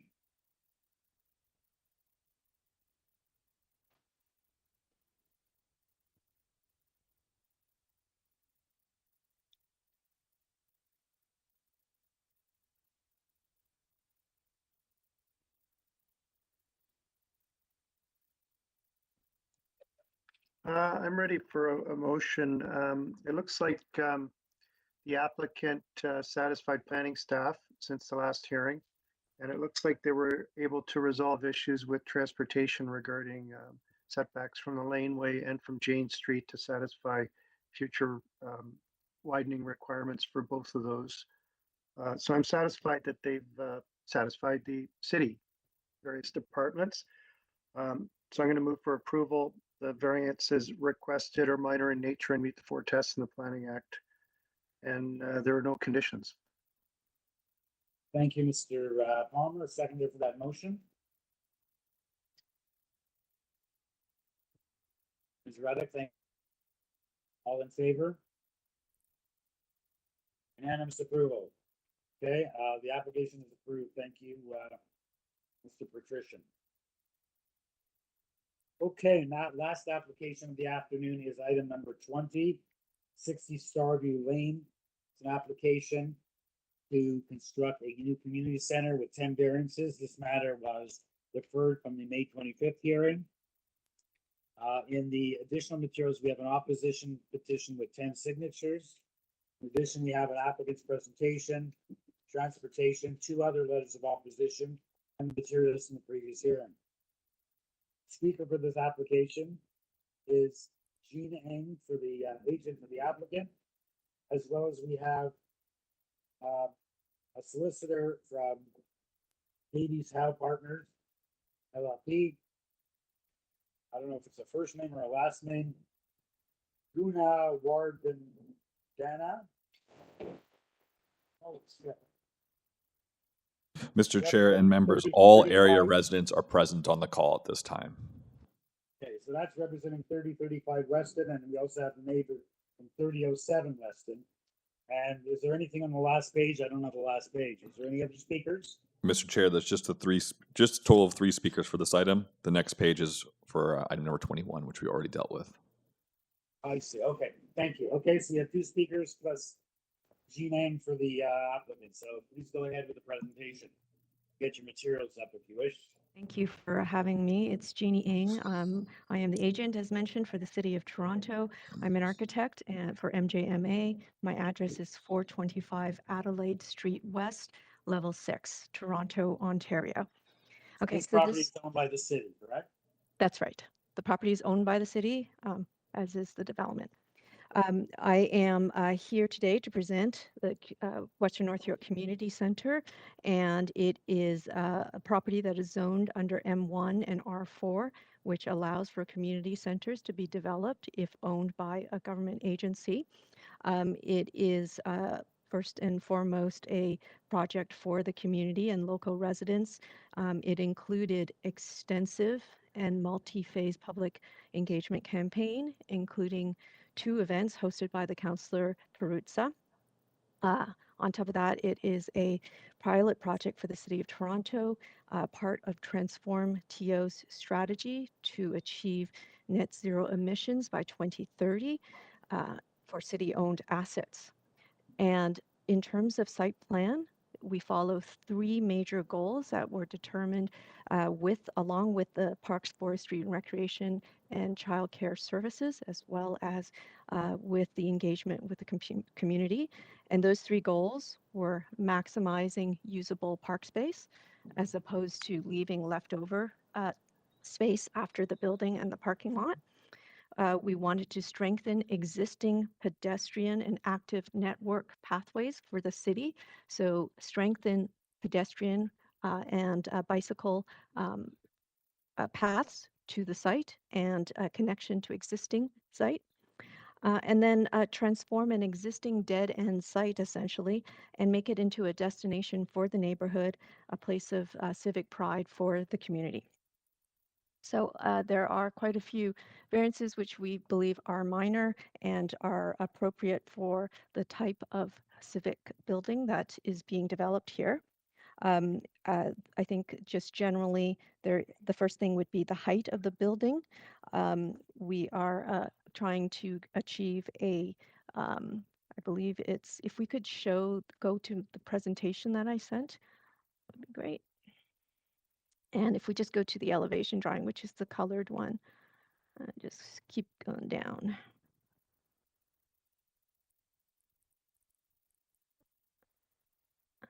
That's right. And then if we could go just to the next one. So you can see it's a very long building that stretches north to south, and that's primarily to align with the existing sidewalk that follows Bob Ewell Drive.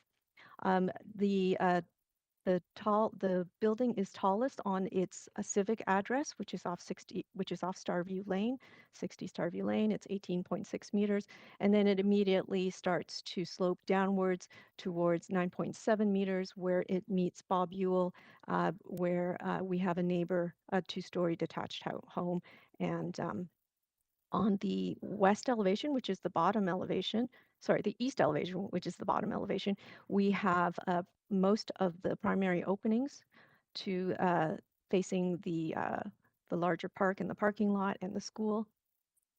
That's right, this one. And then on the second floor, and then on the east elevation, which is the elevation following this page, we have minimal openings because we are very aware and are interested in protecting the privacy of our residential neighbors. So the only opening is, it's actually the next drawing. It's a long strip window which is screened off so that, on the interior it is actually adjacent to a walking track. So there is no stationary space where people are standing by that window looking outwards. And then if you go to the next drawing, that's right. Here you can see that the building is stretched along the north-south axis because we are trying to connect the two residential neighborhoods with a sidewalk. And then the following page. Here, the site plan, you can see the park spaces that we have created. The fence that follows the residential property line, which would be to the top and to the right of the property, so that would be west and north. We are proposing a 1.8 meter wood fence.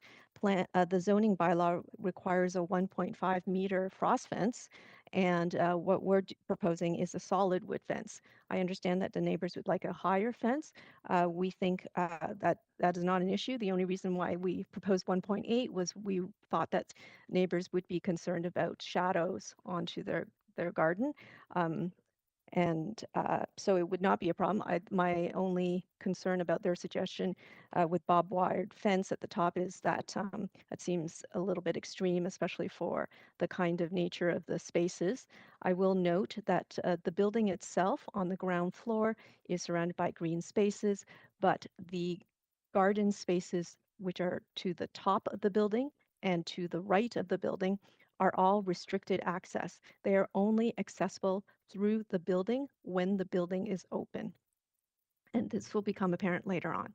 The other thing I wanted to point out on the site plan is the east property line, which is the bottom property line. We are proposing to go right up against the property line, and that's because we are up against the school's driveway and the existing parking lot. There has been a joint use agreement with the school board to use their existing driveway and some of their existing parking spaces so that we can minimize the new developed parking spaces to create a new multi-sport court, which is shown on the bottom left corner. 6 minutes, Mr. Chair. Okay. And then just finally, I think there's some encroachments with the setback, primarily storage sheds, which are part of the childcare. And so they are at a low height, similar to what the wood fence would be. And then there is a garbage enclosure, which also infringes, which is on the bottom right corner. That enclosure is there only because urban design asked for it. Otherwise, it would just be an open pad where the garbage trucks would pick up garbage. And that is all that I have. We could look at the pretty pictures, but hopefully We scroll through. Yeah. So you're okay with the transportation proposed conditions of approval? Yes. Okay. Anyone have any questions for the agent? Yeah, Palmer, question regarding variant 7 regarding the requirement for chain link fence around the play area. Is that really just a technical variance because you are providing fencing? It's just not chain link fencing. Is that correct? Yes, that is how I would interpret that. So you are providing fencing? I am providing fencing. We are providing fencing, and instead of chain link, we feel wood a solid wood fence would be more appropriate. It is not scalable. It will be completely solid wood, wood planks with no gaps. Okay. Okay, that's fine. Thank you. Okay, any other questions? Or if not, we'll go on to we have two speakers. Okay, the first speaker is Narmada Ganawardena from Davies LP. Good evening, Mr. Chair. Can you hear me? Yes. Okay. My name is Narmada Ganawardena, and I'm a lawyer at Davies Howe LLP, which is located at 425 Adelaide Street West, floor 10, in Toronto, postal code M5V3C1. We are counsel to Damaris Development Incorporation, which developed a subdivision on the lands immediately to the north of the subject site. And my firm submitted written correspondence to the committee on June 28th, setting out the reasons we are opposing this application, and I will just reiterate them now. For background, as part of the development of our client's land, our client constructed a road called Bob Ewell Drive.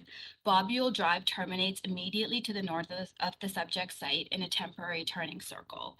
I say temporary because it has always been intended that the turning circle was to be removed, freeing up additional lots for residential development when the lands to the south, the subject site, are developed. It had been contemplated at that time that a road connection would be provided from the subject site to Bob Ewell Drive. This is set out in the site plan agreement between my client and the city, which was attached to our written submissions. Leaving aside that background and the fact that the development as proposed frustrates my client's ability to complete their subdivision development as was contemplated and approved, there are two relevant and significant reasons the proposal before you should be refused. Notwithstanding what may be positive attributes of a new community center, each of the four tests of a minor variance must be satisfied. However, in this case, they are not. Number one, the general intent and purpose of the official plan is not maintained because the proposal's impact on the completion of the area road network. The development of the subject site as contemplated does not conform to very specific official plan policy. Our client's lands are subject to site and area specific policy 330, which requires the construction of a road network to, quote, be designed to integrate the development into the surrounding city fabric by providing connections to Shepherd Avenue West, Western Road, and Starview Lane, as well as between the development sites. That integration cannot happen with the proposal before the committee, and accordingly, it prevents that policy from being fully implemented. Number two, the magnitude of certain variances is far too great to be considered minor and would instead be appropriately be granted through a zoning bylaw amendment. Variance number 3 seeks to permit a building height of 18.6 meters, whereas only 8.8 meters, less than half the proposed height, is permitted. This is not minor. Variance number 10 proposes to provide only 119 parking spaces, whereas 294 spaces, more than double the amount, are required.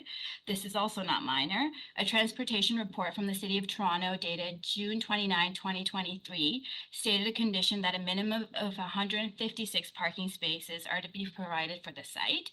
And if sufficient parking spaces are not provided, one can only assume that the overflow parking from this community center will end up on the surrounding residential streets. Other variances propose a 0-meter setback where 15 meters are required, seek permission to provide no landscape buffer where 9-meter landscape buffer is required. And again, these are not minor and not the type of bylaw variances Section 45 of the Planning Act is intended to provide.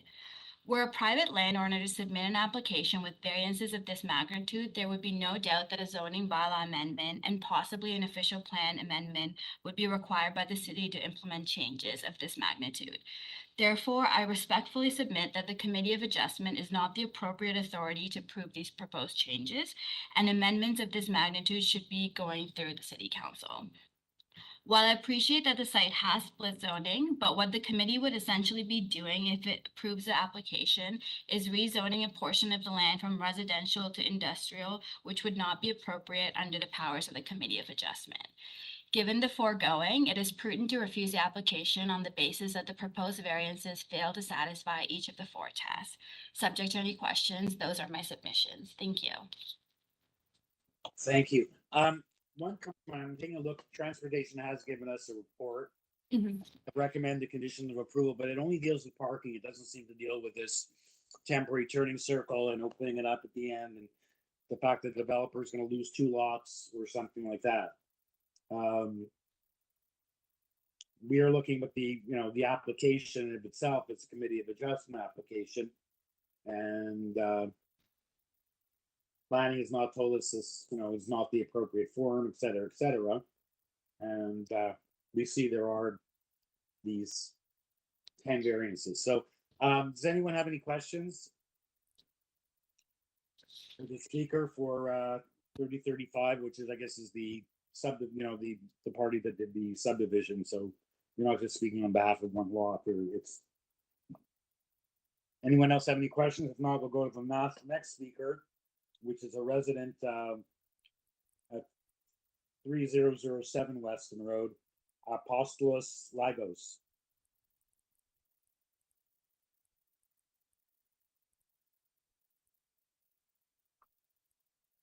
Apostolos, you're muted. Go ahead.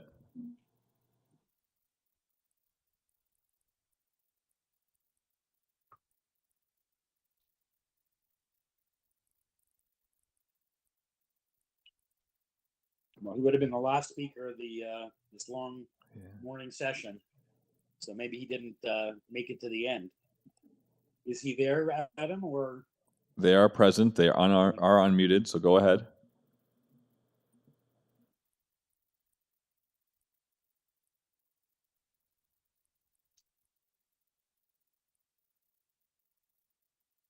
Mr. Chair, the area resident at 3007 Weston Road is present, and they are unmuted.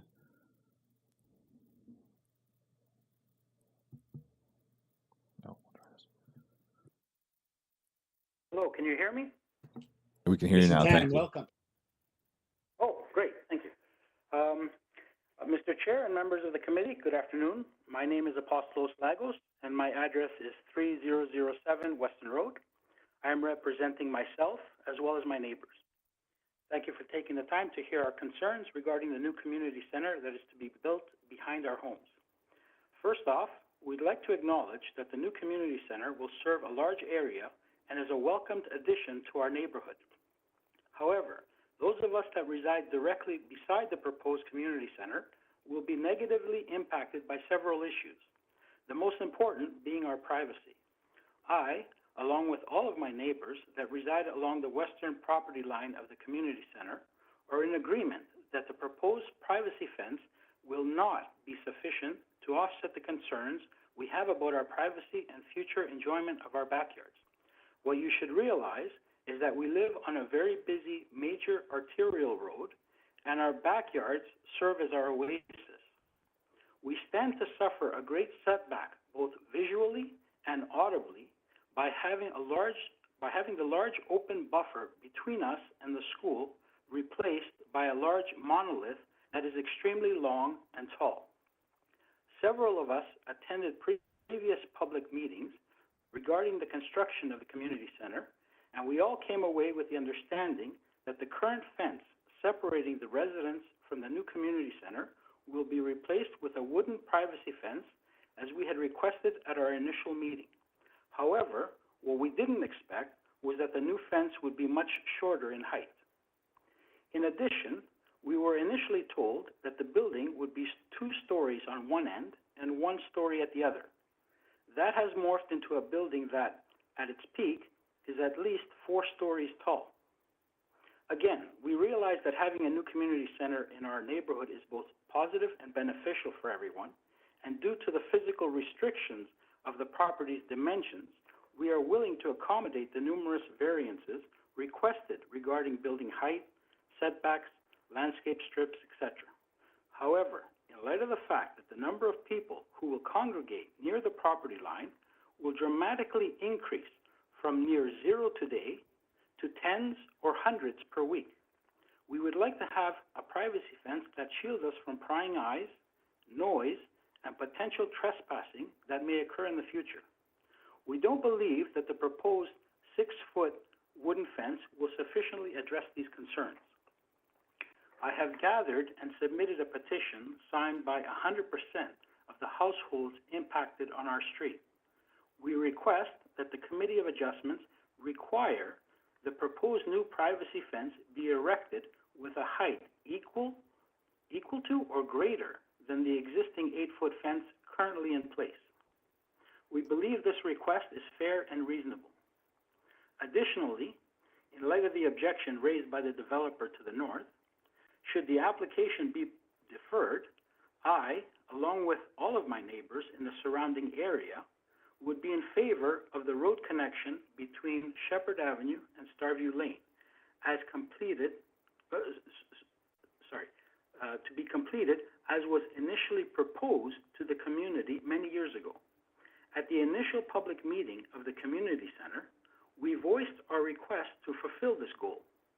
At a subsequent meeting, we were advised that the restrictions of the property dimensions did not allow for the road connection and that not enough interest was shown regarding the request for the road connection.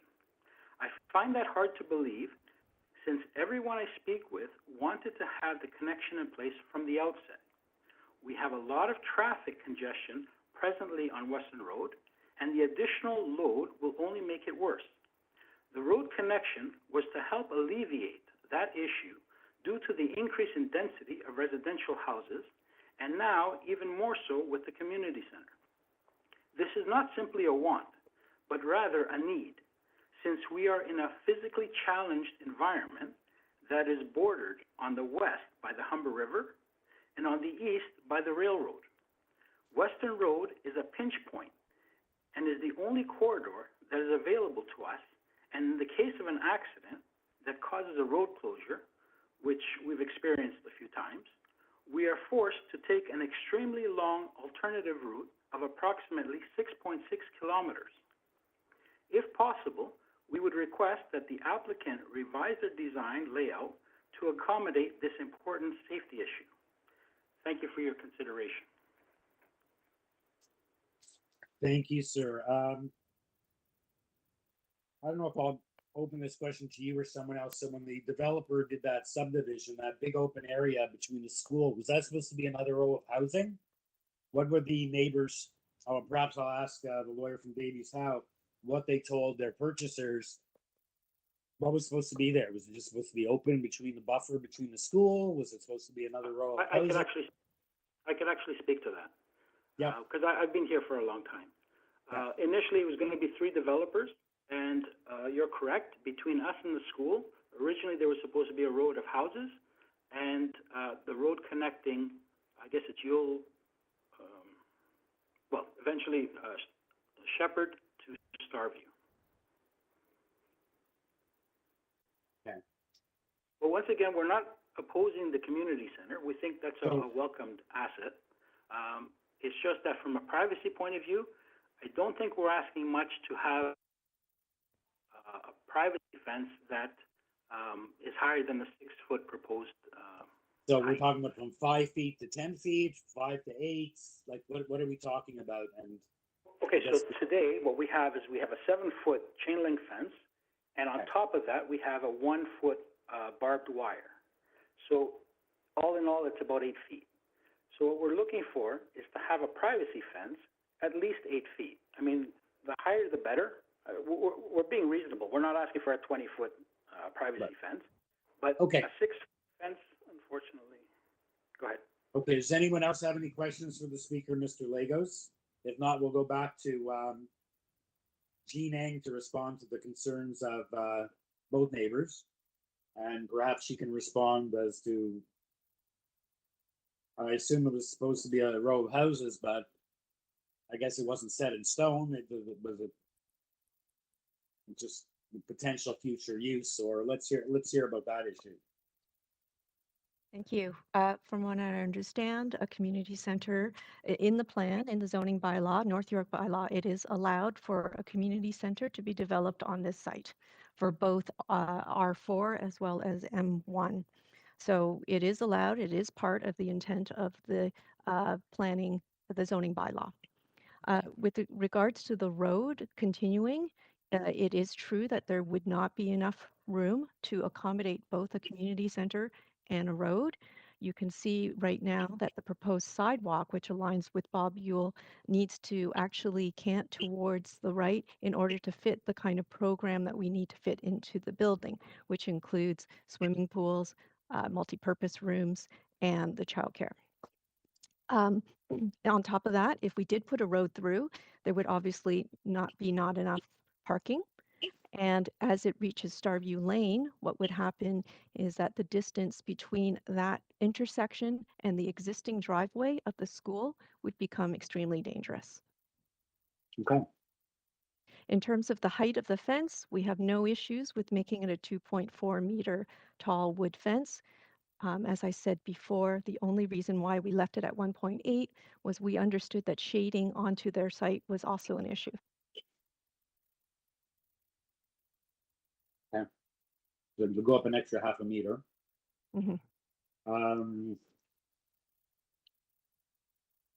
What about the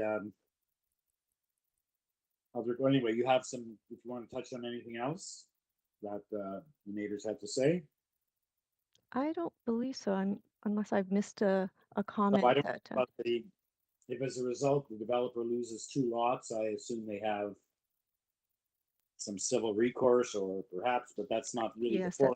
that's right. It's outside of certainly anything I could speak to. Okay. Members, any questions for any of the speakers? And if not, is someone ready to weigh in with a motion? I have just a quick question. And you may have mentioned this already, so apologies. But what stage of the SBA process are you in right now?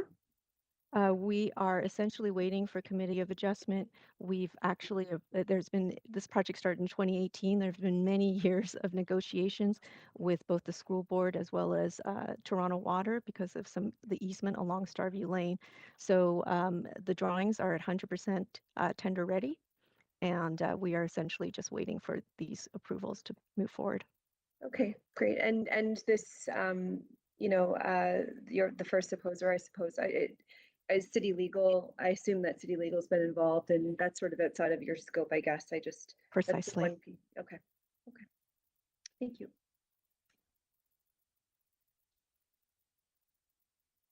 Okay, any other questions or from motion?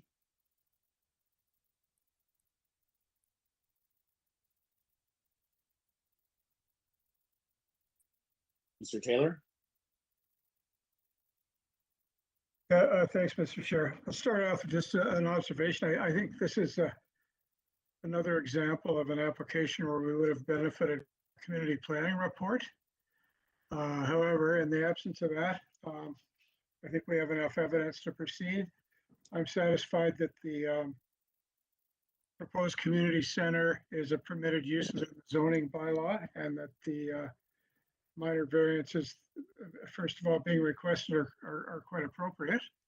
And secondly, I'm satisfied they meet the 4 tests under the Planning Act.